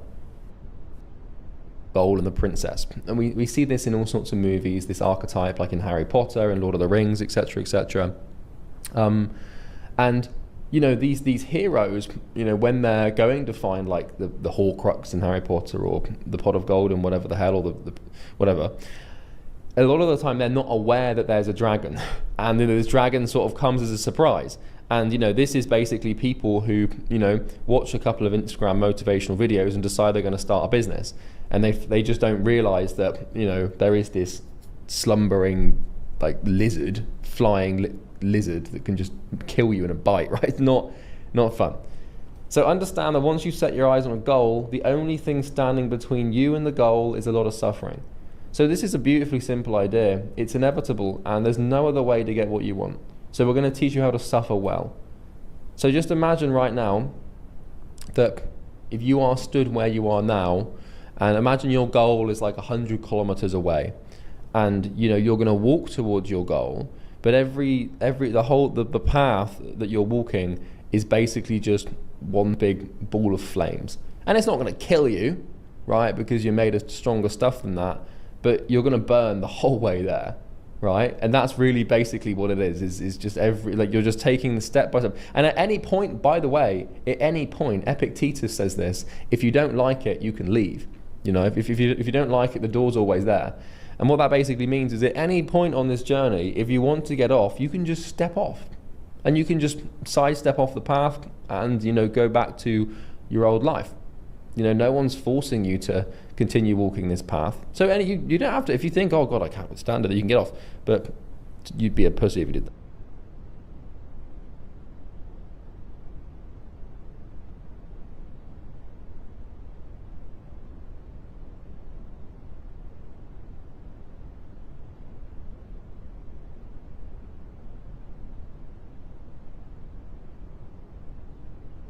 You'd be a massive coward.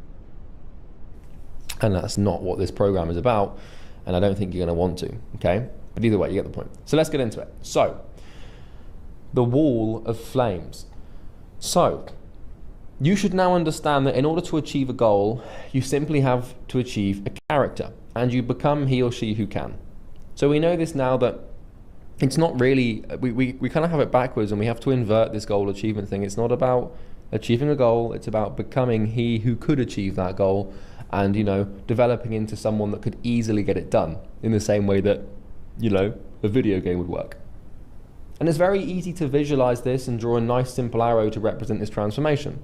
So, you know, I can demonstrate this on the screen and say, look, you know, I can prove it to you because here's who I was then, and, you know, for $1,000 a month, working an apprenticeship with no clients, and then, you know, I became this person who was making $10,000 a month.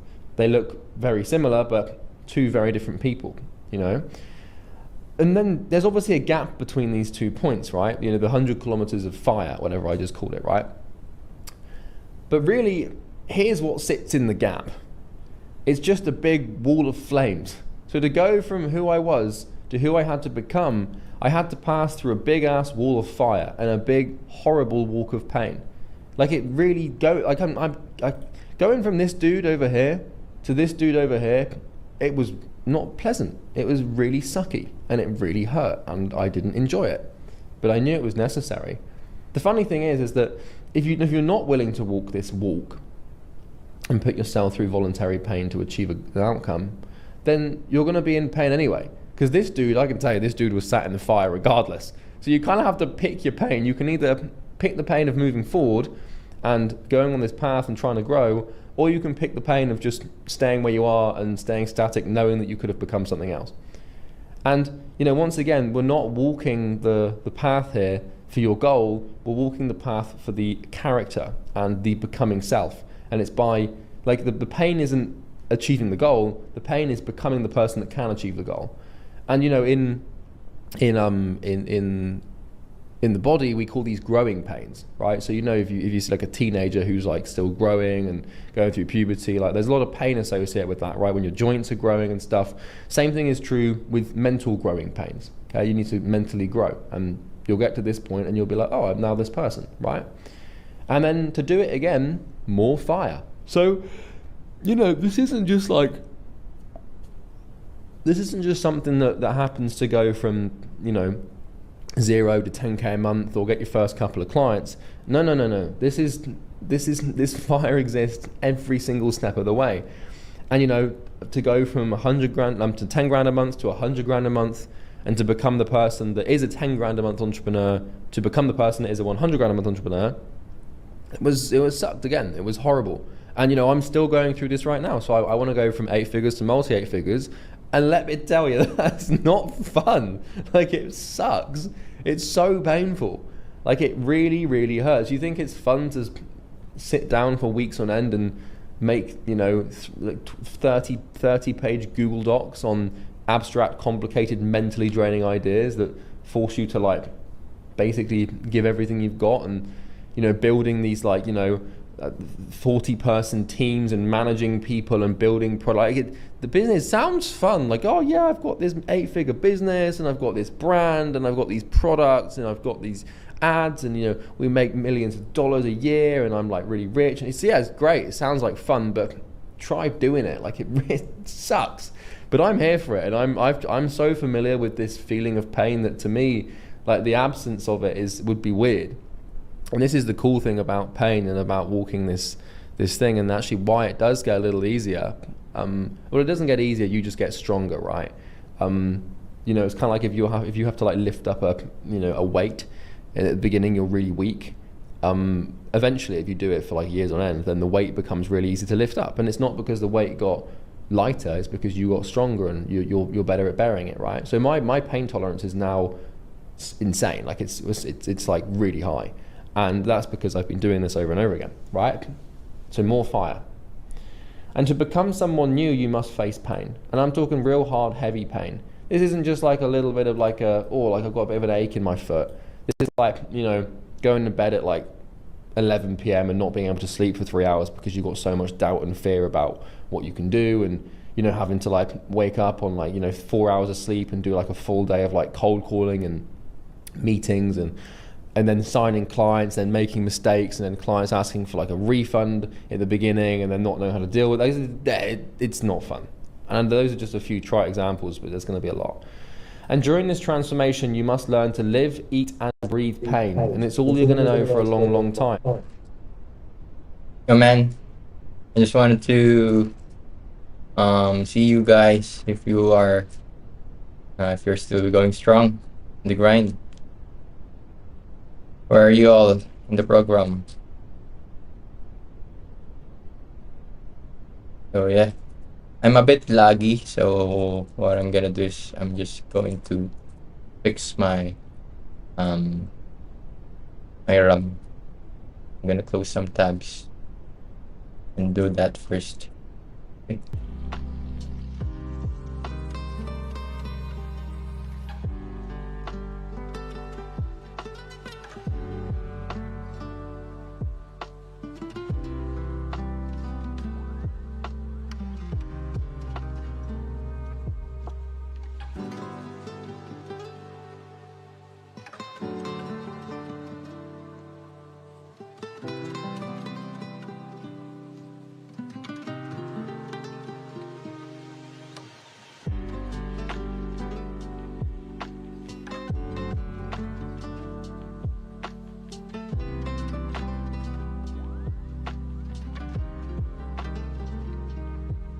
Let's go!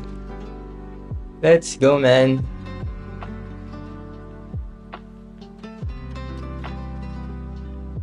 Oh, let's go.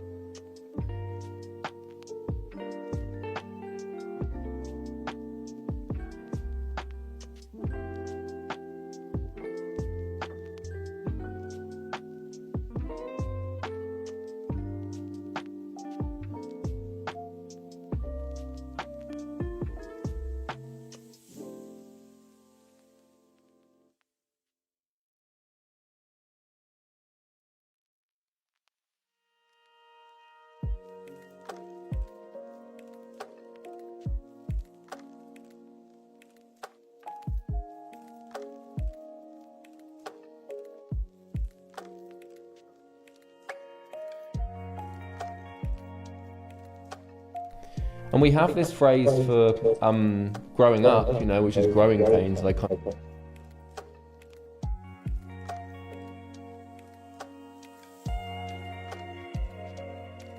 to explain. And I know that this, by the way, I'm well aware that like this might feel like a discouraging message, and you might be like thinking like, oh god, this sounds bad. Like maybe I shouldn't do this. Like that's not what I'm trying to get at here. I'm just telling you the truth, and I'm just telling you what to expect, because you know I can sugarcoat this thing. You know, right now in this program, as you're going through these videos, you're kind of like, you know that story like the Garden of Eden, where like in the Bible, where you've got like Adam and Eve, and like you've got this sort of Garden of Eden where you know there's no danger and there's no stress, and it's just, you know, you're just chilling, you know, eating like whatever you want except from the apple, right? But you know, basically the point of the Garden of Eden, the point of the Garden of Eden is there's no suffering, there's no sin, there's no problem, there's no stress. You know, you're just chilling in this safe place, and it's just, you're just living, right? It's like this program, and as you're going through these videos, is kind of like the Garden of Eden. You haven't done anything yet. You haven't taken any action yet. You haven't forced yourself to do things you don't want to do yet. I get that watching 3-hour videos kind of sucks, but if you think this sucks, like, you know, I see people in the community being like, how do you watch the videos? They're like 3 hours long and I can't do it, and it's like these videos, they hurt to watch. I'm like, brother, if you can't watch a 3-hour video, if you can't sit through, you know, a talk, like how the hell are you going to build a business? Way more painful than this. So you get the point, right? Right now you're in this happy little safe place, which is the program, but as soon as I unleash you into the market, you better be ready. So the wall of fire exists, and it is real. You can't fly over it, can't dig under it, can't go around it, you can't pretend it isn't there. It is there, and the only way to get to the other side is through it. So if you want what you want, you got to go through the pain. By going through it and coming out on the other side, you complete the trial by fire that the universe has set for you. And once you come out on the other side, the universe will reward you with what you want, but only if you go through the fire. And I want you to come to terms with this right now. So I want you to actually just take a second, like pause the video if you have to, and just sort of think, like nod your head a bit and say, okay, I know what I'm in for. This is going to suck. And it's going to suck way more than you think, because life has probably not sucked this much for you before.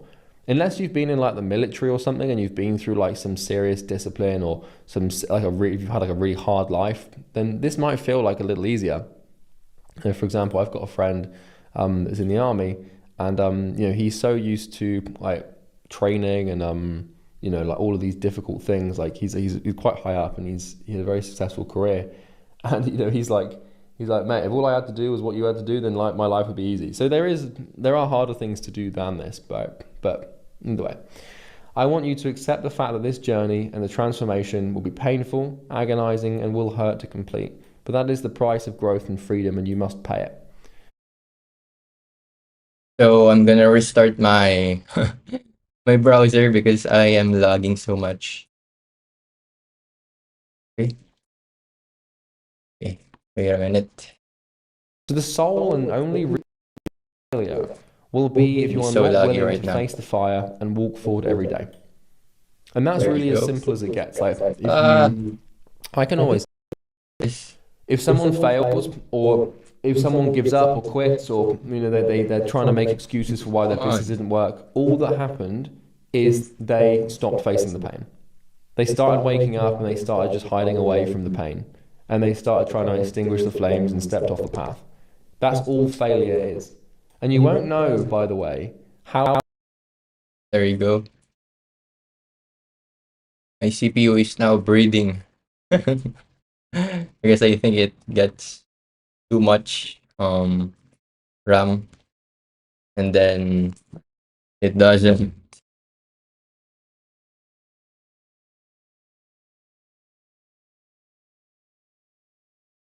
You go. Do it again.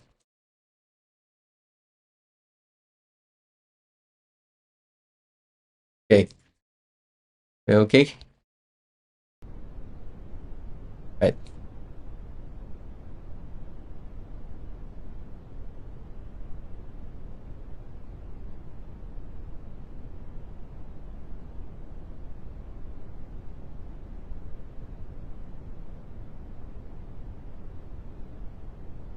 share it again.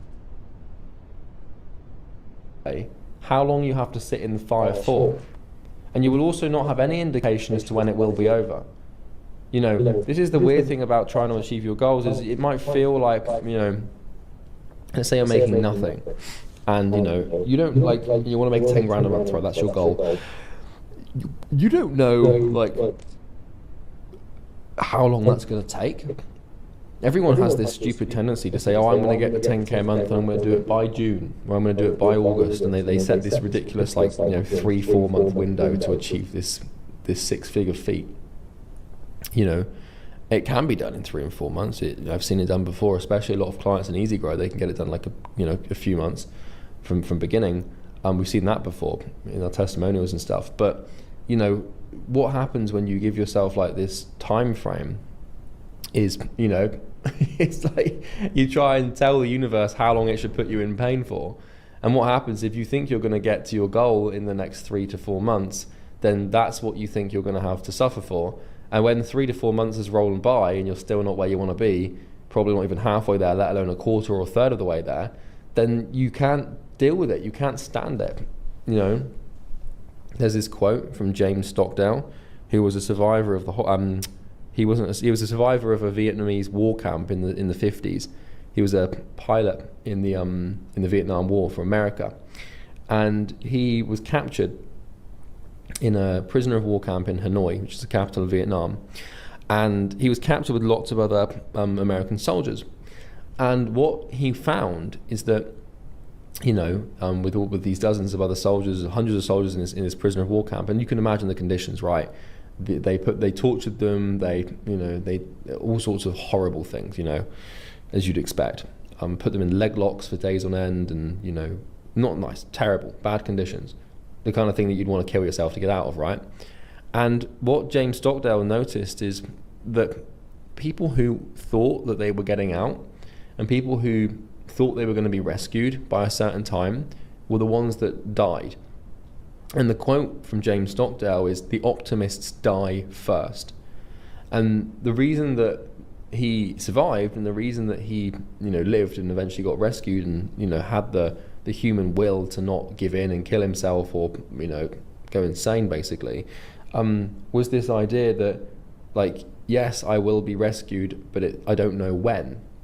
And his whole point was that, you know, if you think that you're going to be out by Christmas is going to roll around and you're not going to be out, and if you're not out by Christmas, now your spirit's destroyed. And it's, you know, hope tracked against time is a fool's fallacy, because you don't know when you're going to get out. You could be out by Christmas, you could be at 10k a month in the next 3 months, but it's unlikely. And if you tell yourself that that's where you're going to be by that time, and, you know, that time rolls around and you're not there, well, now you lose faith and now you lose hope. And so the optimists die first. And so when you know, with this goal that you've got, and with how much you want to make and what you want to achieve, remove the time frame, man. Get rid of it. Because, you know, you can walk this path, but if you think that you have to walk it only for a couple of months, and a couple of months rolls by and you still haven't got what you want, which is very likely, then you're like, shit, I don't know how much longer I'm going to have to walk this thing. And because you were expecting to only have to walk it for this time frame, and you were expecting this much pain, and you've now got to go through. Hey guys, so I have a realization, right? This trial by fire basically means your goal has a set of conditions that you are required to suffer. But the thing is, are you doing enough work to put in so much suffering and pain to yourself that you are able to get to your goal with the time frame that you have given it, right? If you give yourself 10 years to become a business person that earns $10,000 a month, then the work, you can expand the work to only work by this amount per day and you will still get it, right? But it depends on there's so many variables, but at the same time, what Charlie is saying is basically, it never stops. The work is done until it gets done, right? We achieve what we want until we become the person that deserves it. And that period is a lot of suffering.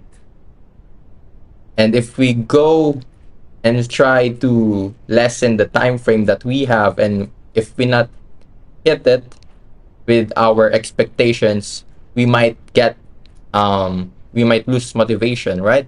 We might stop.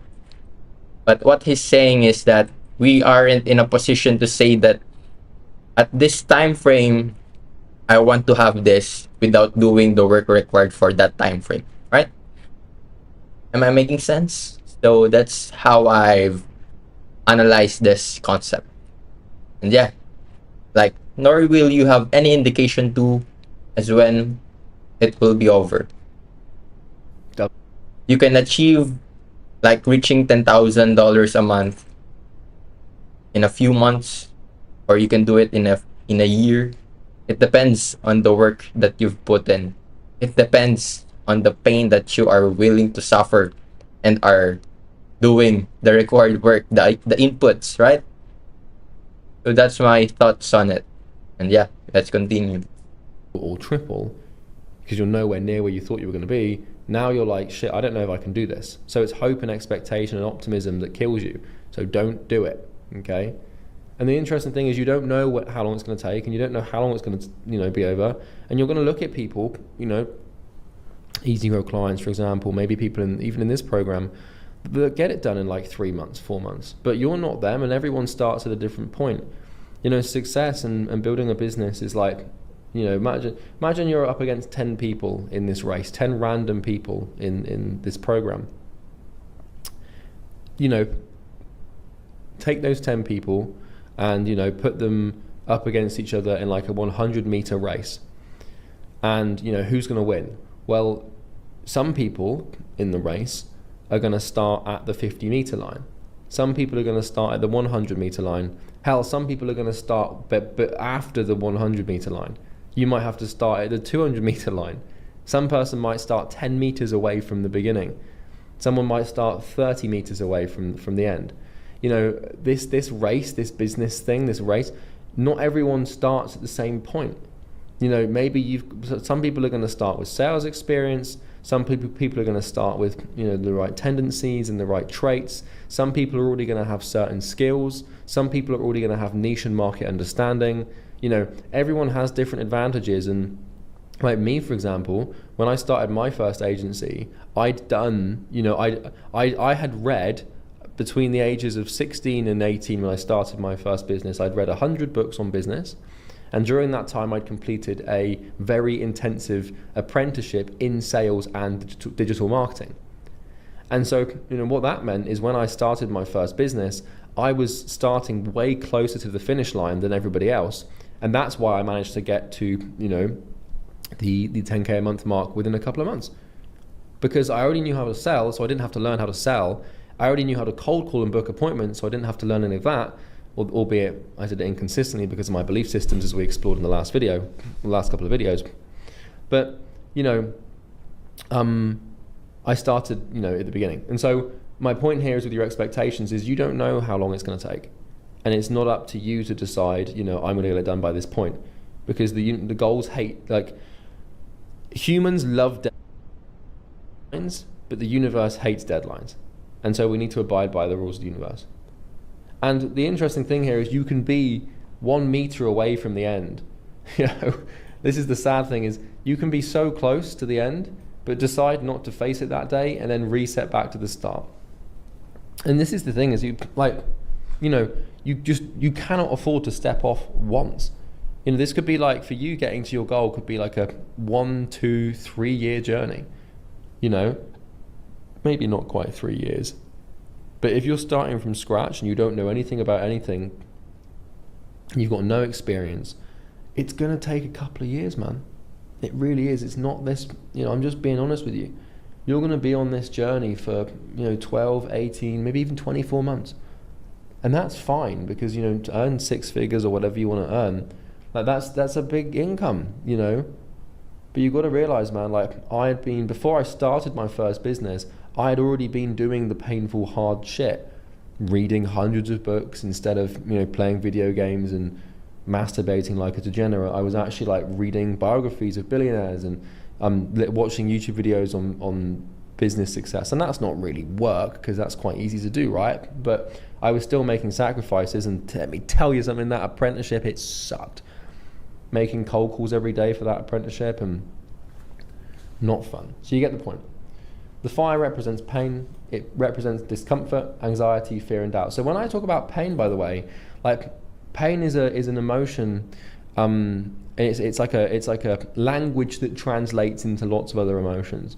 So whenever you feel like sad about what you're going through, discomfort, anxiety, fear, doubt, any sort of negative emotion that embodies neuroticism, which is just feeling bad, is pain. So you need to come to terms with the fact that you're going to have to undergo this trial by fire.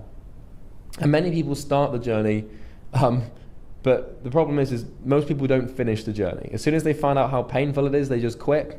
And the reason that they quit, and this kind of comes back to the Stockdale paradox, that is the optimist's eye first, the reason they quit is because they didn't expect the pain. They thought it was going to be this easy breezy, do what you love and love yourself and, thing. No, it's not that at all. It's abhorrent sometimes. And because they didn't expect that, they just quit. This is kind of like soldiers in World War I, World War II. You hear these stories of people signing up for the army to go and fight in the trenches, and the whole thing was like, it'll be over by Christmas and the war won't be long, and it's just going to be me and the boys just protecting some outpost or something. And then they actually got there and they didn't quite realize what the hell they were going to have to go through, right? And you get lots of people committing suicide and deserting and not being able to handle it and just going insane. So, but in spite of what I said, here's the good news. Here is the good news: is this is tough, but you are tougher. Okay, it is very possible and entirely likely, if you accept this and suffer, that you will make it through.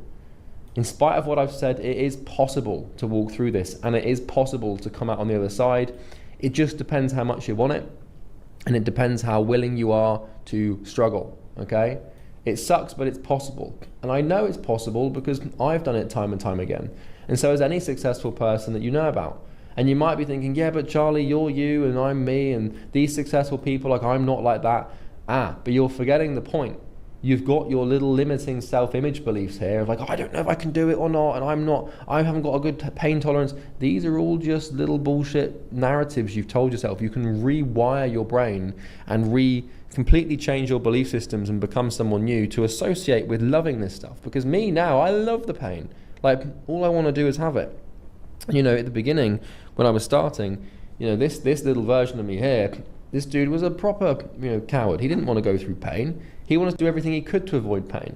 And I had to work that out of myself. And so I want you to know that, yeah, it's going to hurt, it's going to suck, but it is entirely possible for you to go through it. So how do we pluck up the courage to face the flames and walk the path of pain every day? Well, we need to understand how it works. So, what I'm going to do now is basically walk you through really where pain comes from, and we're gonna understand the enemy. And this is kind of like, Hey, wait a minute.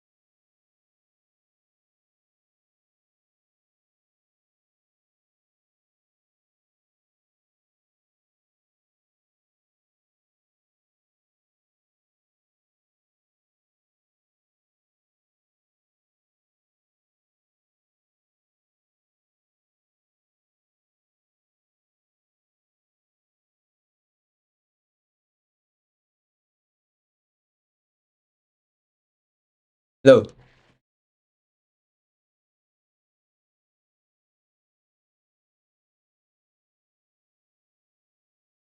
Okay. No worries, bro. Like, that's fine. That's what I'm saying. If I should, um, what's this called?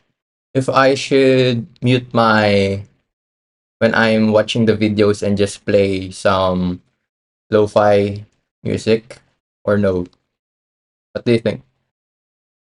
I'm just um I'm still figuring it out.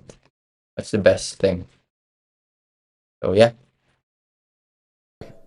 This is kind of like thinking there's a monster under your bed as a kid. You know, you're convinced there's a monster under the bed, and you're like, oh shit, like this is a scary thing and it's terrible, and then like you're afraid. But if you actually looked under the bed, you'd find that there's not much there, right? Now, I'm not saying that this argument of pain doesn't have substance. It most certainly does. There's definitely going to be pain, but it's not it's not as bad as you might think. It's bad. It's really bad, and it's going to be as bad as you think. But my point here is that you can like what I mean by that is it can be more straightforward than you think to walk through this stuff if you understand it. So in pursuit of your goals, you are going to face something called resistance. Okay? Now resistance physically, is basically if I pick something heavy up, then the weight of that thing and the gravity pushing down on the weight of that thing is going to resist my musculature effort to lift it. So if you go and pick something up right now that's heavy, it's gonna feel heavy and it's gonna feel like there's some resistance to it, And resistance, it exists physically, and it exists, we can understand it through things like friction, things like gravity, but it also exists mentally. So it's like mental gravity. Resistance is the true enemy, and you must face it every day, every waking hour. Resistance is the source of your pain, and it is the reason that everyone fails. So if you're wondering where does pain come from, well, it comes from resistance. And up until now, you didn't even know resistance existed. You've probably never been familiar with this term before. You just thought that pain just exists, and you never really questioned it. And if we make an effort to understand how resistance functions and how resistance works, then we can defeat it. And I'd know because I've done this every day for the last 8 years. So, resistance is an internal sensation that is more powerful than any external force in stopping you from achieving your goal. Because remember, pain is all this is mental pain. This is all just in your head. You're creating this yourself. Physical pain where you break your leg or something, that's real pain in your body. That sucks. But mental pain, it's like make-believe. You just make it up, And the reason that you make it up and conjure it up is because of resistance. Resistance is the little voice in your head that says you aren't good enough, strong enough, or motivated enough to start your journey. So, for example, right now you might be thinking to yourself, I don't know if I can do this, and I've got some doubts. That's just resistance. And all of the pain that you're feeling associated with those thoughts come from resistance. Resistance is a faceless, formless, and heartless energy with the sole purpose of ensuring that you never start the work that will lead to your true. About it as well, like cold calling. So cold calling is notoriously painful, but all you're doing is just dialing a number on a keypad, pressing a green button, talking to someone's voice you're never going to see, and telling that voice what you do. Nothing else. That's it. Objectively, this stuff isn't painful. All the resistance and fear that you feel is a product of you, not a product of the activity of the action. So my point here, from a physical perspective, this is different because, if the action is doing a marathon, then it's understandable why doing a marathon is painful, right? Because, we're exercising our entire body, and our muscles fatigue, and we get lactic acid build up, and our body's going to tell us to stop. And the pain you feel from physical action is different because we understand why that happens. if you're doing like a really long run, then what your body's going to do, like if you're doing this run voluntarily, then what the body's going to do is it's going to try and get you to stop running, because the body wants to conserve energy, reduce tissue damage, recover and rest so that you don't die, right? Right? This is what it says. All the resistance and fear you feel, the product of you, not a product of the activity or action itself. When we're doing a cold email outreach, when we're doing cold calls, it's just pressing buttons and saying the script, right? But all this resistance Physical, and emotions that we feel is the product of our thoughts, our um ourselves, right? physical Yeah. pain thing's very understandable, because the reason physical pain exists is it's just the body signaling like, hey mate, you should probably stop doing this, because if you do, you're going to damage more tissue, and that can lead to death in extreme circumstances. And the body likes to have a lot of margin before you die. And so we get it from a physical pain perspective. If I said, why is deadlifting painful? Well, that's pretty clear to everyone, right? It's just tissue damage. But mentally, you don't have tissue, right? You don't have like physical tissue that, you know, that you can point at, that's tangible, that breaks down and has to be resynthesized, that costs a lot of energy to run. So all the resistance and fear you feel when doing these actions that don't require much physical exertion, like cold calling or sales calls or building systems or doing business, all of that pain comes from your psychology. It's such a crazy thing to unwrap and understand, because it seems so counterintuitive. Like, why would you put all of this suffering and this fire and this pain in front of yourself when you really want this? And that's because you're a complicated being, and you know, psychology is in the self, and this whole thing is anything but simple. And there's different parts of you and different components of you that want different things, and really you just create it. Okay. And you know, it's very hard to figure out why. And I've been wrestling with this for many, many, many years. And I've got an adequate answer for you later on in this video as to where pain comes from and why we create this psychological suffering in the face of, you know, these actions that help us grow and become. And I think I do know why this happens, but God, did that take me a while to figure out. So what you want to do is start seeing the activities that you resist for what they are, not who you are. They'll get real easy real quick, because, you know, think about this, for example. Let's say that you are playing so you know the game Sims, where you simulate reality with, like, you know, Sims and stuff like that.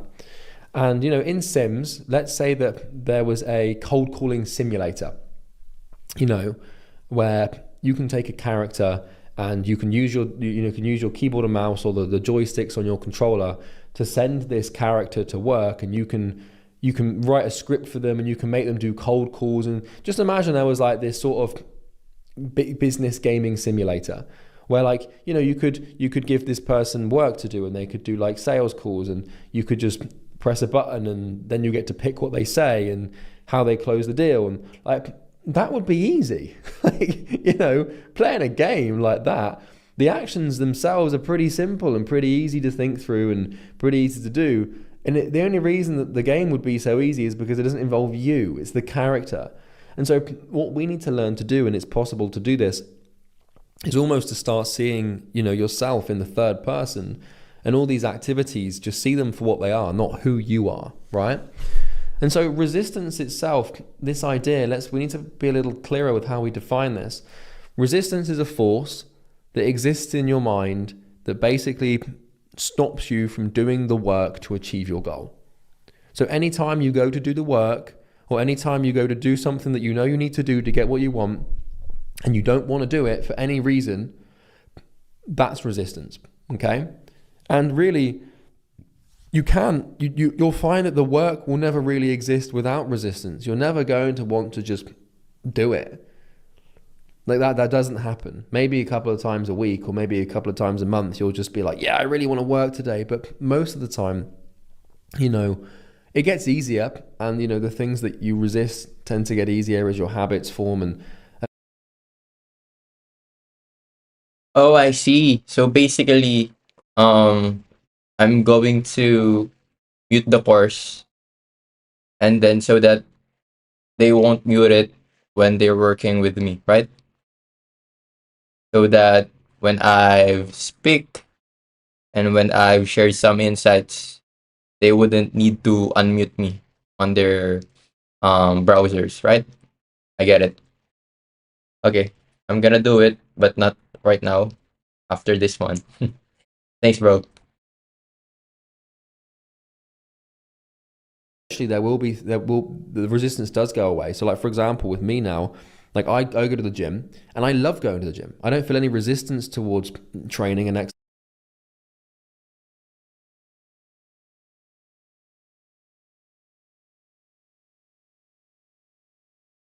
exercising anymore. And so it does go away. But what happens is, the bar has to be raised higher and higher every time. And so how much weight I have to lift now to gain muscle and stimulate growth is greater than at the beginning. And so it still hurts and there's still resistance there. But there's 7 principles to resistance. Principle 1, the enemy, or there is an enemy working against you. Resistance. It's intelligent, malevolent, and pretty fucking nasty. So it is an enemy, and it's there. And this is principle 1. It's just the fact that the whole thing bloody exists, and the nature of it is that it's there to stop you from being successful. Principle 2, the enemy is relentless. It aims to kill your desired reality and quash all your hopes and dreams. And so, this thing, it always exists, it always has, it always will, and it is a beast. It's hard to beat, it's relentless. Principle 3, the enemy is produced by a fragment of you. It's inside you and it comes from you. So resistance doesn't come from anywhere else but you, and you produce it. And there's a piece of you, there's a fragment of you, of your, of your shadow, of your identity, of yourself that produces this, and it produces it in as much as it can. And principle 4 is that you are not necessarily the enemy. It's a force of nature produced by you, but you can't help it. So you don't produce resistance by choice. It's just like resistance is akin to just like digesting stuff or having a pulse. Like it's just a force of nature, right? So like in the same way that you have an immune system, and if a foreign body, if a bacteria or some virus gets inside of you and is triggered by like a bacteria or something harmful to your body, resistance is produced in the face of work, and your body can't help but produce it. So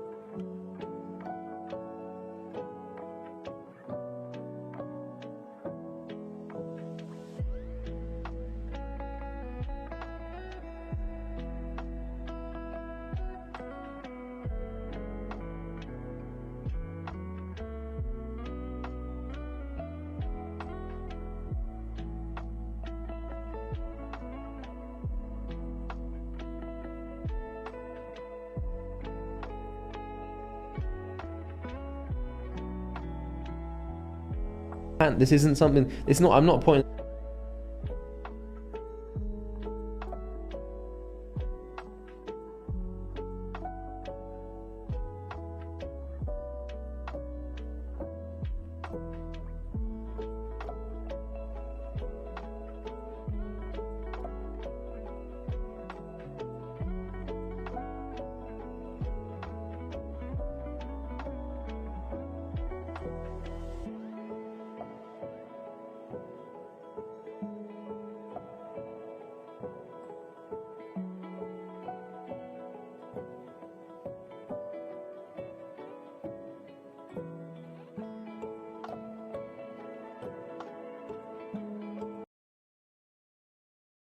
You're saying you're the enemy, although we've kind of already established that you are, because everything's your fault.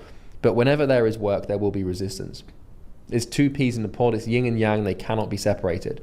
It's quantum entanglement, right? At its core, you can't get rid of the one or to have the other. If you want no resistance, then just do no work, but you're still going to feel pain because, well, you're not making progress, right? And principle 5, you must duel yourself. So you are the knight and the dragon. You are the protagonist and the antagonist. War is inevitable, and the knight must win.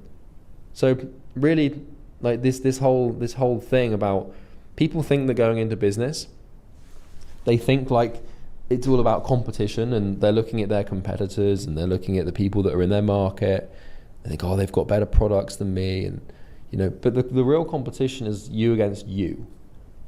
That's the fight. Your competition has no real say in whether you succeed or not. It's just you. And principle 6, goals come first, resistance comes second. So the second you set a goal and decide upon a trajectory of positive change, you're going to create some resistance and some pain. And there cannot be a shadow without an object in the sun. So how do we get a shadow? Well, we need to put an object in the sun to cast a shadow. And if the sun is the universe and all of the way that works, and the object is the goal, then the shadow cast by the goal that you're going to have to sit in for a while is the work and the resistance. And principle 7 is that resistance can be overcome with pain, love, and assistance, and it's totally beatable. So resistance is it's a decision. You really can defeat it, and you can do it way more than you think. If you really want to succeed and you really want to grow and you really want to become, and you've got enough reason to, this thing can be overcome and it can be defeated. So those are the 7 principles of resistance. And resistance is a living thing that exists in you, almost like a virus. And you're the host of this thing, whether you like it or not. It's like if you host a dinner party and there's someone in the family that you just don't like, that you've got to host, oh God, this person's better. They've got to be there, right? You've got to battle it daily and keep it at bay. And it really is like a constant war and a constant battle. And this is why everything sucks so much, and this is why it hurts to become successful. I don't think there's a single person on this planet who's successful, at least in the eyes of society. We're talking about financial, monetary gain. I don't think there's a single entrepreneur on the planet that has succeeded against the measurements of society, that would be able to turn around and tell you that their journey towards success was painless. And I don't think there's a single athlete on the planet, I don't think there's a single professional on the planet that's the best in the world at anything that truly could say that.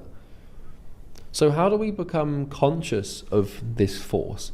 Because right now resistance seems like this sort of scary thing. How do we see this force? Is it a force that acts behind the scenes, pulling the strings of reality? Or does it have a form that we can observe and attack? Because in order to defeat an enemy, we kind of need to know where it is so we can actually attack it. Imagine you're in a dark room with a sword and there's a monster in there. Well, if it's pitch black, you don't know where to swing. The monster can just hide anywhere. It can see you, but you can't see it. And fighting an invisible enemy never ends well. So we need to figure out what does this thing actually look like, and what forms does it take? And we don't need to look any further than our emotions, thoughts, fears, and desires. So resistance manifests. It's like this. Imagine resistance is like in your brain. You've got this big pool of grey potential, and pouring out of this pool every now and then these little drops that drip down into your unconscious. So imagine this. Right at the bottom of your brain, right at the bottom of your psychology. So okay, here's a brilliant metaphor for you. Maybe it's not that brilliant. You can tell me. Imagine that you're at the bottom of your psychology is a big grey lake. Okay, just picture this for a second. It's a big dark grey lake. Don't know why it's grey, but that's just the colour that comes to mind, right? Because resistance feels grey, right? There's a big grey lake at the bottom of your psychology. And underneath this lake is like a little pocket of pressure, like a little crack. And you know how like you get these volcanic cracks in the ocean that push, you know, hot air up and bubbles up, and basically there's a grey lake, and at the bottom of the lake there's a crack, and through this crack bubbles, you know, come up. You get these bubbles coming up to the top of the lake, and what happens is the bubbles come up to the top of the lake, and when the bubble hits the surface, you become consciously aware of it. And what bubbles up is emotion and thoughts and fears and desires, you know. And so, you know, there might be a bubble of anxiety one day, and what happens is the bubble sits on the surface and it gets big and big and big and big and big and big, and then it pops, and when it pops you feel it. And so, you know, what you've got is this constant chasm of bubbles of, you know, emotion just coming up to the surface and popping, and every time they pop you feel them. And that's kind of what resistance is. And resistance itself is the lake, and this sort of, you know, chasm in the lake that produces these emotions. But the way that it actually registers and the way that we feel it is through emotion. Okay? And so, you know, you can't help but feel every single little pop. It could be anxiety, it could be sadness, it could be fear, it could be doubt, you know, it could be this. And there's many forms that resistance will take. So every time you have to sit down to do the work, that chasm, it just opens up, like this thing just goes real wide and just throws hundreds of bubbles at you. And they're popping, and when they pop, it's really loud and it's really painful, and they register on a horrible level. And, you know, they distract you from doing the work, and, you know, you realize that if you keep doing the work, there's going to be more bubbles coming up, and this just sucks, right? Bit of a weird metaphor, but I'm hoping you get it. So we cannot see resistance. It's not a physical thing, but we can certainly feel it, and we can certainly understand the forms that it takes. So what forms does resistance take? Well, in my time of battling resistance, I found 30 forms that it morphs into to dictate my behavior and ultimately prevent me from doing the work. And I'm going to explain them all. And there might be more in your life that I've missed, and I've added a few more than 30 as well down the bottom here. But I call this the web of cope. So resistance manifests in many different forms, many different little bubbles that will pop up and stop you from doing the work. And next time you find yourself not doing the work you know that you should be doing, I guarantee you that resistance is present, manipulating you with one of the following things. And when I say not doing the work, I mean not doing what you know you should be doing, regardless of the cope or denial. So cope, by the way, or denial, is basically when, like, you're experiencing something painful, or there's some work you've got to do, or something that sucks that you've got to push through, and, you know, you come up with an excuse or a reason to not do it, and you cope with your lack of action, or you're in denial. So, you know, let's say that you've got to do cold calls today, but let's say that you've got a bit of a headache, and you say, oh, I'm not going to do cold calls today because I've got a headache. That's denial, that's cope, and that's resistance, right? And so these are the main ways that this can manifest, and there's probably more than this, right? But these are the main ways that I've observed in myself. So self-love, self-loathing, identity, routine, entitlement, fear, judging, burnout, opinions, uncertainty, pain avoidance, instant gratification, doubt, anxiety, rationalization, learning, comfort, research, perfection, waiting, justifying, warped priorities, distraction, support, vulnerability, addiction, criticism, denial, drama, and procrastination. So, you know, these are all excuses, and I'm going to explain every single one individually in a second, and you'll really understand what I mean by these in a second.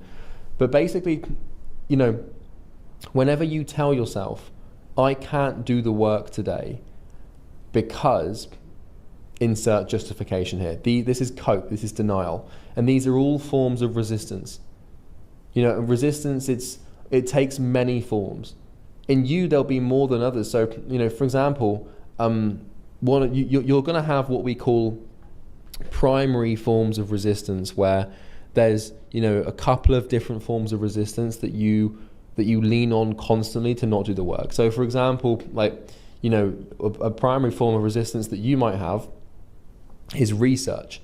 And what this basically means is, you feel like before you actually start doing the painful work of making cold calls and doing sales calls and building your product, you just want to research. And what we find is there's people who get locked in the market research stage for months on end, and that's their resistance.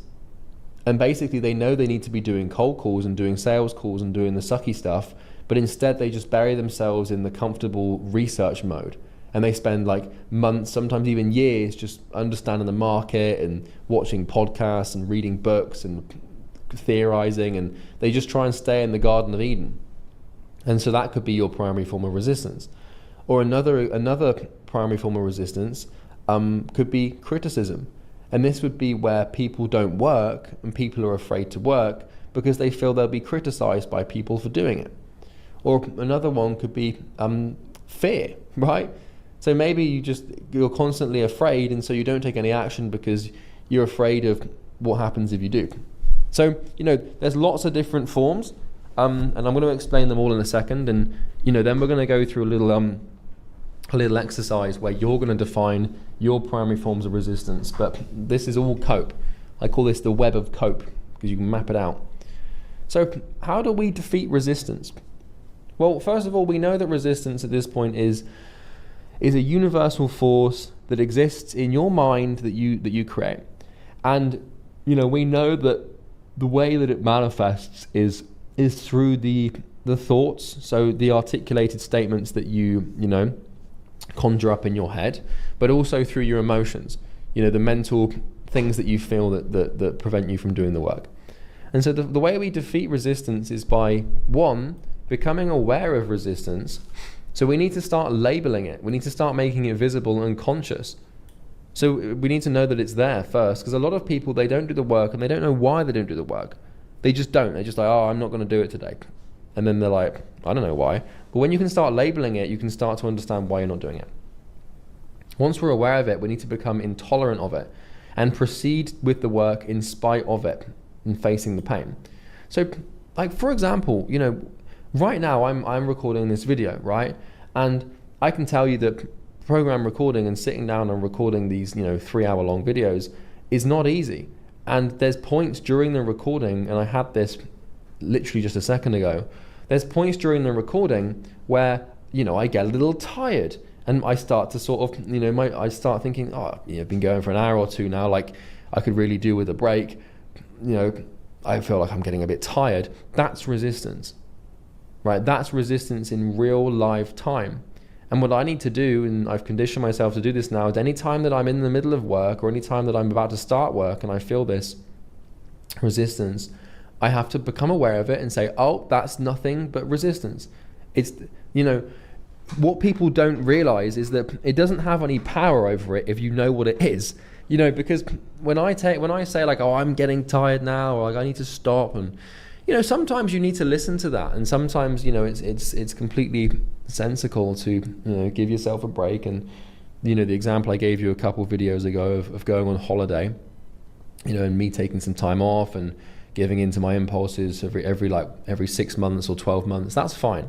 But when it's 8:40 a.m. here, and I've been at work this morning from 6 a.m. So I'm only in the zone here for a couple of hours. Like I got a good 10 hours left in me before I'm really tired, right? You know what I mean? So basically, when you're going through the work, and your brain's going to start, like the bubbles are going to start popping up. That lake is sat there, and you're going to be, you're sort of swimming through the lake, and the bubbles are popping up, and they hurt when they pop, right? But yeah, you just need to kind of learn to ignore it. First of all, not ignore it because you need to know it's there, but I'm feeling a bit tired, maybe, and what will happen is I'll start justifying it. So I'm into this recording now, and in real live time right now, I can tell you that there's some resistance to do this recording. I still feel this stuff all the time. It's still very much there. But what I've got to learn to do is just say no, that's resistance, and goodbye. And it's seductive, so it's telling me like, hey, why don't you just pause the recording, and why don't you go and get some food now, or why don't you just check Slack quickly, or why don't you just check WhatsApp, and you deserve a break. All these things, it's all bullshit. all of it's bullshit. So here are the major forms of resistance explained in more detail. And these are in no particular order, but you're going to resonate with some of them. So fear, very common. Not working because you're afraid of what happens if you do. Right? So you know when like you've got to like, you know, make a, I don't know, you might not have done this before, but when you've got to make like a cold call, or when you've got to make a sales call or something, and like, you know, you're just terrified. Like picking up the phone or opening that Zoom meeting is just real terror. And it's crazy because why? Like I said, the action objectively is very straightforward. All it is just talking, listening, and asking questions.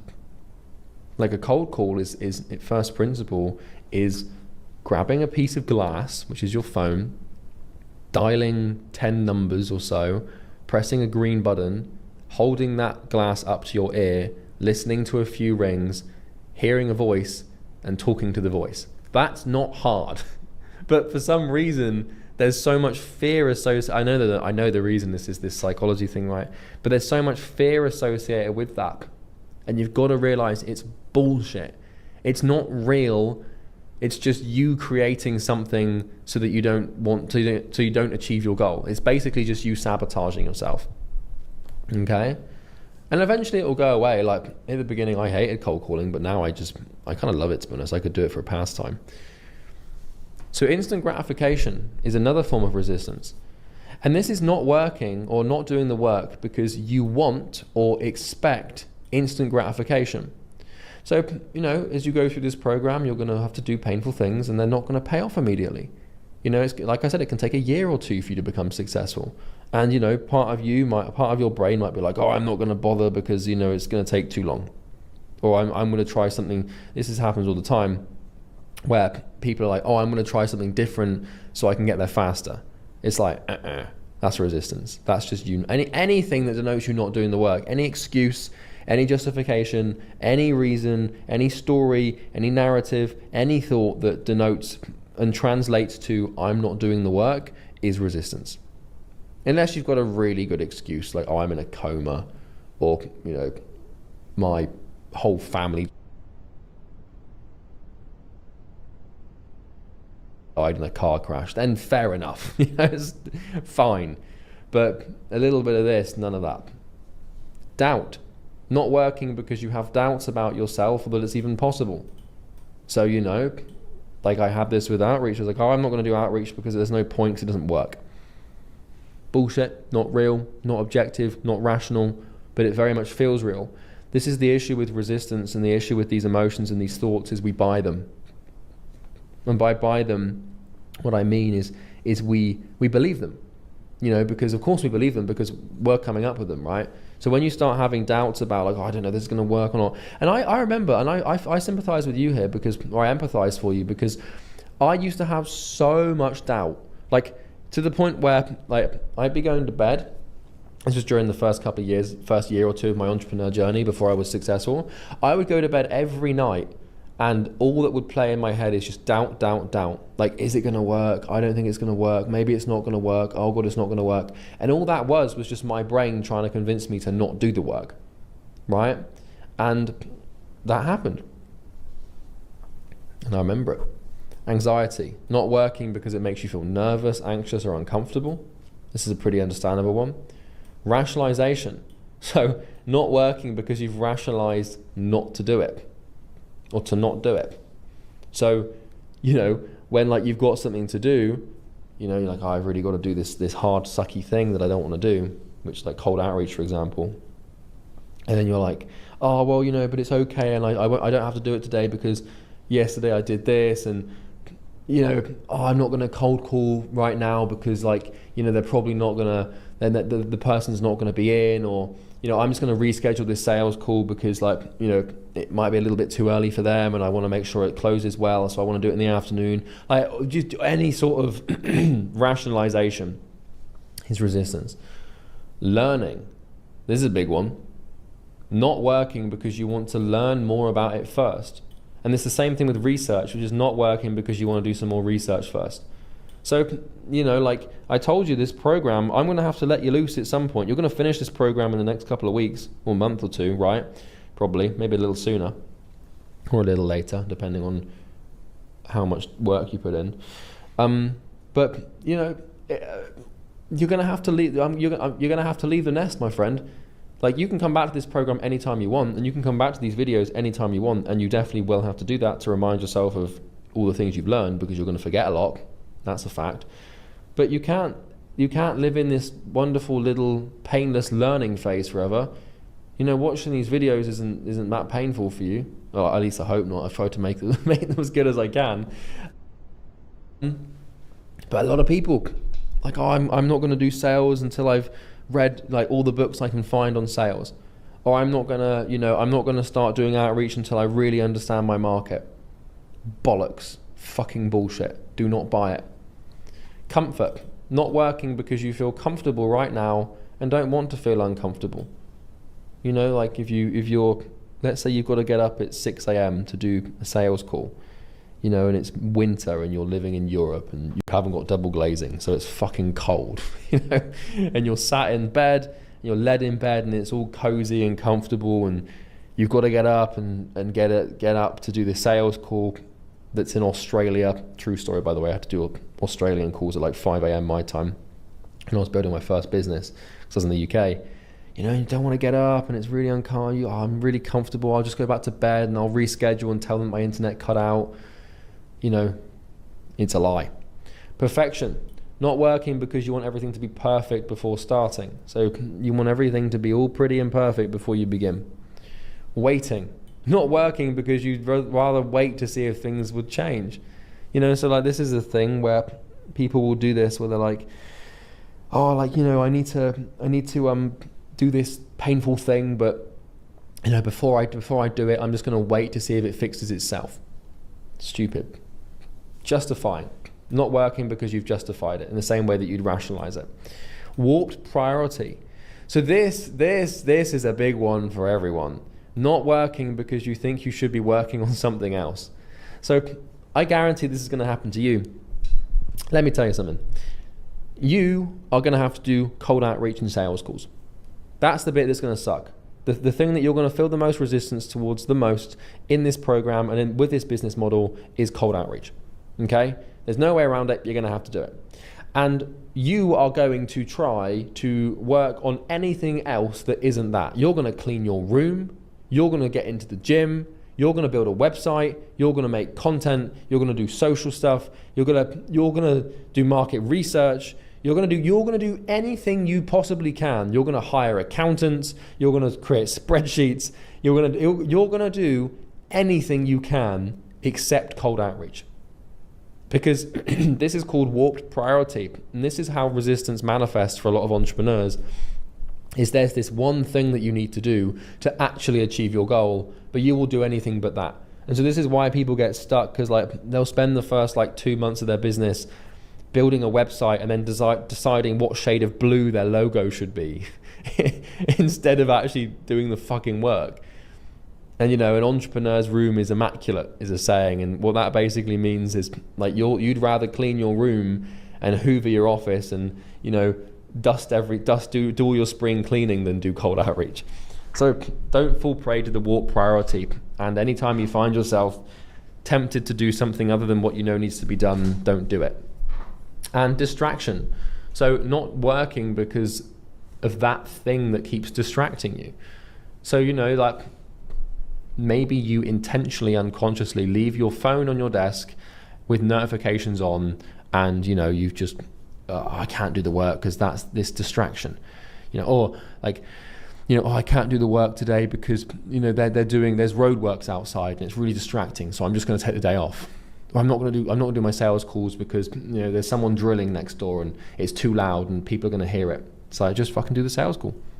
You know, as long as you can hear them and they can hear you, you can just mute when they're talking. Doesn't matter. Support. This is a big one. Not working because you don't have the support or a fucking accountability partner.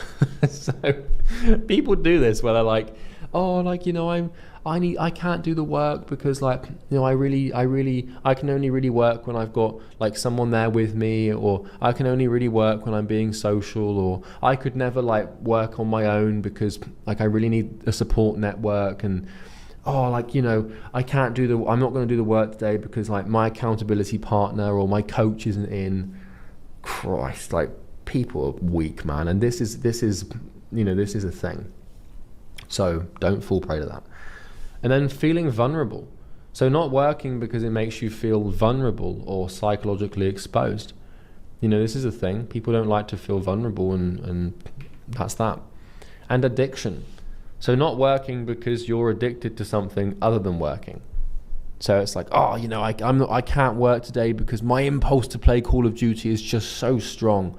Or I can't work today because of this thing is just, I've just got such a compelling urge to do it.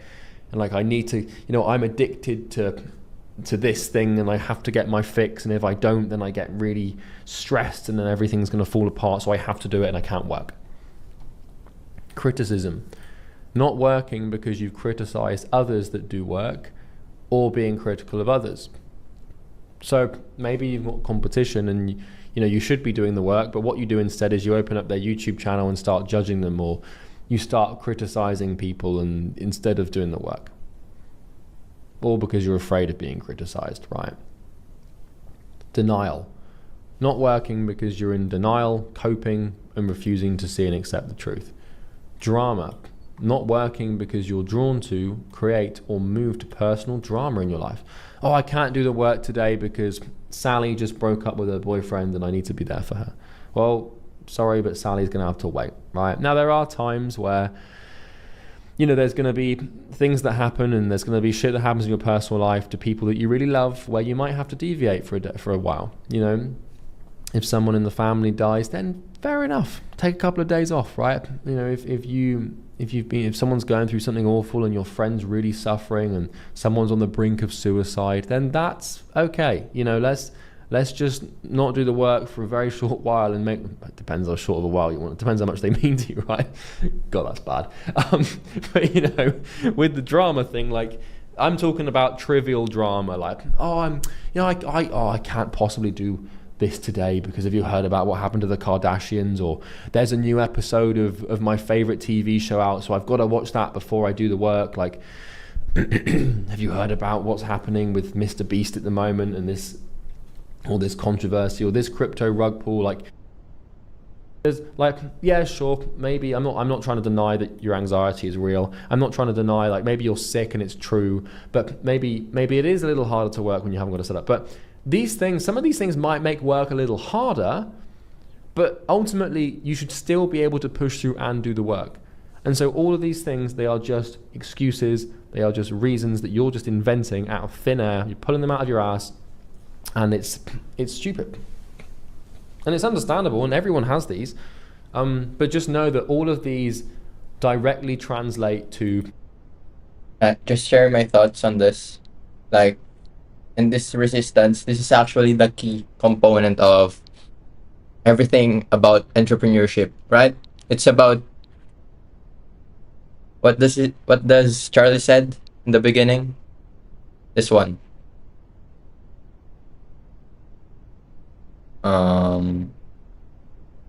This one. Are you seeing this or no? Or oh, you can see this. Okay, here. Are you seeing this, right? First is to become aware of resistance. Start labeling it and making it visible. And become intolerant of it. Work regardless, face to pain. So basically, we work even though we are having these excuses. We work even we have fear, we have doubt, we have what? Uncertainty. Even if we, like, there are so many resistance that we face, like during this one, right?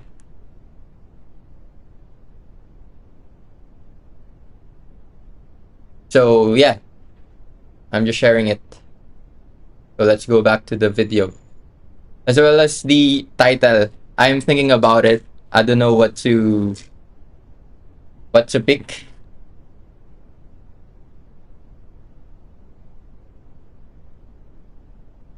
Oh, okay. I see. Thank you for that suggestion, man.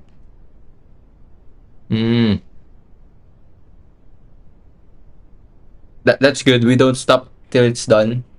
That's a good quote. You guys are have so much insights on everything, man. It is good. And yeah, I'm going to continue the video. Okay, thank you, Mon. I'm just avoiding pain, pretty much. And all of these things are what we would call coping mechanisms, or cope, which is just another term for denial. So like, we have resistance, which is this force, and the way that resistance manifests to us is through these thoughts and emotions and through these excuses, and these are called coping mechanisms. So coping is denial. And denial and coping is a pain avoidance strategy that our brain uses to deal with painful situations. So sometimes if something is too painful, we try and find a way to deal with it and cope with it. And I can tell you from experience that when it comes to work, coping isn't necessary. It's just an easy way out. So an example of when coping might be necessary is this. So if you're going through life and you have something absolutely tragic happen to you, so let's say that, something really traumatic happens, like, your entire family just is murdered, right? What the brain will do is, there's a very common and natural psychological defense response to something like that called repression, where basically, think of it like this. If you eat a massive meal, your body will try and force you to stop eating because it can't deal with what you've given it. And so when you get full up and you can't eat anymore, and you lose all motivation to eat, and all your hunger hormones are just screaming at you to stop eating, so you stop eating.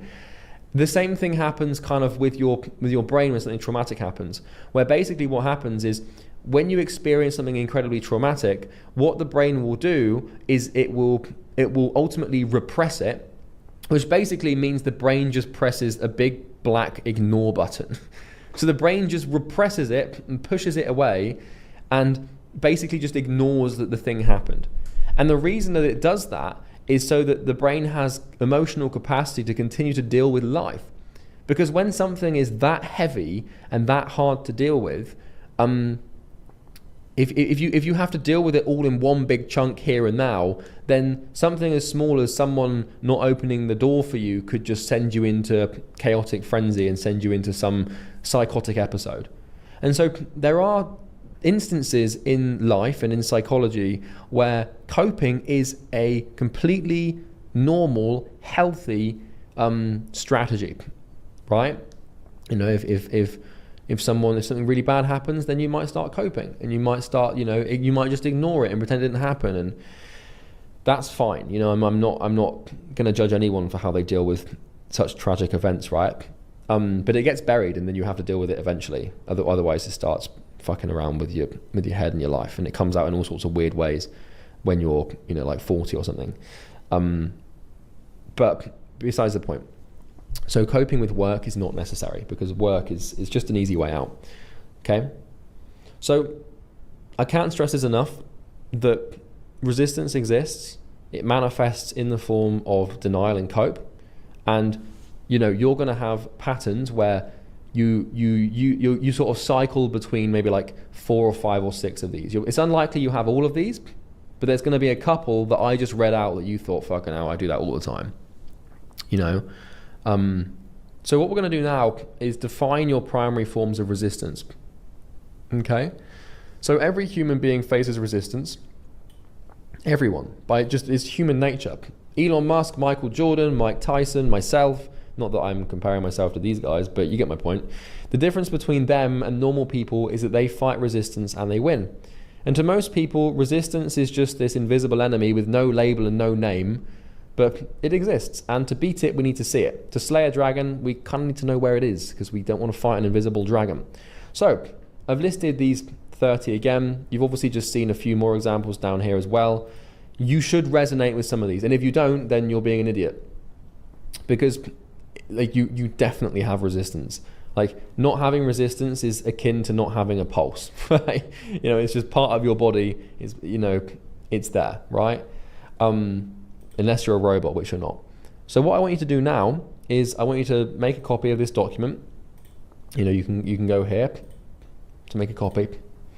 And I want you to basically list your primary resistance forms. So, you know, just take a minute. It could be fear, it could be doubt, it could be warped priorities, it could be dopamine, it could be motivation, it could be anxiety. And keep going, just as many as you can possibly think of, you know. You might have like 10, you might have 20, you might have 30, you know. I listed all, I mean, fucking hell, I really thought about this for like a good day or two. I wanted to make sure that I gave you all of the ones. And I just thought back to every little instance that I could think of where I didn't want to do the work. And these aren't my main ones. But yeah, I'm not going to tell you my main ones, by the way, because I don't want to bias you into thinking that those are the ones that you have as well.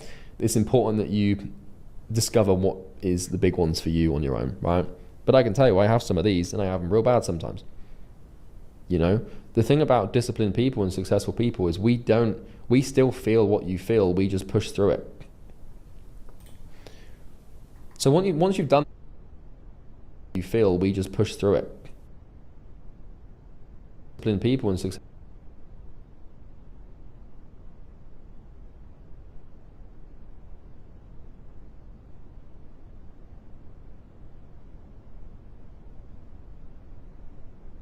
people is we still feel what you feel, we just push through it. So once you've done that, once you've listed your primary forms of resistance below, I want you to add some context to these resistance forms. So like, for example, like, you know, here are some examples that I could think of, right? So like, let's say, I'm not saying these are my primary ones, right? You know, but I'm just giving you some examples. So here's my primary resistance forms. You know, let's say that I have burnout, pain avoidance, routine, denial, learning, and comfort. So what you want to do is you want to just, you know, using this page here, just give some context to the things that you've written out. Give some examples.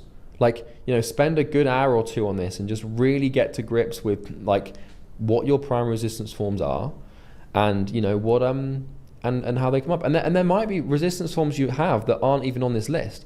There might be something that you're aware of, thinking, God, yeah, that's like a big one. Like, let me see if I can think of another one that might be on this list. Let's see. Well, I think I've exhausted most of the things that are in my peripheral of consciousness, so I think we'll leave it at that. But you get the point, right? So there we go, okay? So do this now, list them out, and you might be feeling some resistance to doing this, which is the irony. You know, maybe you've just told yourself right now, like, oh, I'll do this action item later. Well, my friend, let me introduce you to the cope of procrastination. Or maybe, you know, maybe you look at this and think, oh, I don't need to do that, I already know this. Well, my friend, let me introduce you to whatever that would be, like entitlement. Like, I already know this, I don't need to do this. You know, fucking stupid. Anyway, remember, it's still all your fault. So it becomes very easy to, you know, find these forms of resistance and find these primary forms of resistance and then point the finger and blame those things as to why you're not successful. But the reason you're not successful yet is because you've allowed these things to win. So don't make the mistake of thinking you're not where you want to be because of resistance. As per the previous videos, it's still very much your fault. You are where you are because of you. It's not your fault that resistance exists, but it is your fault if you give into it.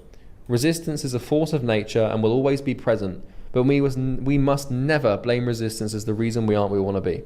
Resistance can always be overcome, and you are always to blame. It's easy to turn and point the finger to resistance and say, that's not why I am where I want to be. Like, you know, oh, I really struggle with procrastination, or my mental health is just so bad and gets in the way. It bollocks, right? You know, yeah, it might be bad and it might be a problem, but it's no excuse for you not doing the work. And you can use it as an excuse if you want, but you're never going to be successful. Or my self-doubt is why I'm not successful. But you must remember that these things aren't to blame, it's just the fact that you don't fight back that is the reason. So I'm just telling you the truth. I don't care how bad these things are for you, they are no excuse. Hey man, Raul, yeah, I think I'm gonna finish. I think I can, actually. I'm thinking about finishing it in the self-transcendence part, in the last part. but I'm not yet sure. But I'm gonna finish the unrelenting discipline. That's for sure. I don't know, but we'll go until 10 p.m. So we have what? 11 hours to go? Is that right? Or 9? 3, 4, 5, 6, 7, 8, 9, 10. Oh, 7 hours. 7 hours or 9 hours. And let's see. Let's go. Right? No excuse. There is no excuse. There really isn't. And once again, all these things, they're not real. They're just direct translations to pain avoidance. Okay? So resistance genesis. So we kind of need to get, like, where the hell does this thing come from? So we know it exists. We know resistance exists, and we know it bubbles up in this grey lake, and all these bubbles pop, and it's painful to feel them, and we'll basically find any excuse we can not to do the work. But why? Like, how's that for a intellectual challenge? Like, why? Where does this come from? Like, what purpose does this serve? Like, it sucks. Why do we have to go through this? Like, where does it come from? Why can't success just be this nice, easy, straight line without suffering, pain, and agony? Well, something worth thinking about is, like, why can't success just be nice and easy? Because if it was just nice and easy, then you probably wouldn't care much for it. The only reason everyone wants to be successful, or the only reason you want to be successful, is because it's a rare commodity. And the reason that it's hard is kind of why you want it, right? Because imagine if everyone had it, then no one would care. If everyone had it, they wouldn't want it because they already have it. We only want things that we don't have and struggle to have. So it comes from your current self. So resistance comes from your current self. Imagine that your current self is an animal, like a living organism. Just like all living things, your current self has what we would call a survival bias. And this means that it wants to survive and it wants to live, not die. So, components of your psychology and components of your identity are very much alive. Not physically, they don't have a pulse, but they do exist. And just like any living thing, it wants to live. It doesn't want to die, right? Understand. This is a very important thing to understand. Your goal threatens the survival of your current self. Because when you set a goal, that goal requires you to become someone new and build your evolved self. And building your evolved self on paper is like putting your new self into a kickboxing to the death match with your current self.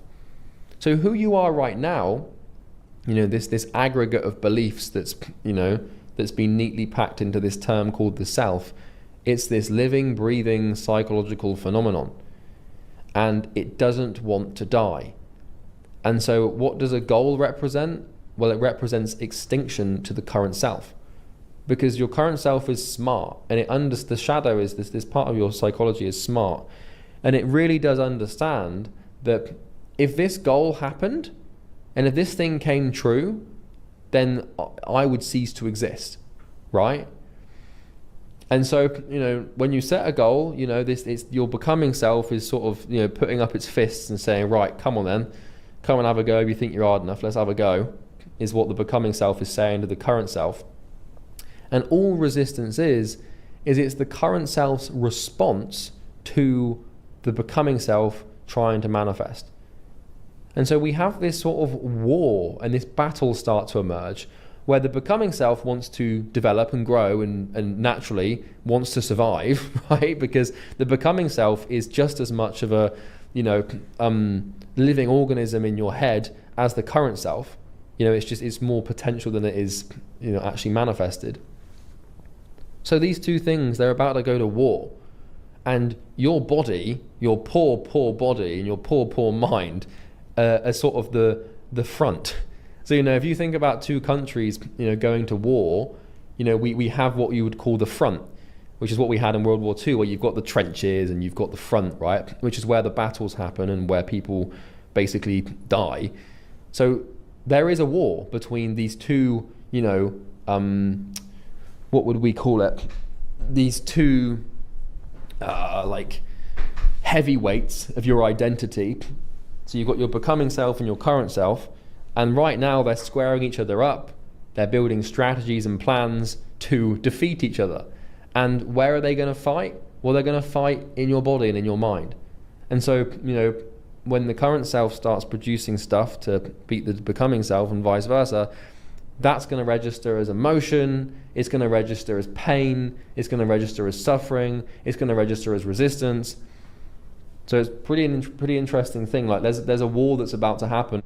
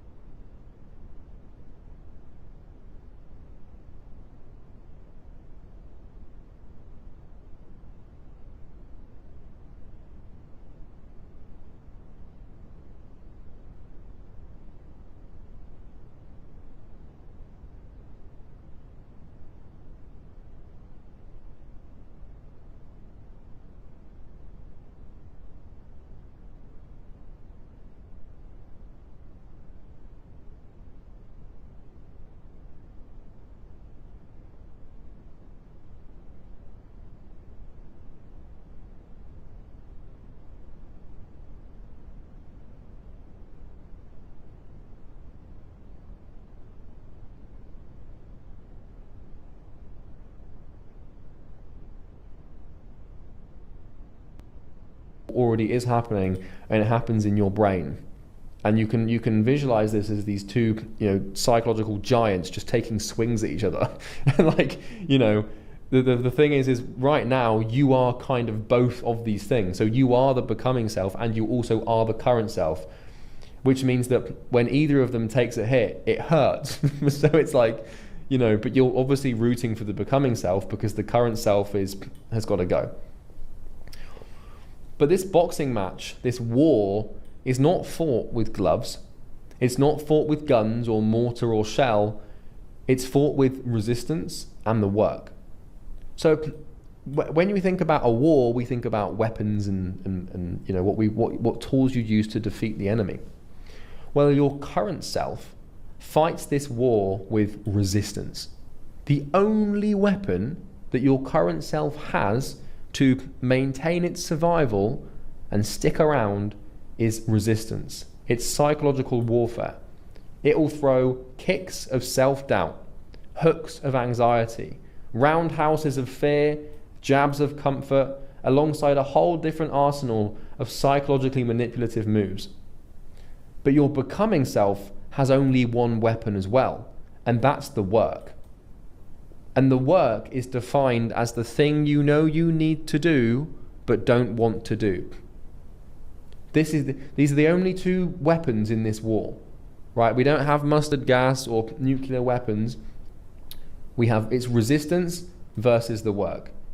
And, you've got your current self here, which is obviously, I'm not trying to demonize you, but you've got the current self here. And understandably so, it doesn't want to die. It doesn't want to, perish and fade away into nothingness at all. Why would it want to do that?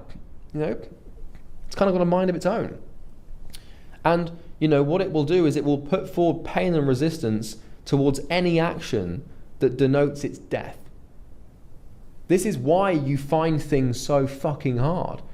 Like, picking up the phone and doing a cold call might seem like an easy thing, but to your current self, as soon as your current self is like, as soon as that registers, like it's like, I should probably make a cold call. Like what happens is your becoming self gives you the idea of like, right, we need to make cold calls. And then the current self is like, oh, buddy, I know what you're trying to do there, mate. Don't you try and pull the wool over my eyes, because if you start making cold calls, you're going to start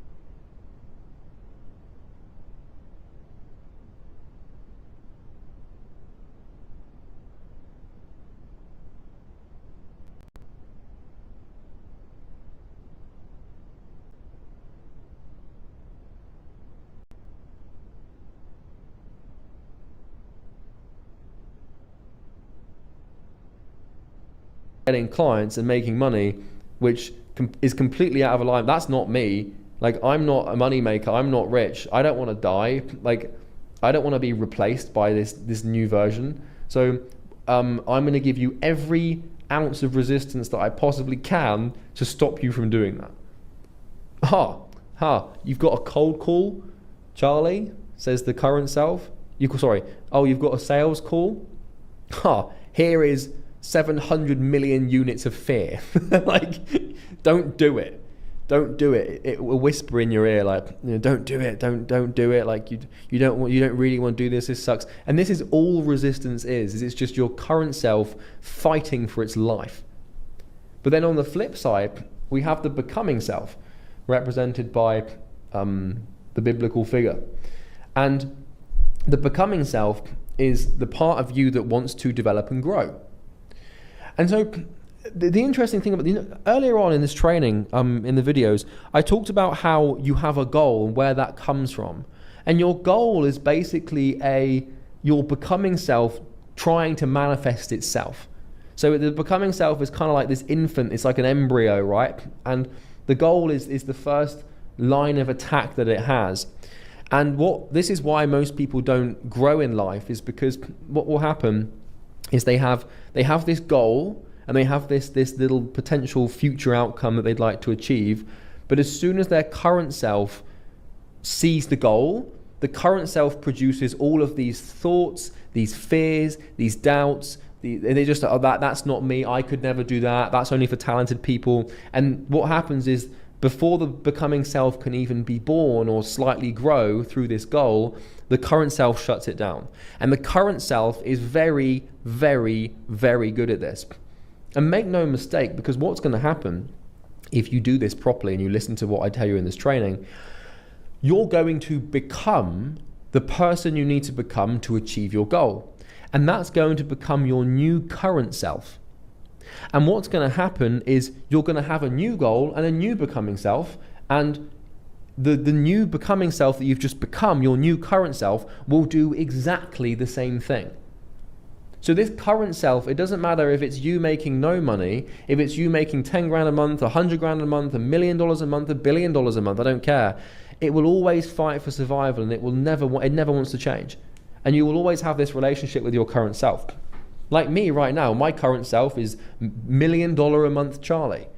And there's things that I have to do. My goal is to get to 2 to 3 million, 30 million a year, right? Multi 8 figures. And there's things that I've got to do to get there and ultimately do that. And I don't want to do them. I get loads of resistance. And that's my current self saying, not today, mate. We don't want to do that, do we? Because we want to survive. And the only thing that your becoming self has to fight back and defeat the current self is with the work. And so this battle, these two psychological forces are at loggerheads with each other, just taking these swings. And there'll be the current self like, no, we shouldn't do this, and this is this and this horrible, blah blah blah, don't do this, doubt here, rationalization here, priority here, anxiety.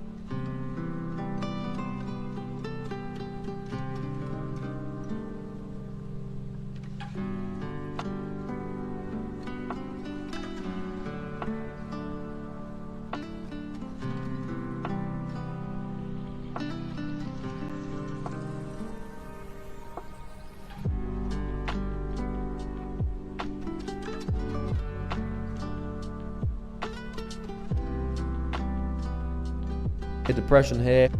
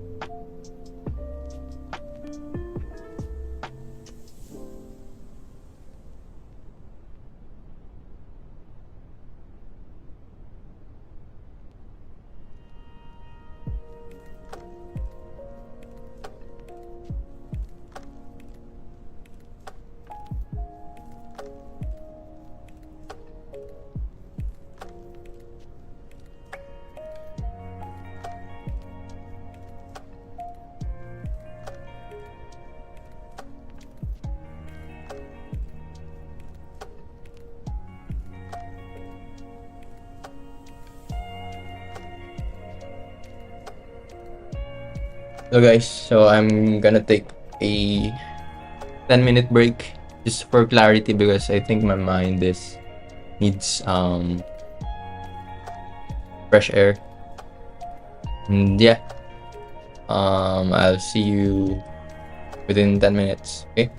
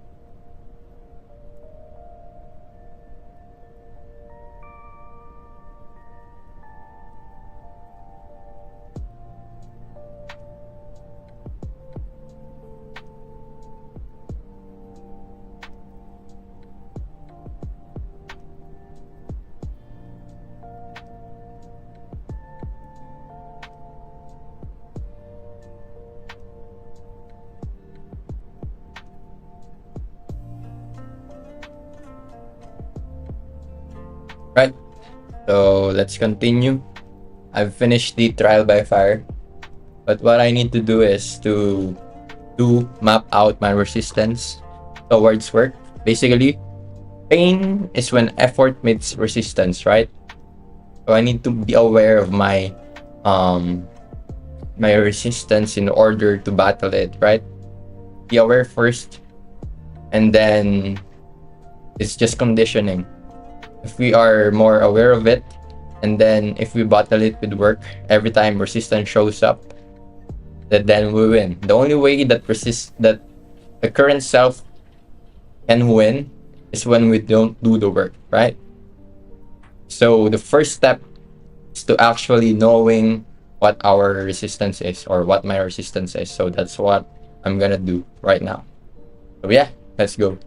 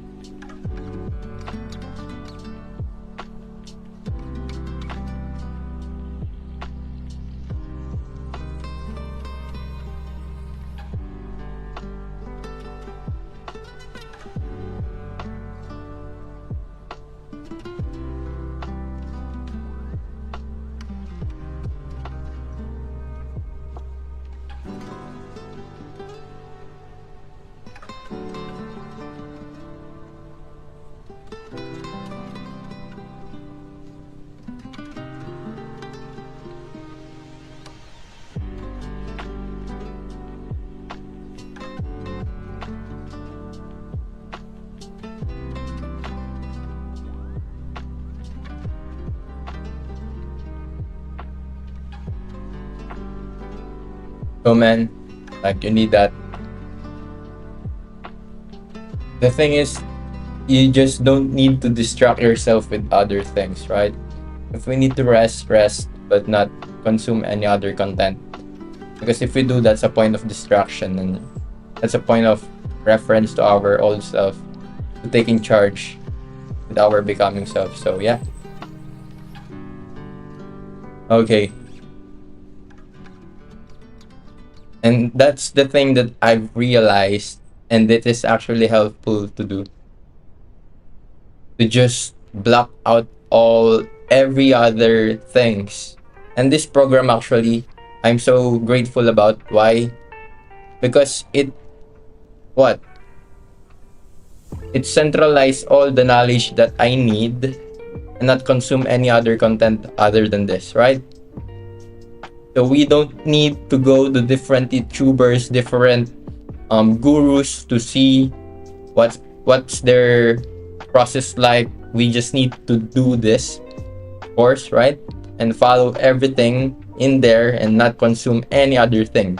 Because the thing is, Charlie's process works, right?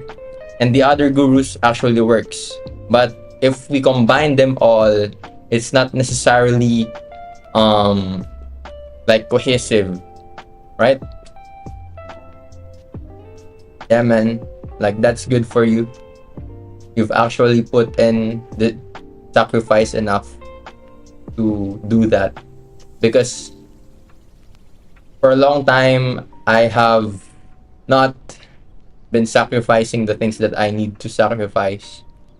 And that's basically the trial by fire. I don't know if Charlie will go deep in that, in the term of sacrifice. Like, if you don't sacrifice for your goal, the goal becomes the sacrifice. But yeah, that's true. Different advice from different business models. And we're trying to extract every insights from it, right? And it's not working. See?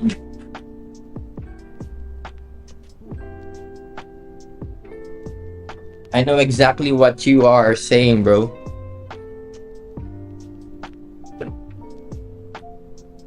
Right? It is so impactful. Like, for me, personally speaking, like, doing that, like being a degen for months on end, for doing the work and not doing the work, it's just so hard to get back on the momentum, right? And I figured if I don't stop, I don't regress too much, and just keep improving every single time and keep reiterating, right? And that's true as well. Like, sacrificing means a lot. Yeah. I know that sacrificing, for me, social life. I have friends that I want to meet every single week, but I decided I'm gonna lock in, right? I'll meet them by the end of this year, but that's that. And so many things. Like, I've also not been okay. So I've also not been going to the gym, which I actively do. I've lost so much weight, actually. But that's the sacrifice I'm willing to pay. And that's the resistance that is... like, the more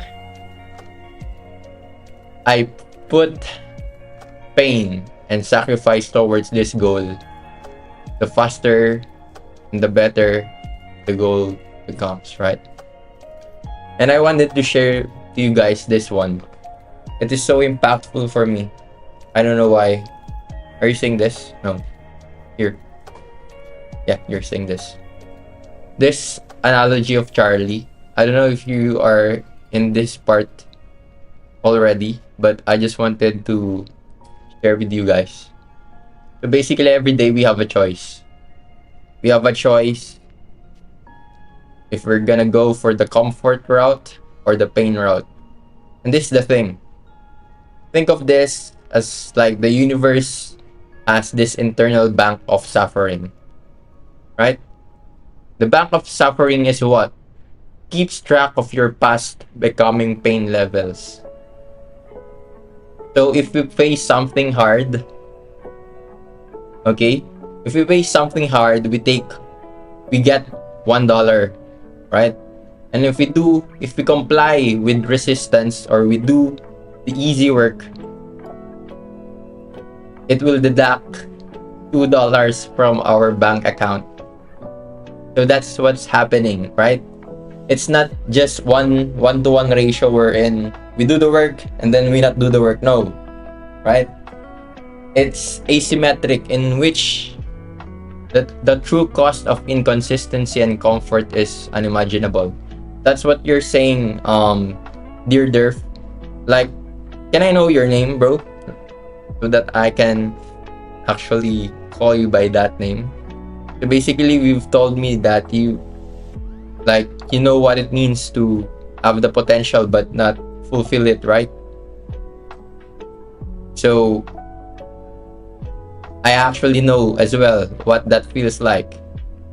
And it is so much harder, right? For us to... Wait a minute. My camera is not showing up. Let's see. It is not working.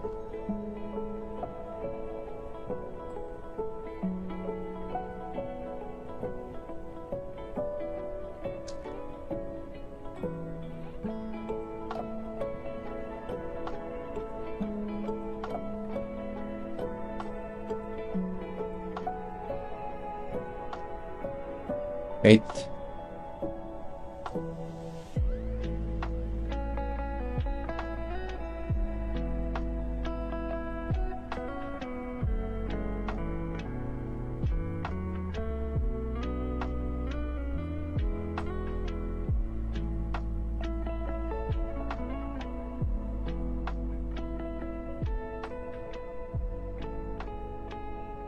I'm having a problem with my camera. Let's see if this will work. Give me a minute.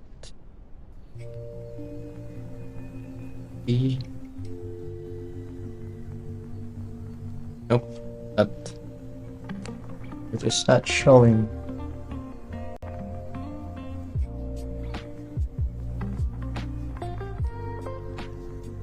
Oh no. There we go.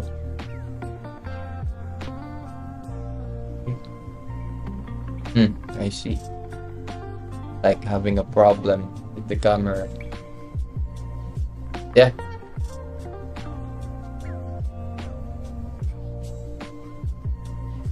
Okay, Vans. So like, basically what I'm saying is, wait.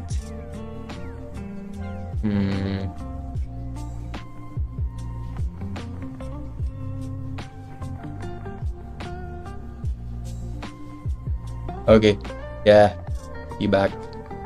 Basically what I'm saying is, this bank account is not like one-to-one ratio. And then this is the thing, there are different kinds of activities that actually has more value than others. Let's say we do something more painful than just watching this mindset videos, right? Like doing sales calls, doing outreach calls, and those things could add up to what?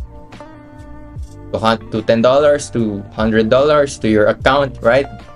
But this is the thing, if we avoid them when it really matters, you'll have to double what you've earned deducted. So that's the key. So let's say you try business for 3 months and put some work, real work. Let's say I do that, but then I take a 6-month break and I'm worse off than when you started. So that's the key. I don't know if I'm making any sense with my explanation, but this is the biggest aha moment for me in this video. Yeah, it's like doing the work, right? you earn 1. And then if you don't do the work and you comply with resistance to whatever it is, right? Whatever the excuse you say to yourself, it will deduct $2 from you. And then at some point, it's not just $1 and $2, right? At some point, it will be what? 500. And then what? 1,000. And then all of our action stacked with pain is completely gone because we don't do the work. So the thing is, it is the trial by fire in which we don't know when it will stop. We just need to work regardless of the pain. So that's what I've learned. Yeah, that's the thing. Paying interest. That's a good one, because there are things when our pain is like compounded, right? One until it becomes what? Big enough so that it can earn interest. That's good. So yeah, I'm actually done mapping my resistance. I wanted to share you guys with this thing. If I can highlight this one, this is my main resistance. It's a combination of these 3: frustrated, bored, and hating myself. It's when I'm working, then I meet this resistance. There are no reward yet. The work is frustrating. I'm fixing something, and the work is so boring. I want to do anything but work. Also, when it took so long, I put enough pain and started negotiating with myself. Then I start doing feeder actions, small negotiation that I let my old self win. I'll just do this. I'll just do that. I deserve to watch this YouTube. I deserve to watch this anime. You know, those things. I deserve to take a break. I deserve to take this day off. I deserve this and that. And then that basically regress all my progress. Right? Another thing after that, I will be this one. Then I don't know what I'm doing. If this is gonna work out or not. Right? If I can actually give value to my clients, if I can actually build the business that I want, then I don't do any work. So that's step 1. Knowing this everything, become aware of it, making it visible and conscious. And number 2, become intolerant of it, proceed in spite of it, work regardless, face the pain. So that's it. And right now, I'm just going to go straight to the next video. I think we're gonna finish all the self-transcendence module today. So let's go, Vance. Nice one. Where are you right now in the program? Are you working in the program or something else?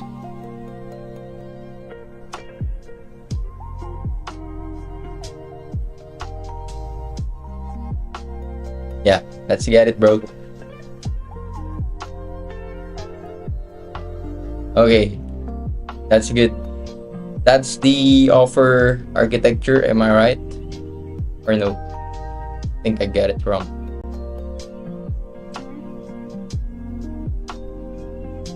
Okay. The outreach is good. You would get to know more about the market if you just talk to them. And I'm so grateful that I did it in the first 3 days. Now I'm joining this. Okay. So the 1.6 is the offer creation. Got it. Okay. So let's go. Let's go to the next module. Okay. I'll mute myself.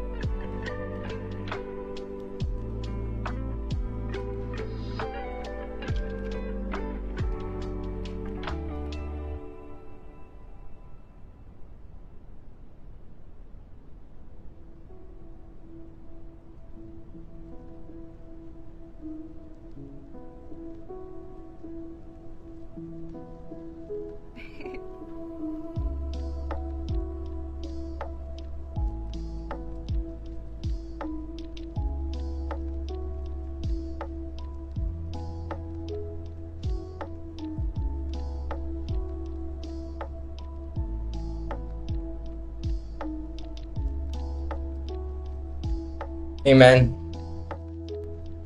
you're done already with the nap? Jeez. You're really, really grinding, bro. That's good. Let's go.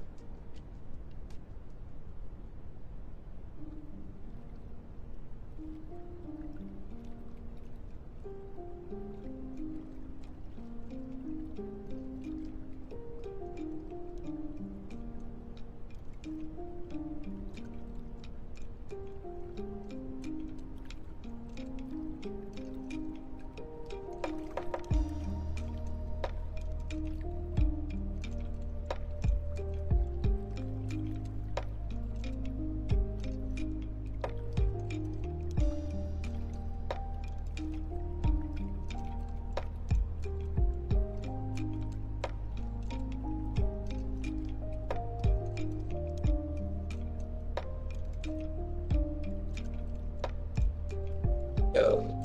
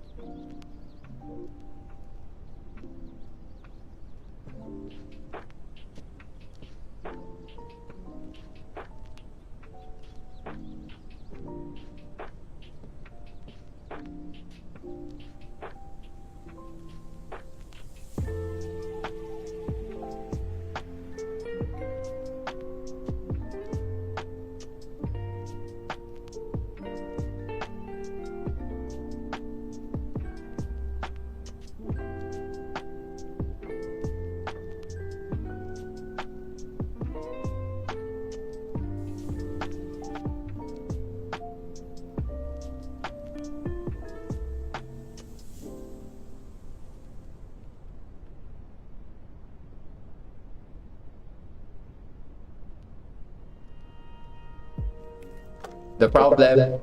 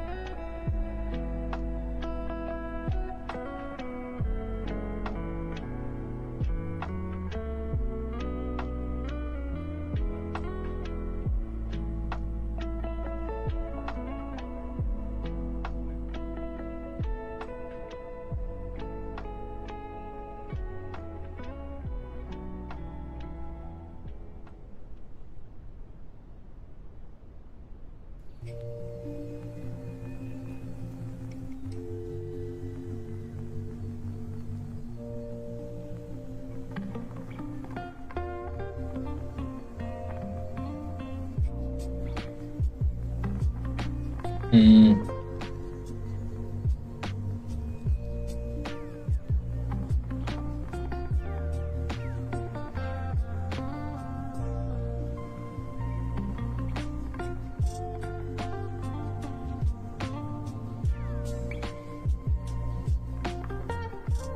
You understand your personality. Obviously, we've done a lot of work on the self-image and the beliefs and the pain avoidance and everything, and that's great. But your personality is like a natural force within you, and you can change it. It's malleable and it is entirely changeable. But you've got natural inclinations and natural ways of doing things, and I'm going to help you understand them. The purpose of this is not to help you. Well, we want to help you understand your personality, but we're not doing it so we can know who you are. We're knowing it so we can know who you're not, so we can become aware of your blind spots. So if you're, for example, really introverted, and we define that and discover that now, then we know that you're going to be missing extroversion. And so, it comes back to this inversion thing. Part of this video now is to show you what the right thing to do is. And we've already discovered, inversion and non-binary thinking. So if I want to tell you what you need to be, I need to tell you what you already are. Because if you already are something, and if you already think something is right, and that's how you are, then you're immediately not something. And so if I want to help you build non-binary habits and thinking, then I need to explain what you are so I can explain what you're not, and show you that what you're not is what you need to get your goal. Because if you had both, then you'd have done both and you wouldn't be watching this training, right? So it's kind of awesome. So you have binary poles, and chances are you are polarized in pretty much every area of your life. We need to undo and unstick yourself, and it took me about 3 years to do this. So let's start this journey right now. So it really has taken me 3, 4, 5 years to actually think about non-binary thinking intuitively, and have it happen without having to try. Because initially you're going to have to try, you're going to be way more conscious of this stuff, it's going to tire you out, it's going to be exhausting, but when you form a pattern it will work. So this is a big thing. Doing this, and what I'm about to show you, is going to massively move the needle for you, not only in your business but also actually in life. So let's start with a diagnosis. So this is a resource for you, and it's called Understanding Your Poles.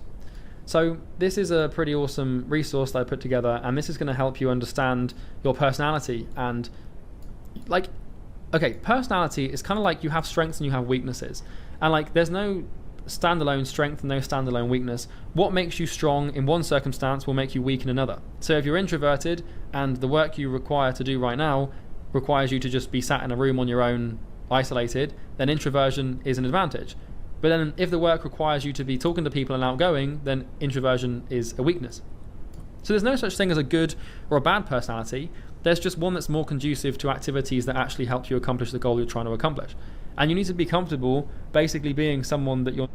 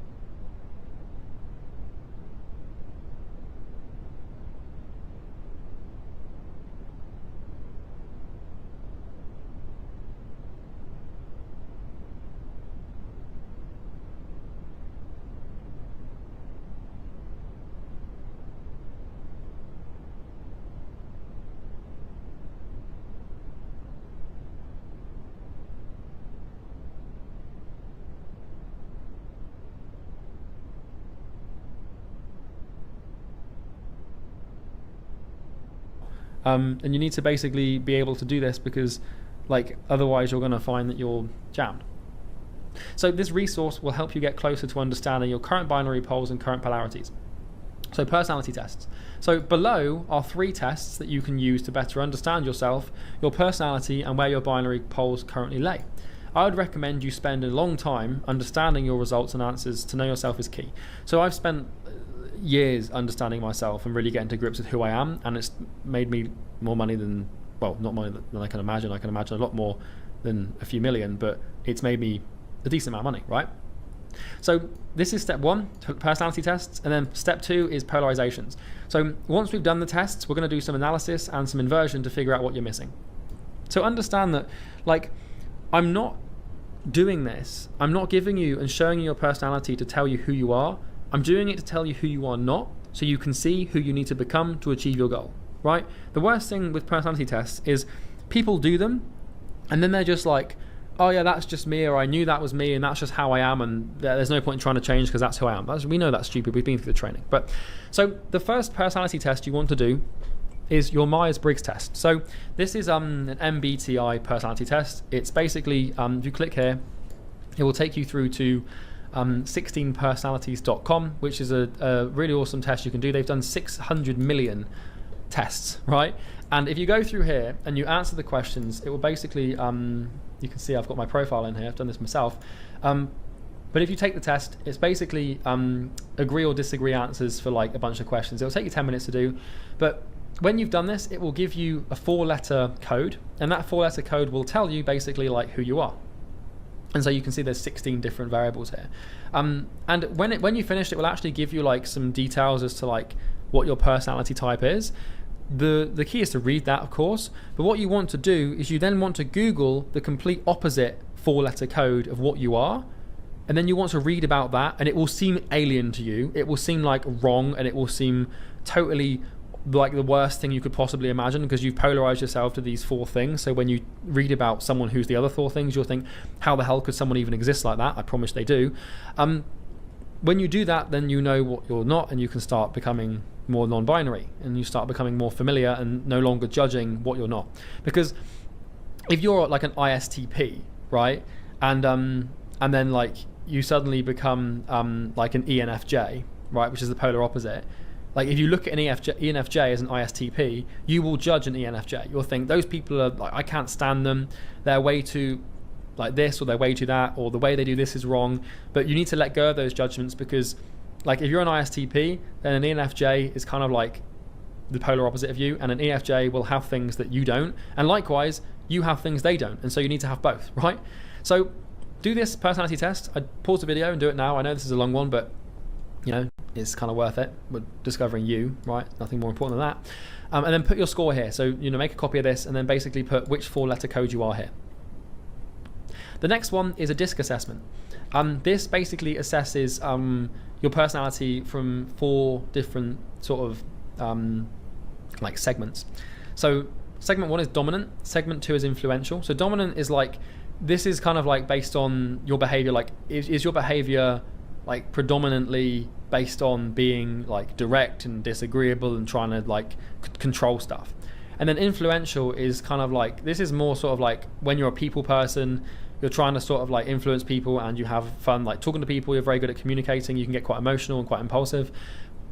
Compliant is you're more sort of like engineering based, you're more like sort of careful with what you do, you're more methodical. And then steady is just you're sort of stable, you're way more empathetic, you support, and you know there's these 4 things. So we need to figure out like whether you're a DI or a CS or like a CD or an SI or something.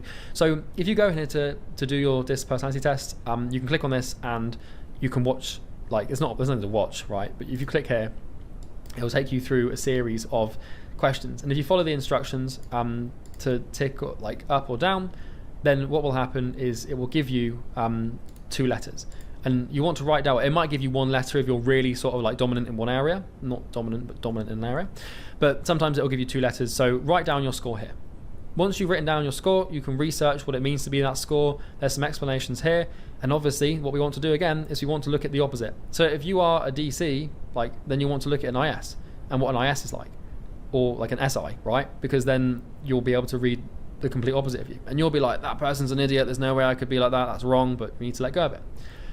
And then test 3 is the Big Five. So the Big Five is a personality test that measures you on your neuroticism, which basically is like how like easily stressed you get and how sad you get. Then you've got openness, which is like how open you are, like how intellectually curious you are, creative and stuff.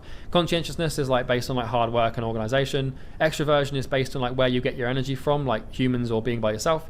And agreeableness is like, do you trust people or do you want to be helpful, right? Or like, do you not want to be told what to do? So there's 2 of these. This is the free one. You can go through this. But the one I'd recommend you do is $10. And if you go to understandmyself.com and buy this, I'd recommend this one because it just gives you more of a it gives you more of an insight into like the answers that you get, and you'll get more details. You can do either, but once you've done this, you want to write your score here. So if you do the $10 one, it will give you like it will tell you what percentile you score. So like your 44, like your agreeableness is like 44%, like, you know, whatever.